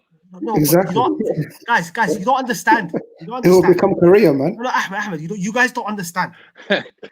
Listen, you guys don't understand. It's the principle. It's the odds. It's the principle that's divine. That principle, because it's just, it's halal. In fact, it's fair. Yeah, I understand the principle, but Ahmed, give me a second. it's not logical, though, is it? Think about Ahmed, it. give me a GS. second. Is it Give logical? me a second. Hold on a second, GS. Is it logical, though? The principle I understand what you're saying. Hear me out. We're saying the principle the best person for the job, yeah? But well, you're not thinking about it too deeply, because it has to be set limitations. Okay, can the best person be somebody or Somalia? Can't we find Somali or the best person? Why do we have to go to Korea or whatever? No, but you still don't understand. The person has to be born in the country. So the person has to be born in the country.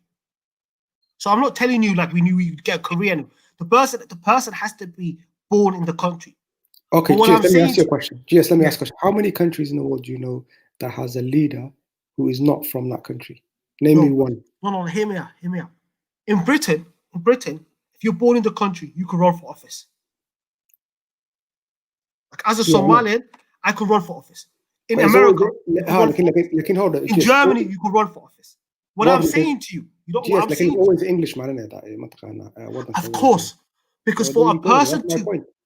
Okay, but what I'm saying to you, for a person, it's the concept. It's not the actual. I know that the likelihood of a Chinese person becoming president is 0.00000.1. What I'm saying to you guys, it's the principle that the best person for the job should be. It's that culture.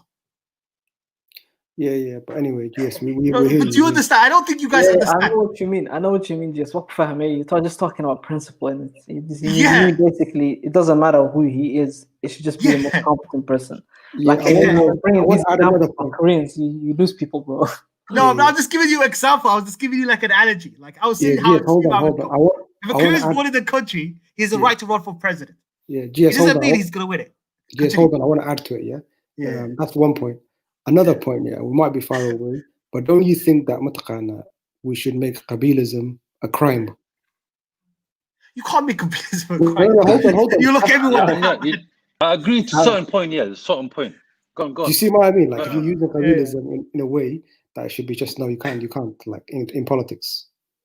How are you gonna do that though? That's like impossible. Yeah, but I understand. Rwanda. I think you know Rwanda. Yeah, they how they had the war between the Hutus and Tutsis. Yeah, I think is that where you're going with it, Ahmed? It's like basically don't use it in a negative way. For example, don't discriminate. You know what I mean? Like at first, I think I think what Ahmed was saying earlier is also important. Yeah, to come to my FU. I think you know what I mean. I'm not saying like you know what I mean. Come together like tomorrow. Yeah. But I think the first thing foundation is English FU. You know what I mean? Whatever needs to be done, like you know what I mean, whatever is are happy with, you know what I mean, whatever they're happy with, I think for me, I have no problem with that. So the way I see it, and you know what I mean? So at least without the emphasis on that, man, I think we cannot become like Rwanda, because Rwanda, what they did is waste everything, you know what I mean? Deep down, they know what happened, but they let it go. You know what I mean? What amazes me, majority of it, if I'm not wrong, No, so but why? Okay, they realize. Okay, but listen, if there's people saying up to you, just get over your shit. We're not ugly. You're paying more ugly, and I'm not seeing it. Come on, man. This is bro. When people don't even acknowledge your thing, there's certain people who are not even acknowledging the thing. Say what has that? I think majority do acknowledge it. Those people you have to nah, man. Get them, bro. Like, I don't see that. Man.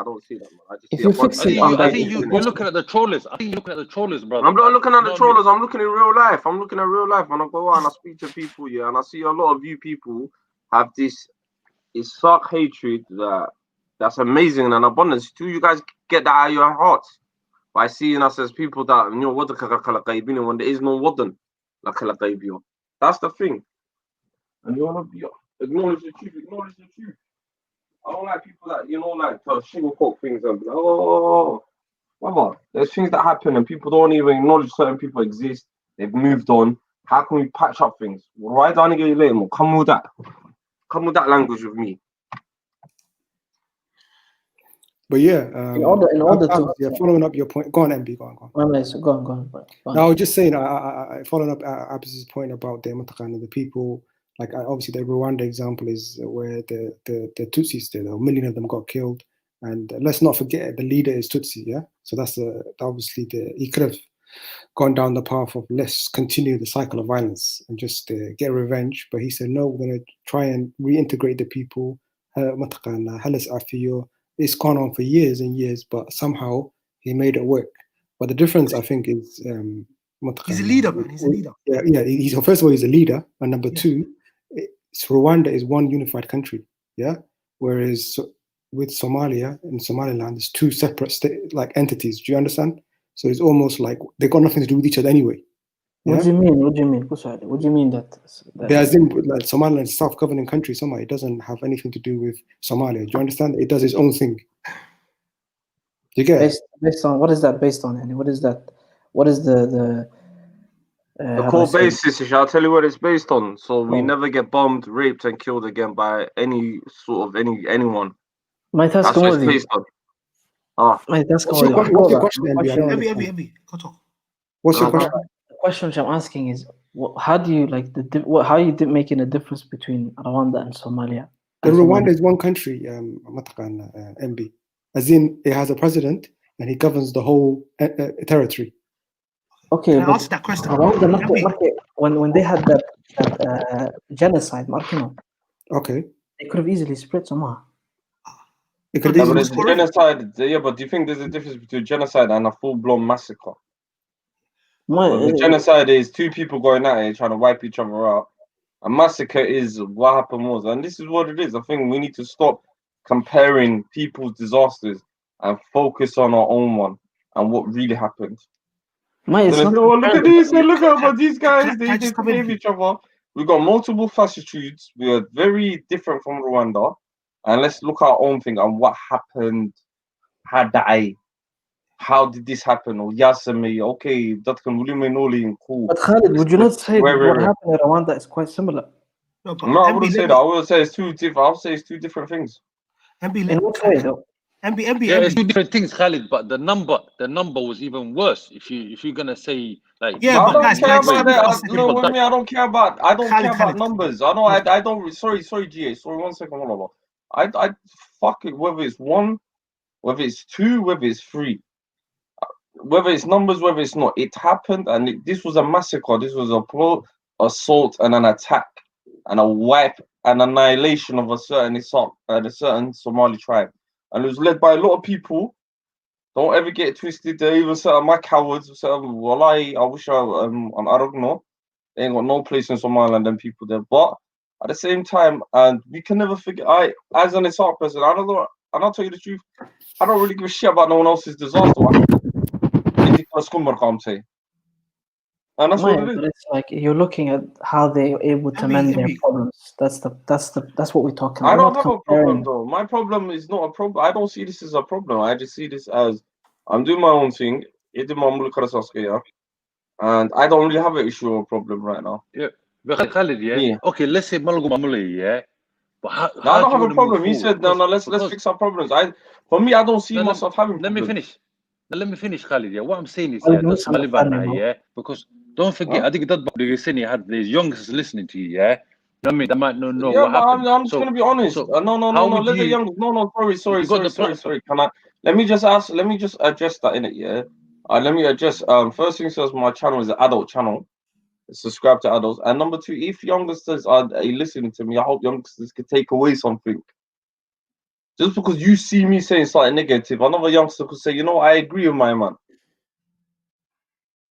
Yeah, but you gotta you know what I mean? You gotta say like this, yeah. That's always I don't have to say nothing. No, please, again, this whole you got to, no, there's none of that here. Okay, guys, reply to me. What I'm saying is you gotta be clear. One second. GH, you're not almost, now go ahead, Liba. So what I'm saying is, yeah, you got to be clear, yeah, because some people are misunderstanding. I'm being innit? crystal clear.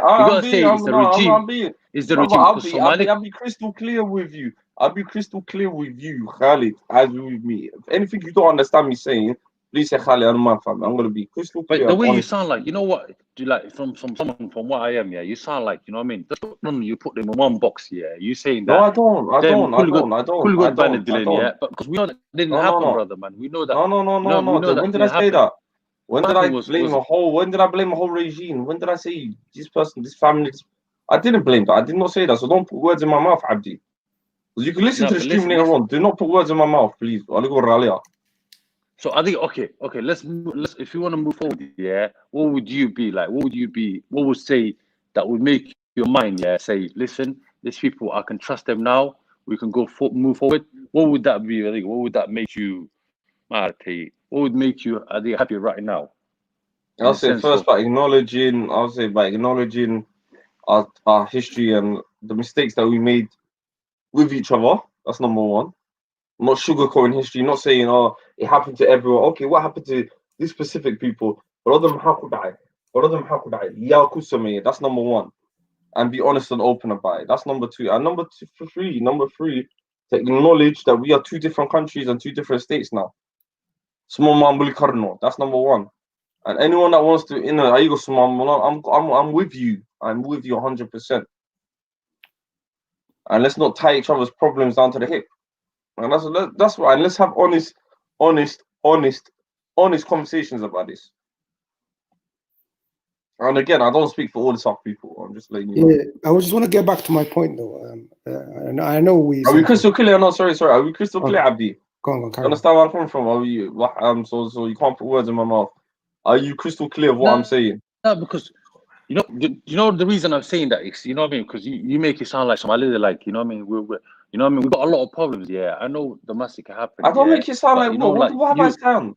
What have I sound? Remember you throwing things. You're saying that not because you were saying that the Ogaden did that to me. You know what I mean? That you didn't say it. Like, I'm saying no. I'm saying there was an army. No. I said, and I'm gonna be crystal clear with what I said, and I hope people don't take it out of context. I'm saying after the 77, a lot of Ogaden soldiers from that region, like Saheli, were getting persecuted. So Siad, underneath this great road supremacy thing, put some in the north and some in Jubaland. Tawal Ogie, Walalo, headquarters.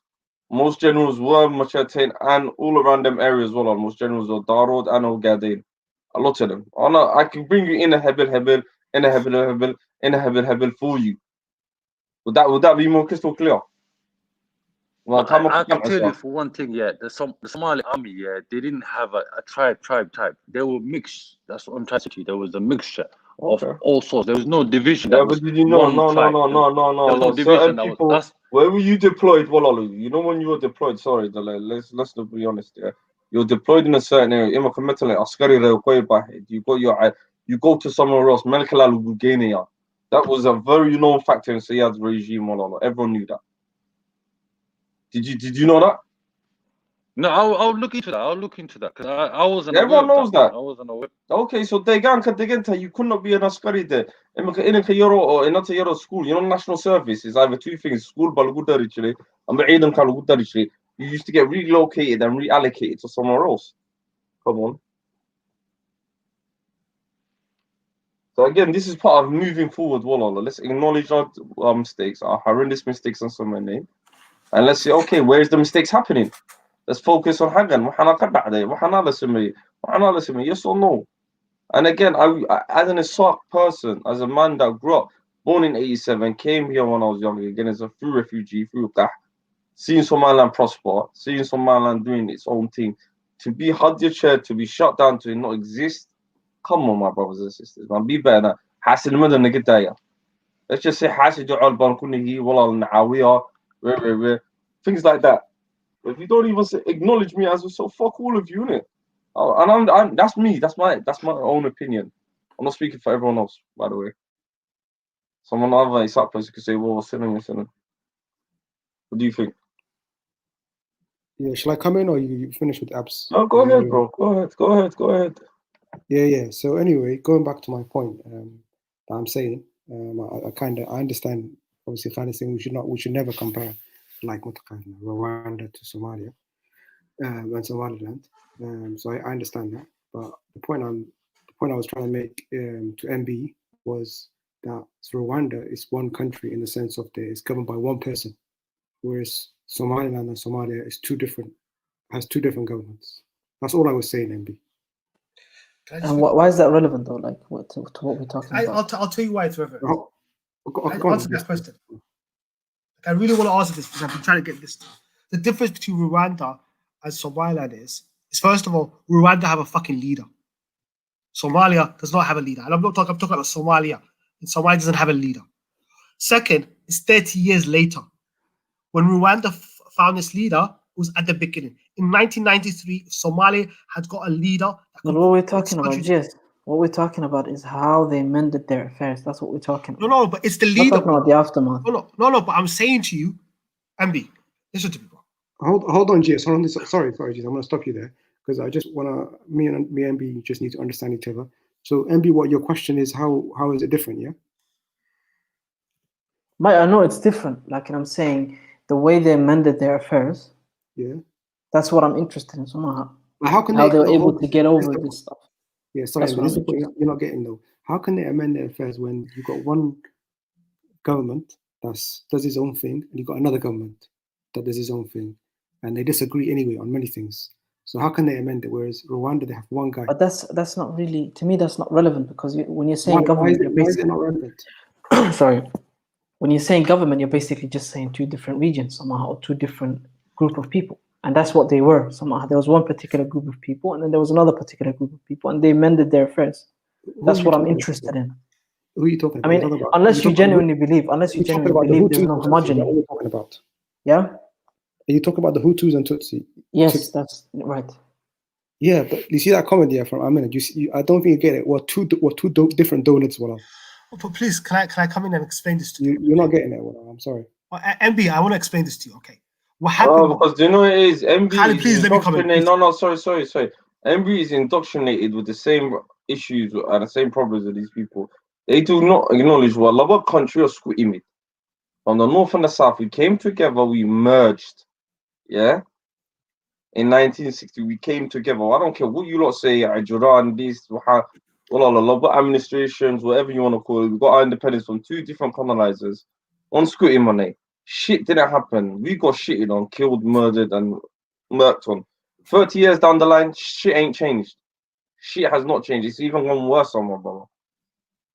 So, look, I don't know what else to say to you. I don't know exactly how else to sugarcoat it for you. I don't know.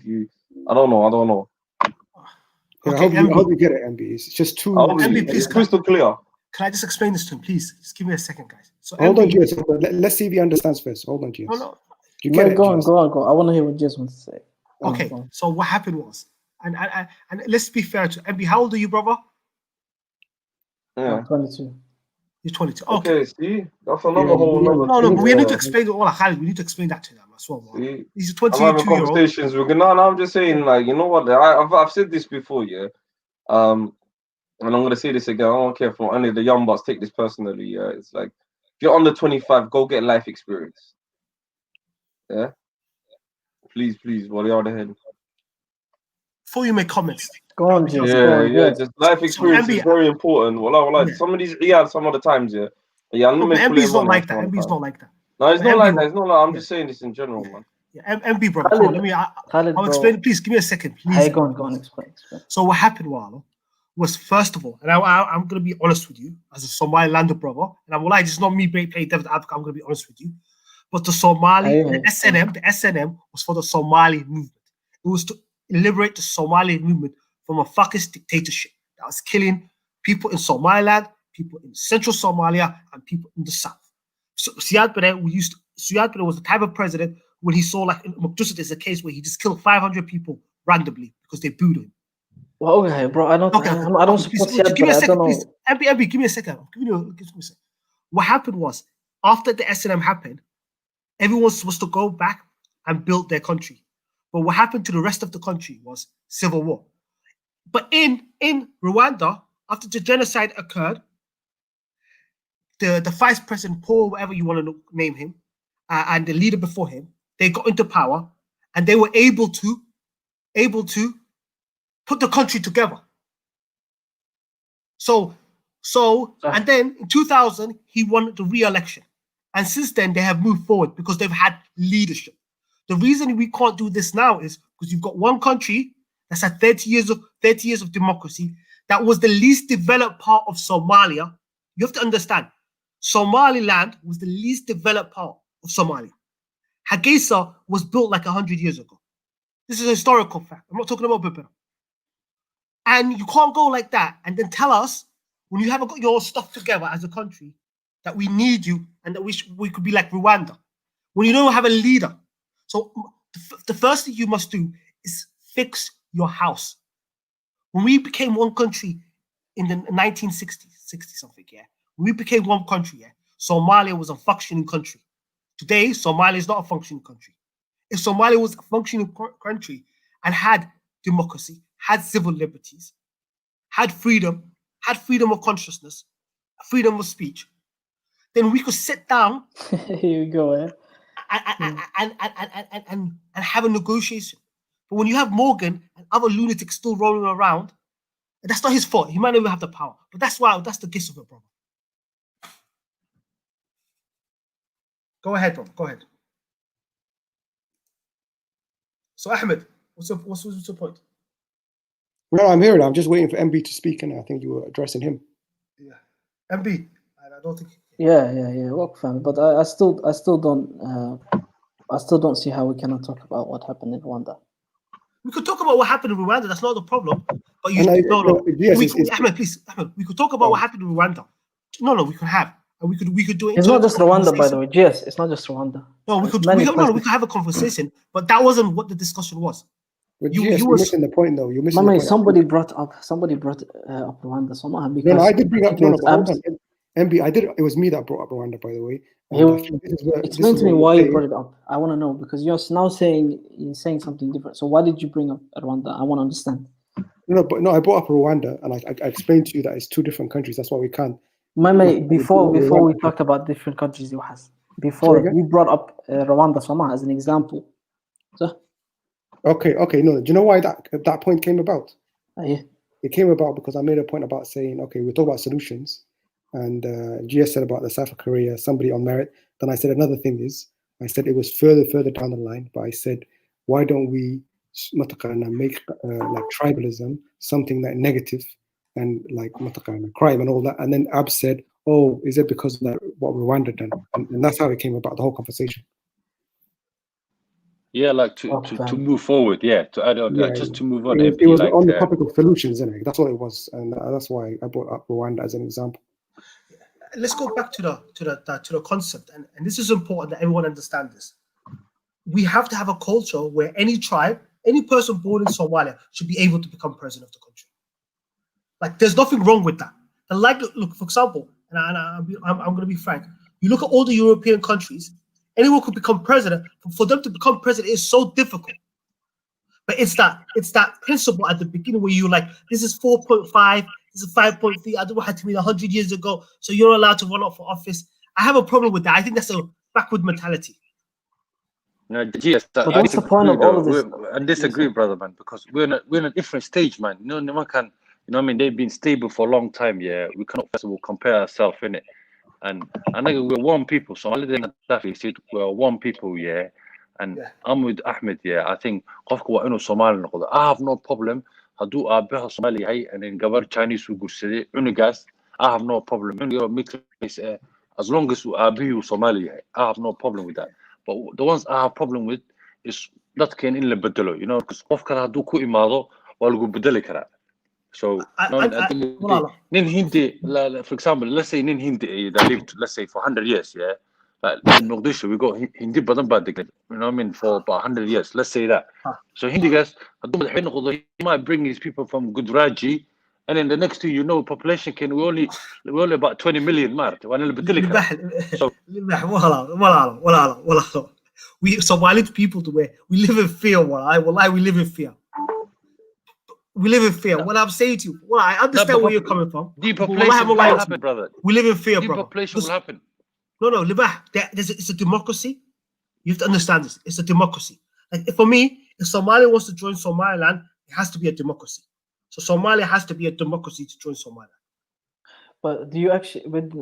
You said it's two different countries, Omar. So it was how they're gonna join each other under the banner of the Somalian Union. And what does that constitute? What does the Somali Union? Somali Union means freedom of movement, freedom of speech, and to recognize each other, as different independent nations, my brother. Yeah. So basically like the European Union, but basically Somali Union.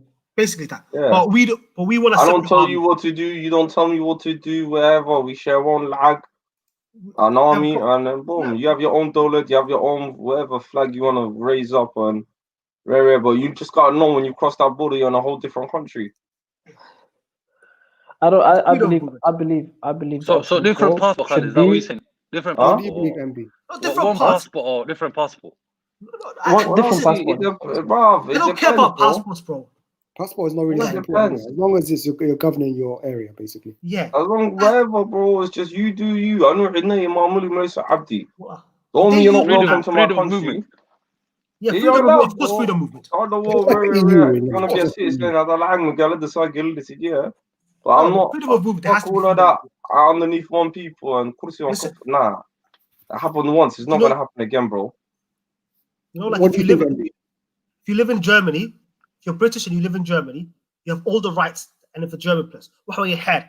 So if you're in Somaliland, and this is important, and the reason this will do, because our priority afterward would be done too good.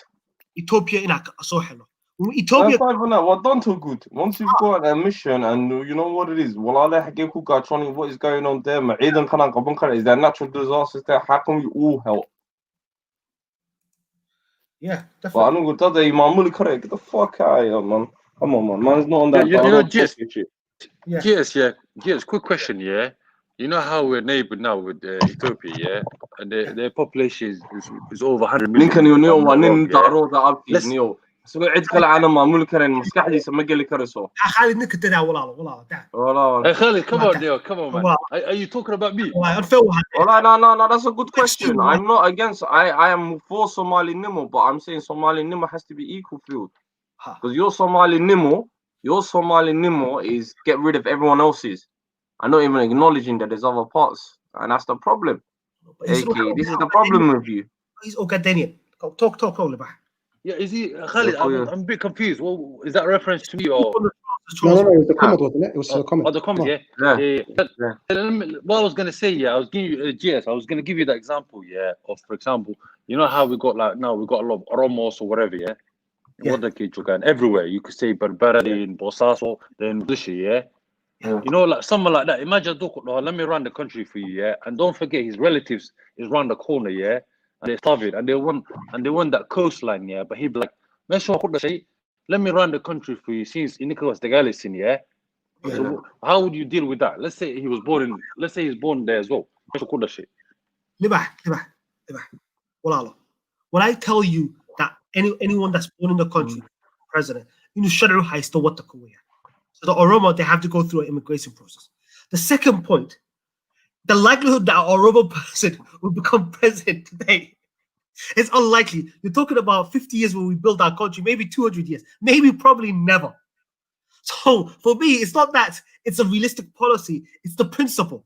I honestly I don't know, it's like you're coming from like the little corner, and I'm talking about building a whole nation on a principle. The idea that a Oromo person will become president of Somalia is zero. It's zero, bro. But that's more likely than you said earlier. Remember, you said he was using an analogy, man. The brother was using an analogy. He's just saying, it doesn't matter who it is, as long as it's the right qualified person. You know what? I hate. I'm gonna eliminate it, so bro. What the fuck? Look, that's what. No, but he needs to clarify it. He needs to make it clear, innit? That's what I'm saying. Well, it's like 0.000.1. And wallahi, I will lie to you. If there's an Oromo guy, who's that good in politics, yeah, who's that much of a leader, that could do that. That guy deserves to be president. I'm sure. Yes, Allah, your Yes, laugh kills me every time. I'm sure that Harris was saying that, Neil. You know that Harris was saying that, innit? So Oh, I but mean, this is the thing. you got Oromo running Ethiopia right now, innit? So Yeah, Abiy Ahmed. Yeah. What do you think of him, Hartaj? Yes. What do you think of this guy? Who? Libah or Ahmed? No, Abiy Ahmed. Abiy Ahmed. I don't really know much about him, bro. I don't really I'd know. say, well, like, Condi's way in. I think they're using him as the Oromo like poster boy, but I think Walla Gufam, innit? Like, he's just working for Tikri. But he's talking about a Horn of Africa union. he's working for Amhara, Khalid, not the Tigray. Yeah, Amhara. Yeah, Amhara. For me, I'm not gonna lie to you. Look, Horn of Africa Union can only work, yeah, if everyone. I don't know. If everyone. I think that's for me. It's a too far-fetched idea. We can't even get the whole like us alone to work in it. Let's sit down on a table ourselves. Let's work. Okay, let's acknowledge each other. But certain people don't want to acknowledge you as different type of people. Look, all I'm saying, Somali Nimo is Muqaddis. Somali Nimo means the brother and sister that they were good at. Just because Somali Nimo doesn't mean there's no Somali Nimo. And that's what I wanted to say to brother Zach and Aki Mo, whatever his name is, isn't it? Yeah? That doesn't mean Somali Nimo. I'm just saying there's a different. I agree with that. Let's look at different aspects of Somali Nimo and let's try to make everyone happy on the board table. If we can't, then and Nikki record roll now because when we record on here right now, I'm all right, and I'm not gonna hide that factor. Alhamdulillah Rabbil Alameen, Somaliland has no lot as well, innit? Whether people hate that or not, it's no beef. It's just I'm not discrediting no one. I'm not wishing bad on no one. I'm just saying, yo, I'm good by myself right now, and I am never gonna make sure that never happens. You know that last time I laid guard, that's the main thing on my mind. That's never gonna happen again. And I'm gonna drill that into every sock, little brother or sister, and make sure that never ever happens to us again. Whether you guys hate or love it. On that note now, Assalamu alaikum wa rahmatullahi wa barakatuh. I've got things to do, I've got videos to shoot. Yeah, and let that sink into people's heads, man. Then in a bit, man. So let me just lock it off.